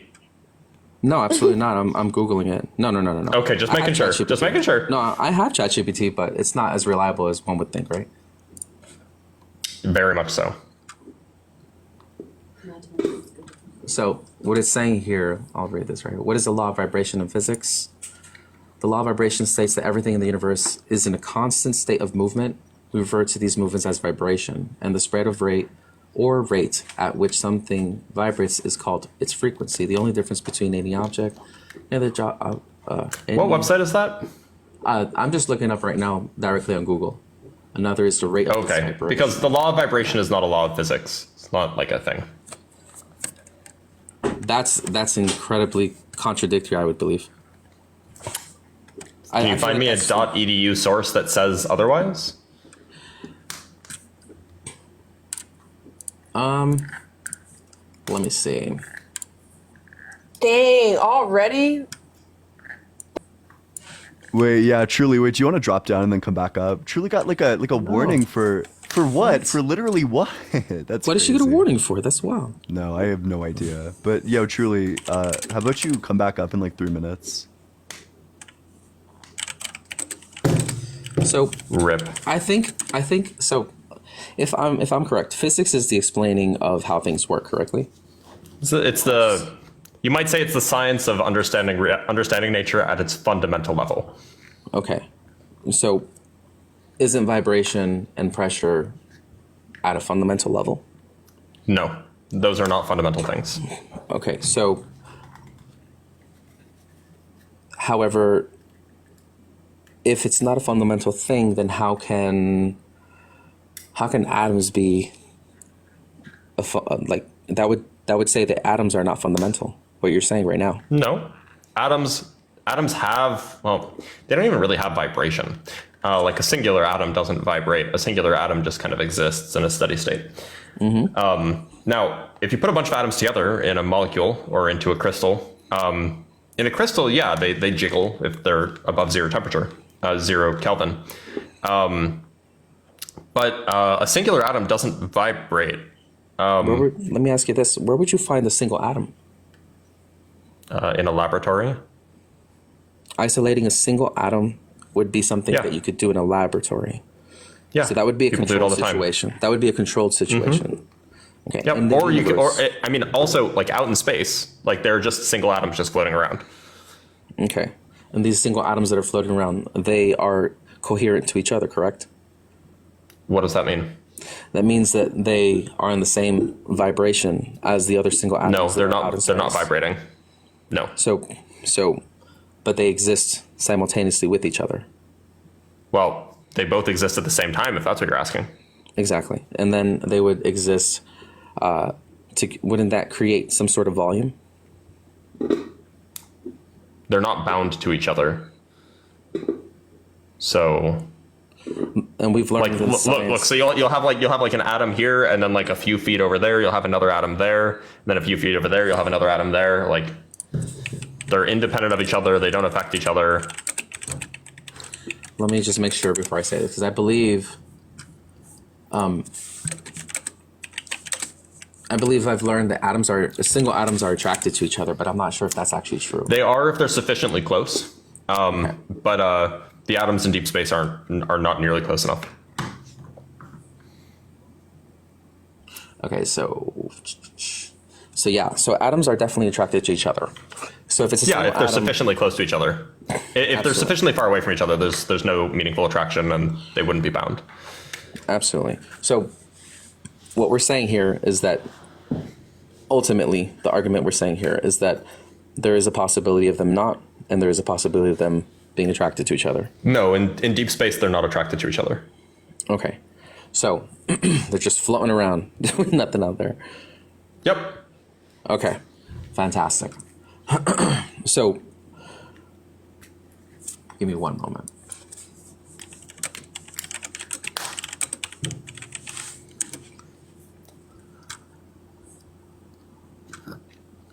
So Thirsty Tuesday. So definitely I know that single atoms vibrate. I'm going to read you this right here. Atoms are made up of protons, electrons, and neutrons. Electrons revolve around the protons, covering most of the space of the atom. Since electrons are in constant motion, they cause atomic vibration. Unfortunately, that's incorrect. It's not true that electrons are in constant motion. They're in what's called a time-independent ground state, which means that they literally don't change with time. They don't change their position with time. I mean, I can understand that, but even at absolute zero temperature, the electrons keep moving. This isn't at absolute zero. This is at any temperature. Like any single atom, if left to its own devices, will not vibrate. So what it's saying here is even at absolute zero temperature, the electrons keep moving, and hence an atom vibrates always. What electrons will have is energy, but that doesn't mean that they're vibrating back and forth. They have an energy associated with a steady state, meaning that they're not moving back and forth. There's just an energy associated with their time-independent, unmoving position or unmoving behavior. So, I don't agree with you on that. I'm looking at different sources. That's a result of the Schrodinger equation. So I understand, but I'm looking at different sources, and they all say the exact same thing. So I'm not sure if all my sources are incorrect on the internet. Would you mind like listing one of your sources? Of course, absolutely. So I'm going to scienceforums.net. It says here, give me a second. This is from 2016. Let me get something more early. I mean, you can go back to 1926 with Erwin Schrodinger, and it'll agree with me. Gotcha. So here is this from, let me see. Wyzant.com. Let me see. That one says the instantaneous position of the center of mass is a certain sum of the positions of its atoms. Each atom vibrates randomly, and the amount of vibration can be Yes, represented. individual atoms will vibrate relative to other atoms. So that's why I said in a crystal structure, you will have atoms vibrating relative to each other. A single atom on its own does not. Okay, motion of atom in a single molecule can now be filmed in real space and real time, opening routes to directly watching chemical reactions. This is from FKF. Let me see. Let me click on this. All right, and this is by Dr. Manish Garg. And he is saying... What's the claim? Watching and controlling atomic motion in a single molecule. Motion of Yeah, atoms you're is- talking about a molecule. Yeah, sure. You'll have vibration in a molecule. Absolutely. So what I'm seeing here is that regardless, I understand what you're saying, but what I'm seeing here is every source is telling me that atoms do vibrate. No matter None of the if it's sources that single. you read said that. The sources I read at the very beginning said exactly that. That single atoms. Well, when they specifically but says so single if they atoms say do anything about the electron moving, then they're incorrect. It's just incorrect. The electron isn't a particle that whizzes around and vibrates back and forth. The electron is a wave that just sits there. Okay, so now that I've given you my source, I'd like to ask for yours. I have a PhD in physics. Okay, and you went to congratulations, by the way. Congratulations, by the way. I just want to say, regardless of your expressions, I'm going to keep it positive. I think everyone here is brilliant. Everyone here is smart. Yeah, in terms. I'm not mad at you. No, not you. Just the what is it? Cosmic beauty. Cosmic beauty. All respect to you. Positive vibes. Thanks. Positive vibes. Absolutely. Yeah, you're cool, pal. So definitely, I think we're having a crazy physics debate, which is It happens awesome. sometimes. But I do want to say this. I'm going to do more research. I do believe. I don't want to continue to debate you on your PhD knowledge and the sources that I'm finding, because I'm looking at doctors here. So basically, like you, and like yourself, and I can't discredit any sources coming from two doctors. I just can't. Like I said, everything has its own center of truth, and somewhere along the line, I'm gonna have to do more research on this. Wait, can you cite the doctors specifically that you're referring to? Yeah, of course. His name is Dr. Manish Garg. Okay, and what website is this? He works for the Max Planck Institute. He's a physicist. That's fine. Yeah, but so I think I know what you're referring to. He was seeing like the vibrations in like a molecular compound, right? Yeah, basically yes. And that doesn't contradict what I was saying. A molecular compound is absolutely going to have vibrations if it's at non-zero temperature. My contention is that a single atom does not. A single atom on its own does not. Okay, so let me go ahead and get to this one here. So does a single atom vibrate? This is the one I was referring to. So this one says, atomic nuclei do vibrate. Nuclear energy states, nuclear energy levels, and nuclear resonance would be useful search terms. All right, let me see. So again, nuclei, like atomic nuclei, are in a steady state. They're in a ground state of their wave function. Unless, of course, if you bump into them, then yeah, I guess they would vibrate. But like, okay, so what we're things determining don't really is bump that into nuclei. a reaction has to happen to a single atom in order for vibration to be caused. Yeah, that sounds about right. Okay, so we're looking at inevitability. But keep in mind, atoms aren't the fundamental object, right? Atoms are not the fundamental object in the universe. You have things smaller than atoms, like electrons. You have electrons, quarks, neutrinos, and your force carriers. And so the question is do those things vibrate? And that's not really a question that means anything. They're just kind of there. Interesting. I also don't agree with on that idea, because if it didn't mean anything, then I just don't think something so important would have no meaning. It's not important. Vibration isn't something that any physicist really cares about at all if you're talking about fundamental particles. Really? So vibrations aren't taken into account at all when doing any fundamental particle studies? Just for anecdotal data on this, I don't think the word vibration was mentioned just drop once. down and come back up in like 3 minutes. I don't know. She was just like sitting there silent. She was just sitting there menacingly. She's menacing. Oh, that's why. I don't think that the word vibration once was mentioned the entire time I was in grad school. That's very interesting because everything and I'm not saying I don't have a PhD in physics the way you do. However, I do try to keep myself at least educated on very, very basic fundamentals. And what I can say is that so far what I've researched and what I've heard from different doctors and different physicists is that everything has vibration. It's been very clear. They said it very clear. Neil deGrasse, he's definitely said in more than one debate and more than one speech that everything has vibration, even to the single nucleus, even to the single atom. It's a phrase people like to say. It's not really correct, though. See, this is where look. So the thing is there's some truth to the matter that like if you're above absolute zero, then like any complex system is going to have motion, and that motion you can kind of like talk about in terms of vibration, but that's just because things move. And if you have a bunch of things moving, then you can think about how they're moving relative to each other, and that'll look like jiggling, right? But that has nothing to do with the actual fundamental nature of what these things are doing. An electron just on its own, it's not vibrating. It's just being an electron, right? The same thing can be said to be true of protons or something like that. So this is. And the trouble is that people then take this notion of like everything's vibrating to mean that like vibration is somehow fundamental, when really vibration is just an emergent phenomenon of truly fundamental things like symmetries, like fields. These are the things that are truly fundamental, and they have nothing to do with vibration. You're talking about, what's that called? I can't remember the name. Toroid? No.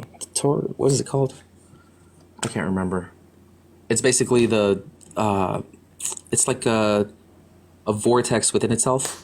No, it has nothing to do with that. No, it has nothing to do with that. Okay. No. And that's another piece of pseudoscience, by the way. Anybody who brings up a torus field, just ignore them. It's made up. Completely has nothing to... Yeah, that's not a thing. Not a real thing. Again, not mentioned whatsoever in like any textbook on physics. Okay. What so the I fuck definitely is a get... torus field? It's a flat earth thing, basically. So let me... So it's a flat earth and like gravity's fake kind of thing. Yeah, it's like energy being it's like basically energy being in a constant motion of rotation within itself, and the center being a vortex. That's like the representation model of it. Ian, that's exactly the right face. It's word salad. I know. That's what I'm saying. I know this. Earlier they were like, dude, you're out of your mind. And I'm just like, I'm just stating things that I've learned before. So it sounds crazy because maybe it is crazy. Maybe. And I don't mean to use that word so generously. I just, in the state of physics. But the reason why I say these things are important and why they prove God's existence is because all these fundamentals, all these physics, they point out to a creator. They point out to a creator. There has to just a philosophy of something that is non-existent, that's in its nature, so it doesn't exist.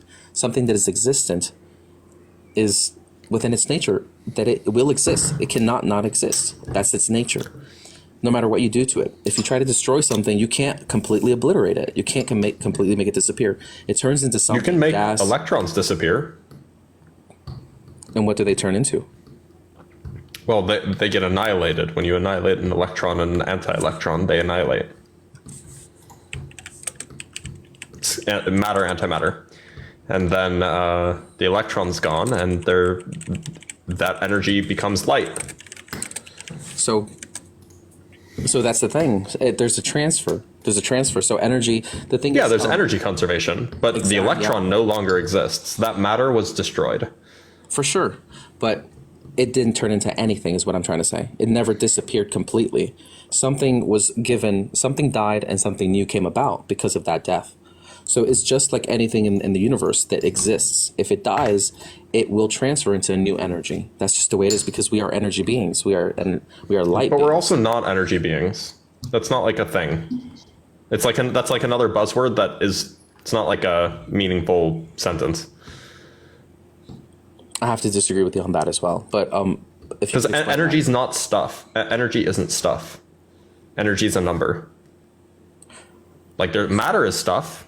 So I get what you're saying. However, there are machines now that can record different energy fields. How do you explain that? No, they record electromagnetic waves. They record gravitational waves, depending on how sensitive your equipment is. Absolutely. And those things have energy, but they're not equal. You should think of energy like red. Or, sorry, energy like color. Energy is like, a thing can have 10 joules of energy, just like how a thing can have a color of red. But if you said that, oh, everything is color, that would be kind of weird thing to say, because color is a property of things. It's not a thing itself.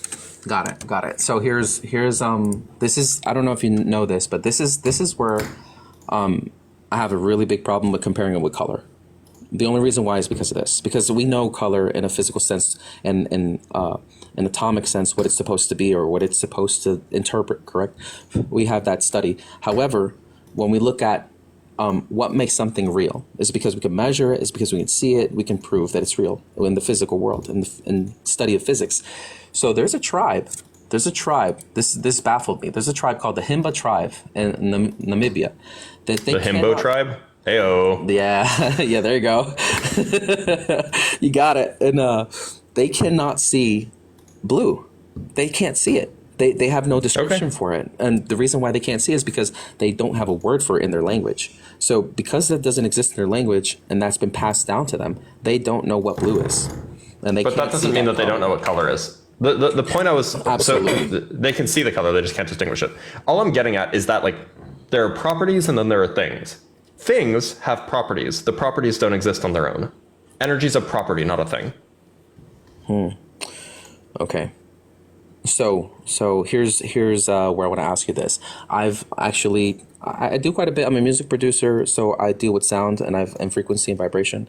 This is why one of the reasons I've learned so much about it. However, also I'm a martial artist and I sing and all this other stuff and I draw. So there's a lot of things that I practice, different disciplines in order to just enlighten myself, to make sure that I can have different knowledges about different disciplines in artistry. So one of the things I do want to ask is martial artists, we've seen and recorded martial artists, specifically Buddhist monks who have meditated, and they've recorded the state of their energy before they meditate and after they meditate, and the change. What does that mean? Record the state of their energy. So let's just say I'm just going to put it as a percentage wise, just to make it very simplified. So let's say they start meditating, and I'm just using a silly example to give a good perspective. Before they start meditating, their energy is at 100%, right? Normal level. When you say their energy is at, what does that mean? It means that the current state of their energy is at a specific. No, but like what? So like how? Their energy of what? Like, is it their voltage? Is it like their electrical energy? Like what kind of energy are we talking about here? So I'm talking about just basically just the joules that they're giving off from their body. So in the electric. In what sense? Like infrared radiation or electrical. Okay, so how are they measuring this? Electrical rate. So how are they measuring this? For you. Let me find that for you.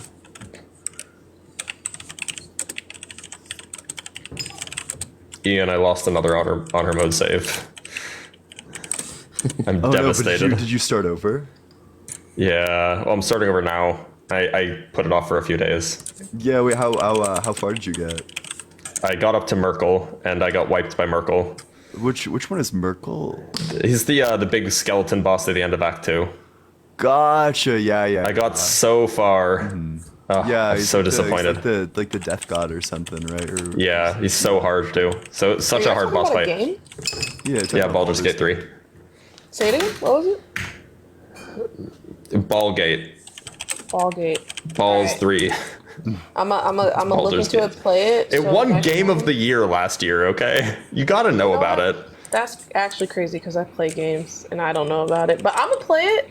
So next time you guys reconvene and talk about it, It's I'll be in on peak. the It's loop. such a good game. No, it is a really good game. That's definitely true. So what they're doing is So here, I'll read this to you real quick. So what they're doing is they're measuring the speed of electricity by basically, give me a second here. Measuring the speed of electricity. Yeah, that like which their energy field increases, like the natural energy field. Wait, the speed of electricity the speed of what electricity? So the energy field that we do you want to send me the study and I can take a look? Yeah, give me a second. Or like tell me what it's called? Yeah. Because if I'm good at one thing, it's being able to read a study quickly and figure out what it's trying to tell me. Gotcha. It's like the one skill I have. Okay, here it is. Brains of Buddhist monks scanned in meditation study. So this Brains is of Buddhist monks scanned in meditation. So this is from BBC.com. Oh, okay. So it's not a study, but okay. Let's see what it says. It's an article from the BBC, but that's fine. Okay, so so the scanner tracks blood flow within the monk's head as they meditate inside its clunky walls. Does it say any? Is the word energy even used? The word energy isn't even used once in this article. How can you say that this has something to do with energy?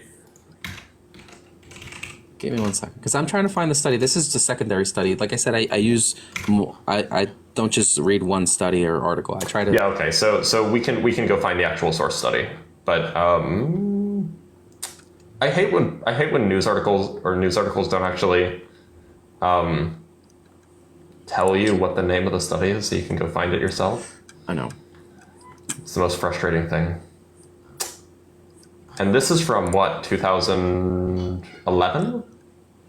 Could be. Our knowledge changes continuously. No. I mean, I don't have a problem with looking at studies from 2011. There's nothing wrong with that. Because it's not like it's not like that data stops being true. Yeah. Okay, I'll just look up meditation Buddhist monks. Let's see if we can find it this way. Neural correlates. I think about it. This is actually newer.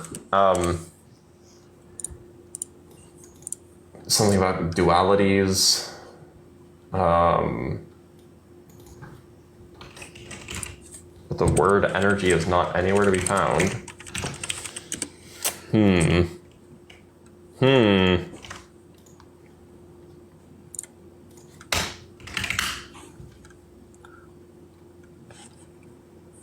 Duality and non-duality in meditation research. I think that's the name of the article. PDF available. Excellent. Download full PDF.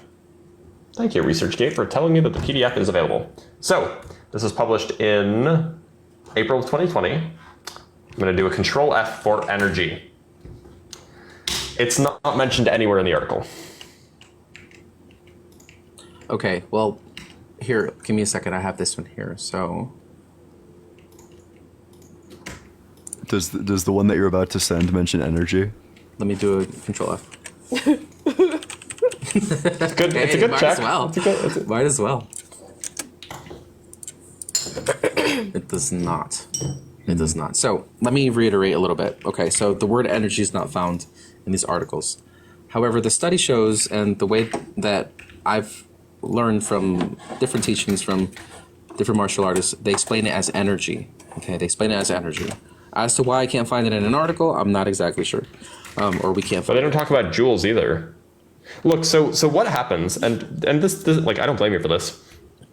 People in like the lay communities, non-scientific communities, use the word energy to just kind of mean any sort of vibe. Like, you know, people say like, oh, I have like such good energy right now, but they don't mean energy. They just mean that they're in a good mood, right? So what I suspect is happening is that people have talked about like, oh, spiritual energies and all, like, they're not talking about energy in any sort of physics context. They're just talking about like a vibe or like a feeling, which has nothing to do with energy as it's described in a scientific concept, right? And so after you saying that, I'm realizing what the mistake I made. So what I mean by energy is the heat produced by the body, the way they can elevate the heat in their body by simple meditation and technique.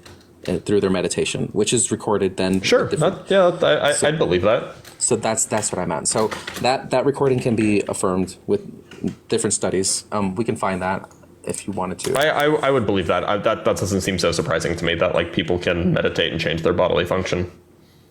Definitely. So that's what I'm actually trying to get at, is that we've recorded that heat temperature change and shift within different Buddhist monks, showing, like I said, I'm not going to use the word energy anymore, showing that heat has increased, showing that they've expanded, or something within their teaching has expanded their vibration, their frequency. It's elevated at that point. Also, the same studies with the brain that they've done with different frequencies, different studies that they show that the frequency and the vibration in the Buddhist monk's brain also change from different states. And I That's so precious.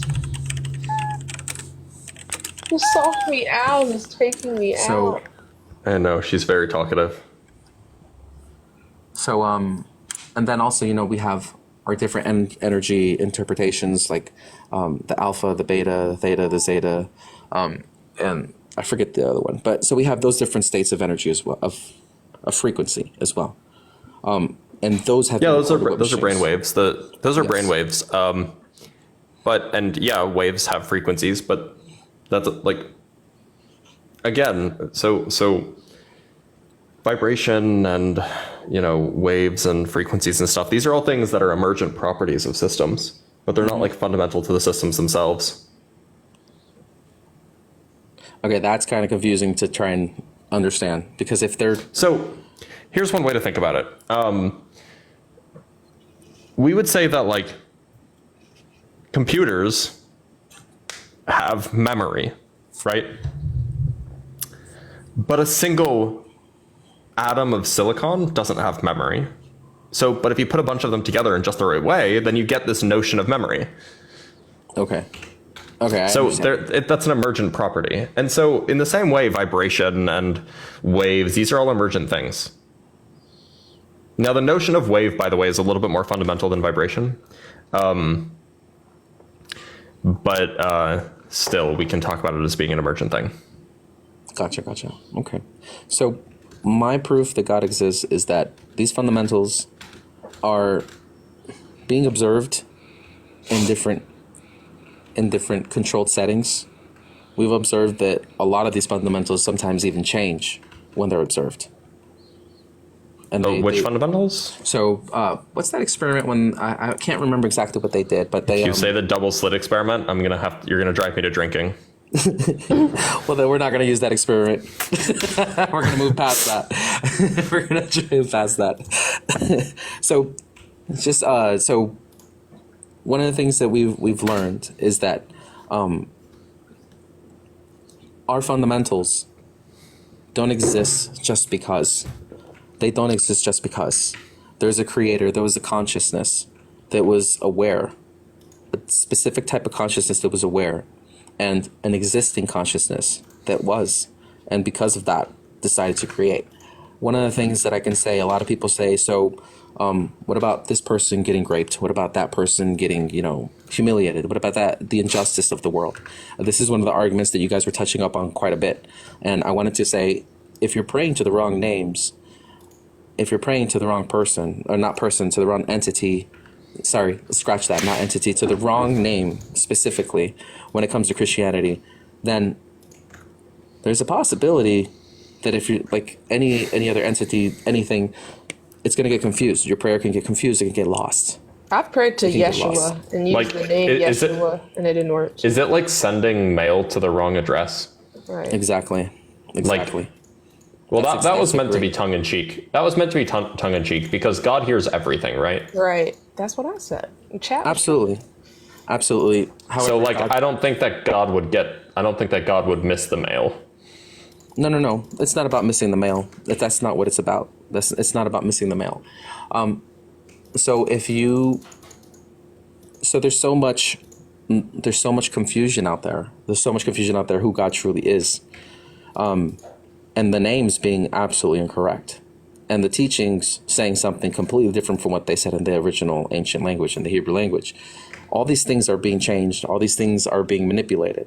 So you go back to the origins of something. You read those origins and you ask yourself, well, why did they change the name? What importance does that have to cover up an ancient name of truth?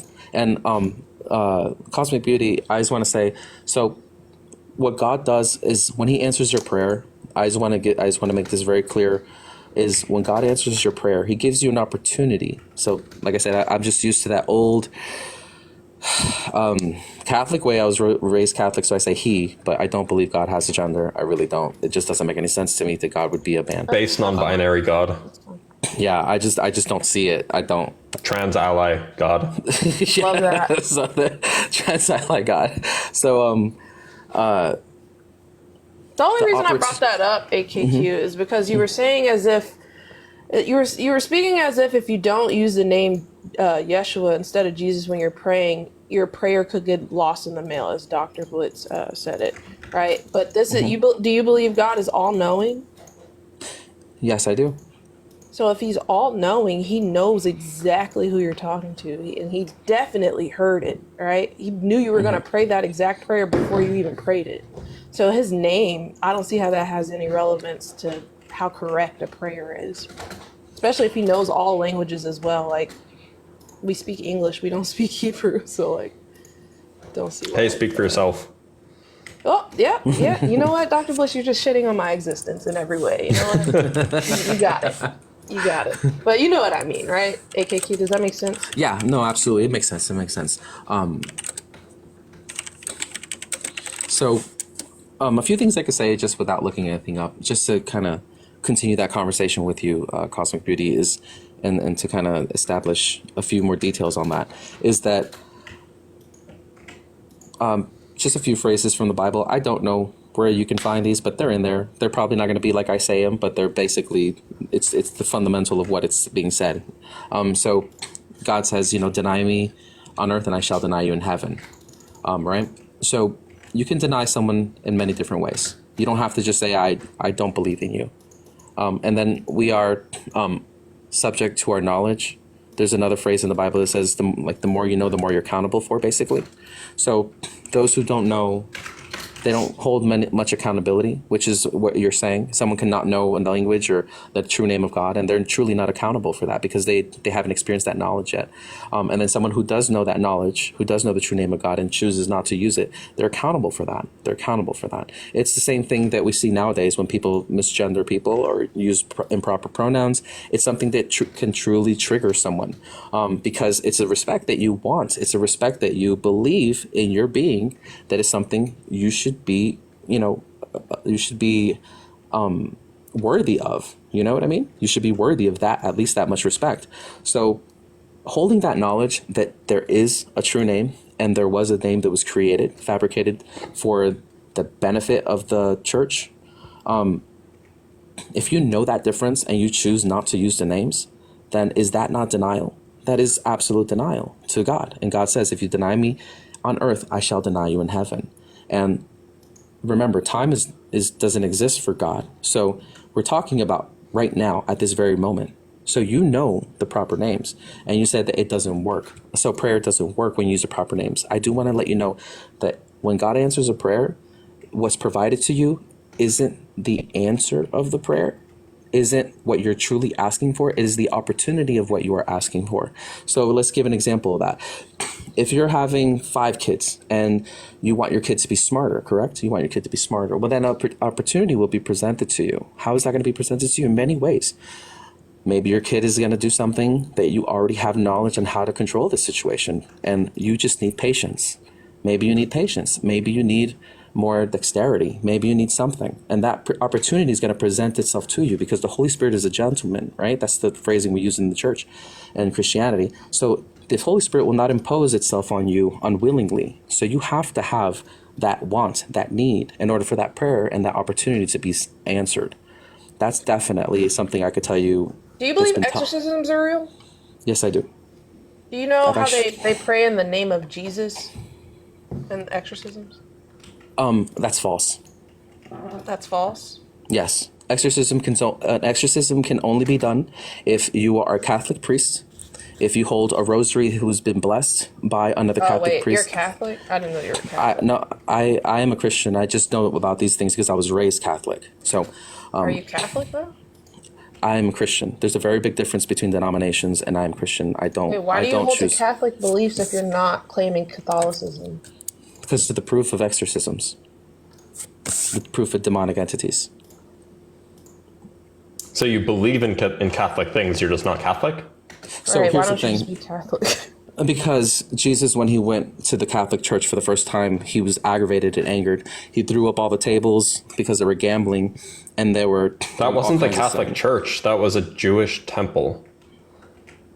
So, Blitz. give me a second. There were no Catholics when Jesus was alive.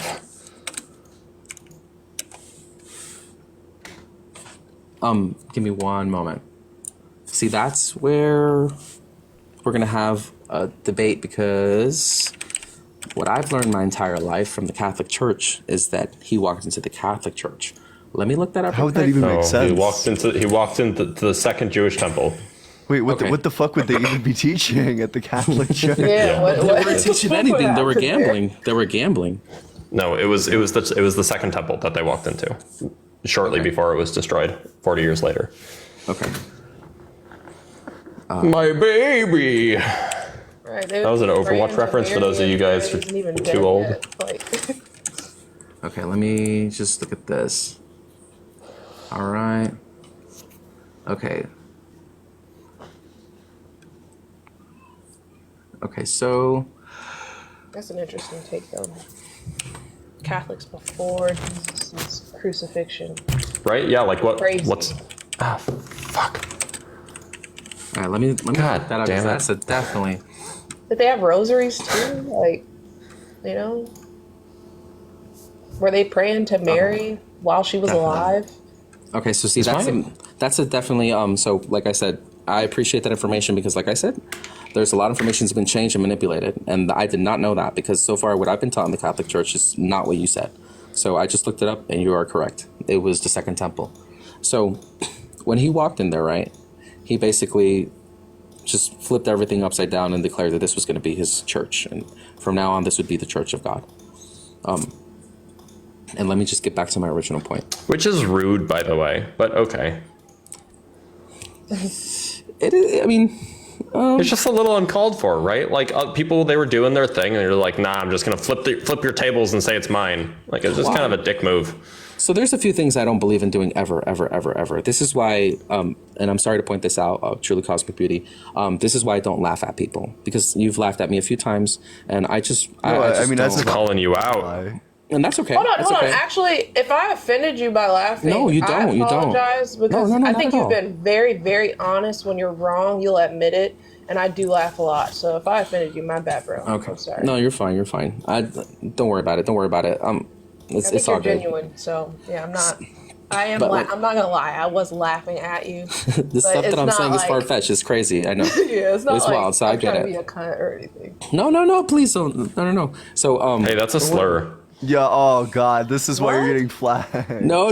She's not. I'll That drop was and me. come I said that. No, but one of the things I do want to say is, just to get to the point, I don't want to beat around the bush too much. Is All right, that Truly, come back up. is that where was I? Okay, let me just go back in my brain real quick.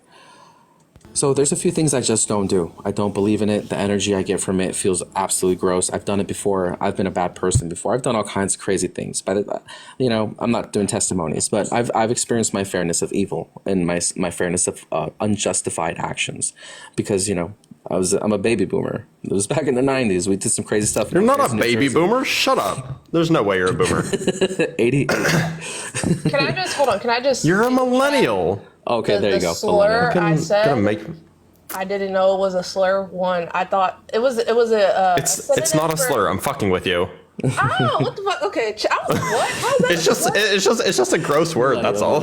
Yeah, it was a appreciate the synonym for correction. a vagina. That's the word I used. It starts with a. It's not a slur. I'm just fucking with you.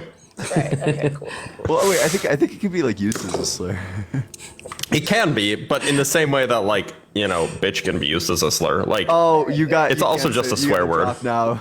But in the UK, Oh it's no! used as Wait, different hold on, meaning hold as on. well. Am I gonna get canceled now for saying that? Oh no! Wait, we can cuss on TikTok. We just can't cuss people out. So one of the things I definitely can say though is like we found different tablets, right? We Hey, found different. wait, audience! I fully condemn Blitz's use of the B slur. Oh no! Oh no! I'm canceled. I'm canceled. Cancel me. All right, I'm gonna hold on. Let me go get my whip so I can get my lashings. And then there's something I want to touch up on. There's something I want to touch up on that no Christian is brave enough to talk about, and I want to know what you guys think about this because this is something I remember I was asked when I was It's a very 17 gay friendly whip. Oh my goodness! I was asking. Oh, that looks like something 7 you try a unicorn with. lashings. So gotta do the 7 lashings. Oh my god! All right, I have repented. It's magical. You might be magic. That looks like a unicorn wand. That's funny. All right, so this is something that no Christian will ever approve of. That I'm going to say. Okay. Through a lot of meditation, through a lot of prayer, and a lot of self-reflection, I've come to the conclusion that the reason why, and this is something that everyone's gonna hate me for saying this, because I'm not afraid to accept responsibility as a Christian. All right, that's just who we have to be. You know, we have the Crusades. You can't forget that crap, right? So, and the Catholic Church just apologized about that a few years ago. I mean, come on, bro, that was like 1,000 years of war. Like, please, you know. So let's talk about something that no Christian wants to talk about is accountability, right? So, we're judgmental because God asked us to be judgmental. He calls upon us to be judgmental. These are a lot of things I hear Christians say. Oh, you're going to hell because there's a lot of things I hear a lot of Christians say. And God has already confirmed that there is no hell by telling the person who was next to him on the cross. He said, "Will there be a home for me in heaven?" He's like, "There's many rooms in my Father's kingdom, and you're gonna as soon as we die here, basically, he said we're gonna go up there." That's his confirmation, right?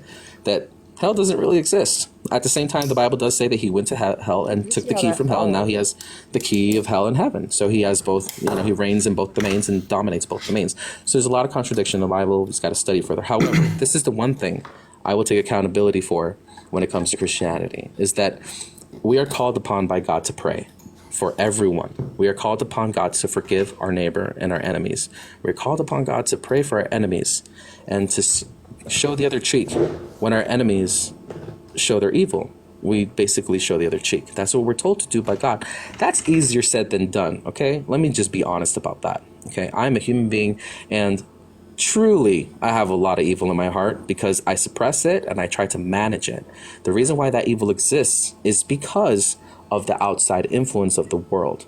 When I start looking at different things that are corrupted, are mismanaged, are unfair, unjust, it starts to stir a seed within me that is just the product of evil. You got to take care about that seed stirring within you. Exactly. Yeah, So I think we know what you believe, or generally what most Christians believe about sin and stuff. So. All right, perfect. So and it's a constant struggle, right? Constant struggle. All right, moving forward. The reason why I say this is because if you want to know whose fault it is, if you want to know whose fault it is that there's injustice and killing and all this other stuff that happens to children, it's honestly our fault. It's Christianity. It's Christians' fault.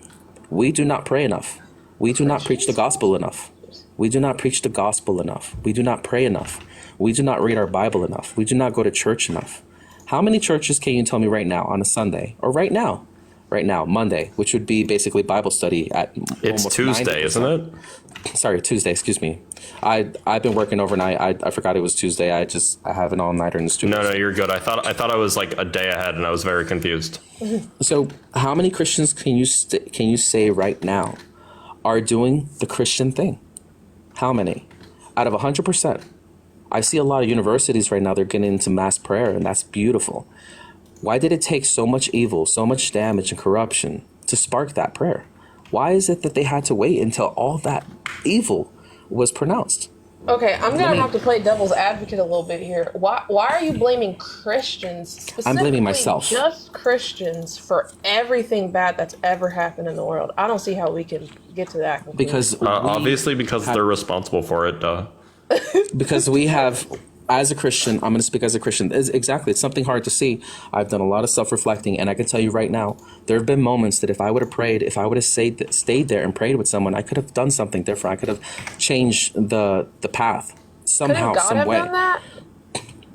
God isn't interfering with our world yet. He's not going to interfere with our world. He could He said- have done something, right?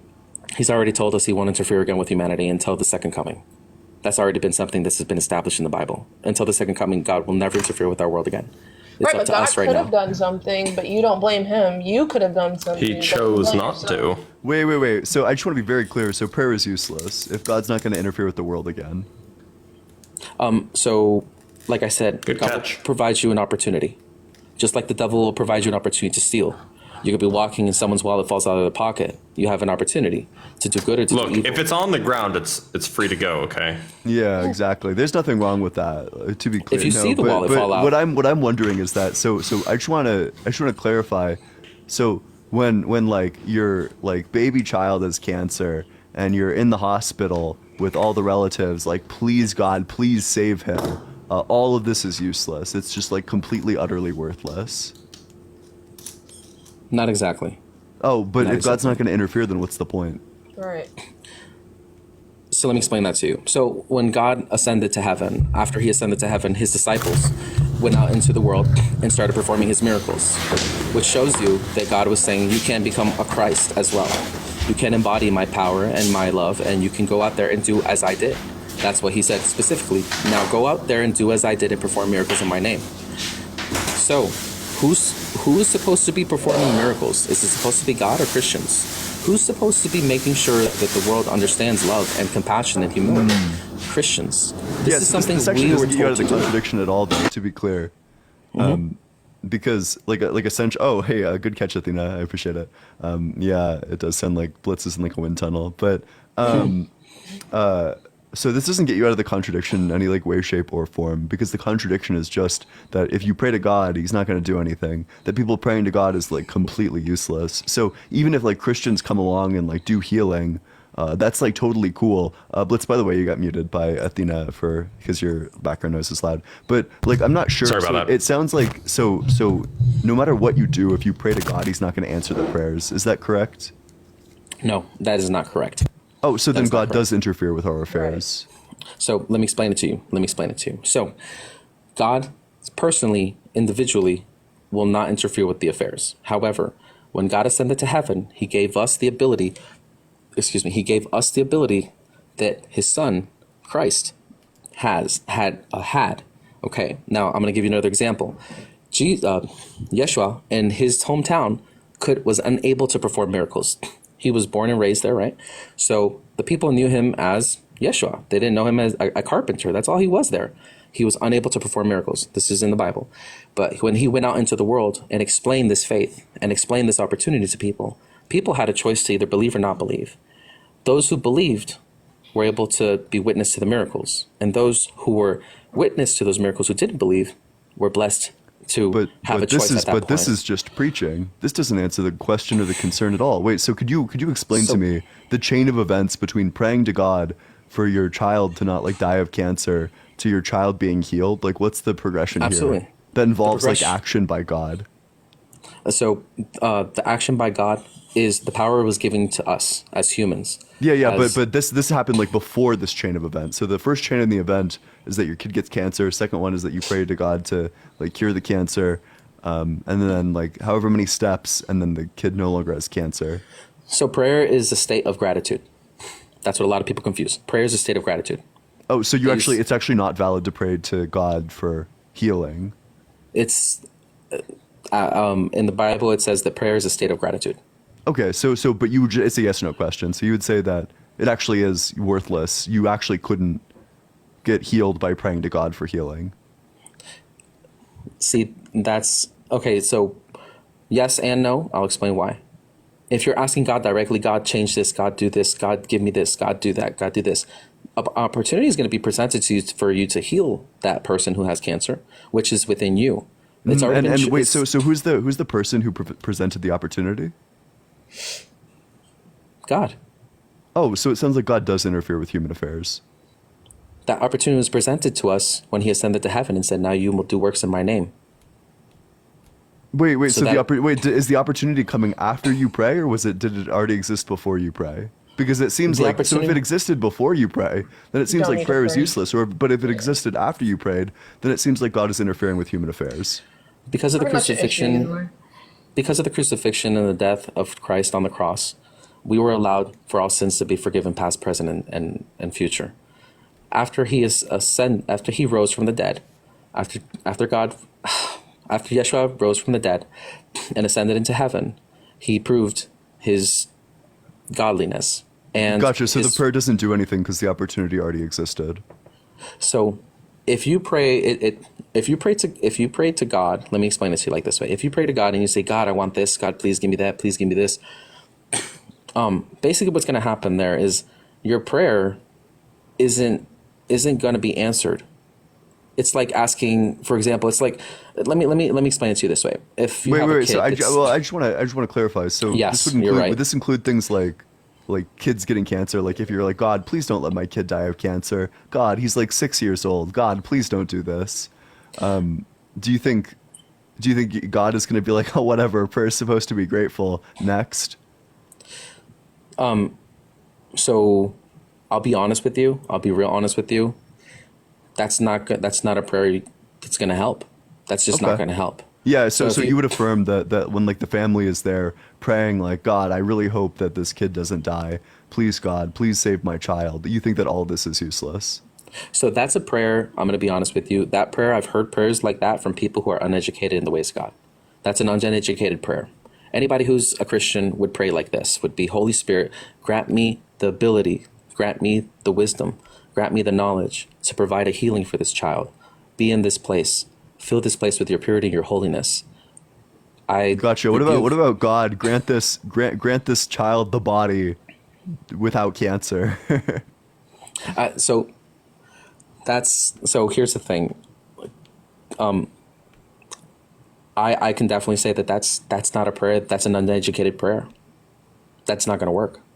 Okay. I'll be honest. That's not going to work. That's an uneducated prayer. Like I said, rebuke demons in the name of the Spirit, in the name of the Holy Spirit, in the name of God and the Holy Trinity. You rebuke evil entities in that way. When you pray, it has to be, if it's not an educated prayer, if it's using the wrong name, you're using the wrong information. You're asking something that is just not right information, and we're all responsible for what we know. So, like I said, and one of the things I wanted to tell you that you can see this video on YouTube. There's a video on YouTube about these healers that from Japan, where their job is to heal cancer. And what they do is they go to these different patients and they themselves begin to pray and to meditate upon this person, the state of mind of healing. And through that state of mind of healing, if that person is willing to accept that state of mind of healing through them, through this energy, through this power that God has given us, then they are healed. There's a video already on YouTube that you can watch it. There's like 4 Japanese women go into a hospital. Yeah, and how about we get like a scientific study though? Well, this is actual evidence. You can see it happening in real time. But like, how about we get like a scientific study that explains like the mechanism that's going on here or something like that? I'm not. So, or I don't know, just like a credible source, like something that's not like a YouTube video. So I think our knowledge. I would like to. Hey, I would like YouTube's to a give you great credible resource. Depends on the video. YouTube So- University. So I can give you the information of what I've learned. Basically, what it is if you match the frequency of healing, then the person, if they try and match that frequency with you by connecting our hands and touching each other, we are electric beings, right? We give electricity, and through touch, we can focus our vibration on the vibration of healing, the healing vibration, and then through that vibration, we can heal different people. However, these are theories. These are theories, and our knowledge has not even gotten that close. For example, this is something that Dr. Blitz, I would like to for you to hear this idea. This is something I'll leave you with, Dr. Blitz. So, location is not a place. It is. It's not a place. It is a product of an object. It is a product of an object. For example, if you change the frequency of an object, if you make that frequency, let's say you hold let's say a bowling ball, right? You hold it, you put it on one side of the table, and you measure its frequency, and then you move that bowling ball to a right side of the table, and you measure its frequency, and then you apply the frequency of the left side of the table when it was on the left side to the bowling ball. No. This is some of that. This is some of that. That guy who closes his eyes and he pretends he's an alien shit. So no. That's not that. No. I don't. It's exactly comments. You guys know who I'm talking about, right? Yeah, Bashar, I think. You're talking about Bashar. Yeah. This is some bizarre. This is some Bashar shit. Like that. It's completely made up. It's not real. No. This is something that it's something that Elon Musk is actually studying right now.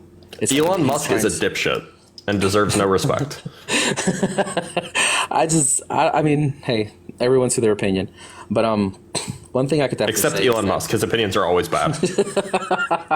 Sure, if that's the way you feel about it, then I respect it. The feeling of Elon is crazy, though. I'm not even... There's some wild people out there. What I can say is that God is definitely real. The reason why I know God is real is because, like I said, he left Christians in charge of his work. And what have we done with that work? Do you believe in Christianity?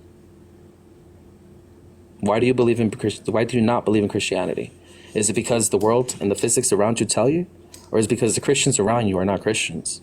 And their morals and everything they try to do, everything they try to perceive. This is just preaching. I don't give a fuck about the Christians around us. I care about like a good philosophical argument, and there's none for Christianity. Yeah, like it could be every Christian could be like downright saintly. Right, and I still wouldn't believe. Yeah. Interesting. Also, I feel like if I was going to believe, I'd be Jewish. So. Yeah, because like the Trinity is like fucking nonsense. Like. Also because I'm Jewish, so. Oh, that's yeah. Well, it's never too late to convert. Oh my god, my mom would cry. Oh, I'm dead. All you need to do is accept that like three things are actually one thing. AKQ, do you think that like, most people don't believe in Christianity because they don't like Christians? No, I believe most people don't believe in Christianity because if you say something and do something different than what you say, then what's the basis of your beliefs? What? I believe it's that's like exactly what. If you don't do what you say you're gonna do, then what's to believe? Wait, isn't that like literally just what Truly Cosmic said? Like, am I tripping? No, you're not. Like, let me give you an example. For instance, somebody could say you should be nice to everyone and not be nice to everyone. Does that mean I don't think you should be nice to people now? I don't think someone's actions has any correlation to like their proposition having like truth. They could be a hypocrite, sure. That doesn't mean that they're wrong. I don't think if a Christian was just absolutely the most moral being you could think of, that wouldn't convince me either way. That would have no effect on my belief in the religion. Does that make sense? Yeah, for sure. For sure, it makes sense. I respect, I'm gonna have to respect that way of thinking. But my opinion on that is, if us as Christians, we actually do what we're supposed to do, if we show to the world that we can be what God wanted us to be, if we can do that, I think we'll have a lot more heads turn our way.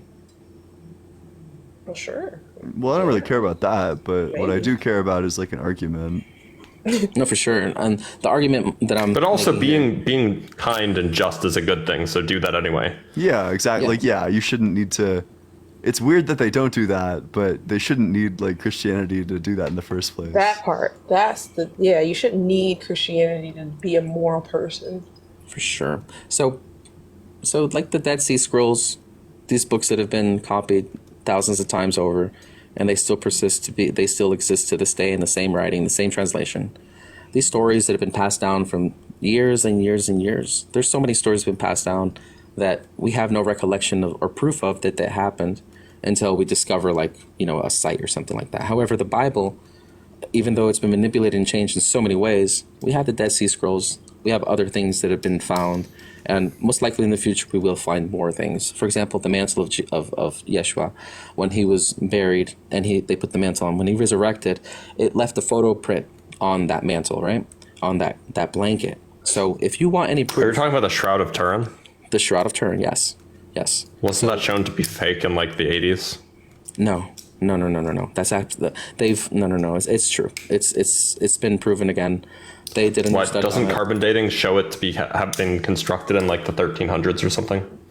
No. No, that can't be the case. No.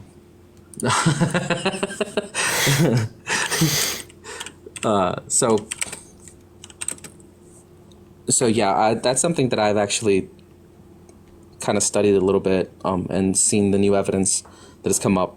It's actually true. It's not fake. It's not fake. All right. Well, Yeah, hey. wait. So after the years, the Holy See permitted radiocarbon dating on portions of a swatch taken from a corner of the shroud. Independent tests in 1988 at the Oxford University, University of Arizona, et cetera, concluded that with 95% confidence that the shroud material dated to around 1260 to 1390 AD.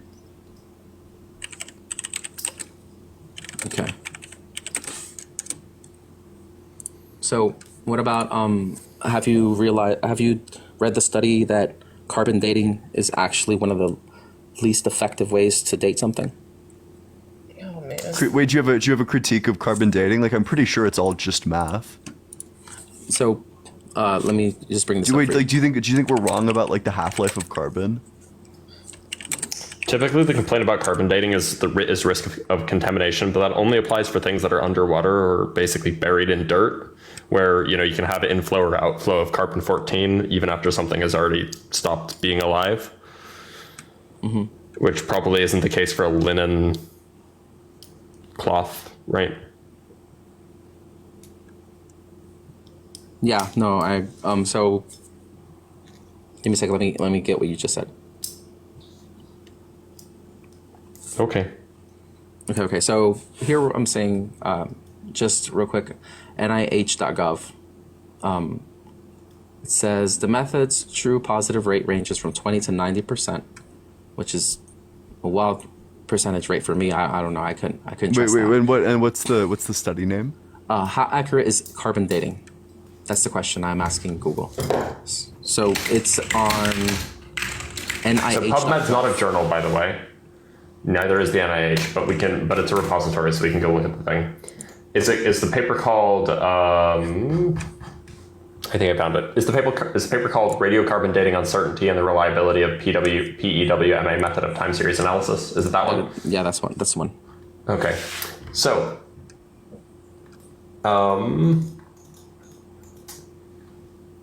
radiocarbon dating, the most common chronometric technique in archaeological and paleoenvironmental research, creates challenges for established statistical methods. It's unclear whether the methods can be reliably used in radiocarbon. Methods assume the observations in a time series are precisely dated, but this assumption is often violated when calibrated radiocarbon dates are used because they usually have highly irregular uncertainties. We conduct a large simulation, blah, blah, blah, blah, blah.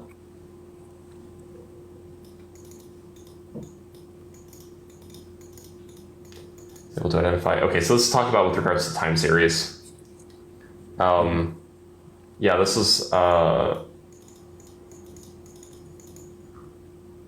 so if I'm understanding what they're saying correctly, and this is not that well written, so oh no. Okay. So what they're talking about is they're talking about. So if you want to let me give an example. So if you want to measure how something changes over time, what you want to do is you want to establish like a time and then a measurement. So like if you wanted to measure, I was just arguing climate change. So if you wanted to measure CO2 over time, you would measure the amount of carbon in the atmosphere or CO2 in the atmosphere each year, right? And then you would construct a time series. So a time series is basically date, number, date, number, date, number. It's like it's a time series. That's the phrase that's used. And so what they're talking about in this paper is they're talking about the reliability of being able to construct a time series using carbon dating. And I can imagine that would be problematic, especially because the precision that you can get with time series means that, the precision that you can get with radiocarbon dating means that you could accidentally swap two of the dates. Right, and that would be a problem if you're trying to construct an accurate time series of what actually happened in order to get things like correlation. So I could very well see that because perhaps you don't have sub-year precision in radiocarbon dating, that you could have trouble with that. But that doesn't mean that if you want to produce a single date from a carbon sample that you can't do that accurately. That doesn't seem to be what they're saying here. I see. So, all right. Excuse me.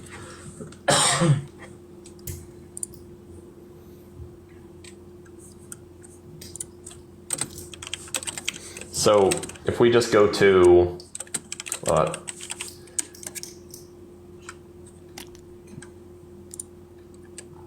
we can go to like, yeah, so that's the time series analysis thing. We could go to cambridge.org. The best possible time resolution. How precise could a radiocarbon dating method be? Current time resolution covers the last 50,000 years. With time resolution below 50 years before present for the last, yeah. So this is Cambridge Press, so it's not like Cambridge University, it's Cambridge University Press, but this is a book published on radiocarbon dating, and they're saying that it is the case that we can get resolution. So if something was made in the last 3,000 years, we can get resolution below 50 years, meaning that we can know within 50 years when something, when a plant died, basically, or when an animal died, using radiocarbon dating. Okay. Radiocarbon dating has its problems, especially when it's in a realm that's, or in a place where it could be contaminated. When there's risk of carbon inflow or outflow, that's a problem. Especially when things are underwater, that's trouble. But if you're just talking about something that's been lying in the dirt for 1,000 years, it's not really an issue. I see. And that's I'm probably gonna wrap stream up, but I appreciate everyone coming on up. Yeah. It's 11, so I should probably go too. Yeah. Hey, it's 11 for me too. If I could just finalize this with you guys, where are you? If you do, Hawaii. My thing, this is what I say to anybody who doesn't believe in God. If you want to know the truth, if you really want some proof, then this is the prayer you should risk taking and saying. Say, God, prove to me that you are real. I accept the challenge. Just say that. Don't we say And you'll be Yahweh? fine. No, it's not gonna work. We're so. I already did that though. You have to say Yeshua. Be attentive of the numbers that exist in your life and the numbers that are presented to you and all these little details that come up into your life. Be aware of it. Be aware of your life and be aware of all the details that are around you. You'll see that there's opportunity. Correlation. Here we are. That's right. But No. this is a great conversation, Dr. Blitz, truly cosmic, and what is your name? Allegedly? I know it's Yeah, you like just call me Ian. allegedly. All right, Allegedly, Ian. Allegedly. All right, guys. Thank you for having me. This was a thanks great for coming debate. up. I learned quite a bit, and it was a very enlightening experience. I appreciate I'm it. glad. All right, bye bye. W. Nice to meet you, pal. Yeah, they appreciate coming up. Hey, thanks everyone so much for stopping by. Love everyone who took the time out of the day to watch the stream. Thank you, truly. Thank you, Blitz. Thanks for coming on over in such a hurry. I heard you were. Some of my sources say that you were excited to learn that you could come on my stream. Yeah, I mean, I was slow on guests, and I was talking about something I didn't really want to be talking about. So, Yeah, that's real. That's so real. good excuse to end it. Yeah, W, huge W. Save the day too. Yeah, no, you're always welcome here. Yeah, of course. But hey, if anyone's interested, you should consider joining the Discord. There's a link in bio.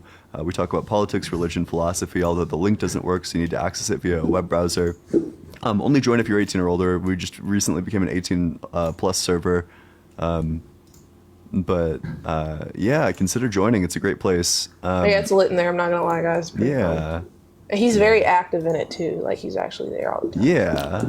I love Discord mod. Discord mod energy. Yeah, exactly. Yeah, that's like exactly who I am. For real, for real. No, I saw you joined at Blitz recently. Yeah, I did, because I wanted access to that flowchart, which is lovely because I don't know the medical terminology for, this sexual differences. So. Yeah, that yeah, was it's a actually really good flowchart. Like most transphobes have no fucking clue what they're. But then they're gonna get mad at you for having a flowchart. Right. Yeah.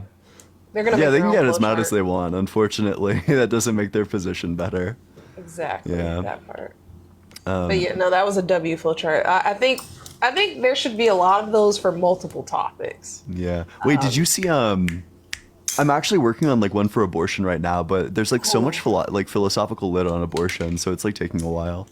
But Did you see like the response message from Christy in her Discord that was like, is anyone good at Canva that can like debunk Ian's claims? I did see that. I thought oh my god, I thought that was somebody, a different Christy. That was her. And I thought they were trolling. She was dead ass. Why do you have to be good at Canva? Why do you have to be good at Canva? What? Wait, let's see. I wonder if I have. That is actually comical. What? I thought they were trolling. And it was like no way she came into your chat. The audacity. Am I right? Like, am I tripping? Or is that audacious? Also, am I just a boomer for using Google Docs for my notes? Don't look at that. Oh shit! Don't look at that either. Motherfucker.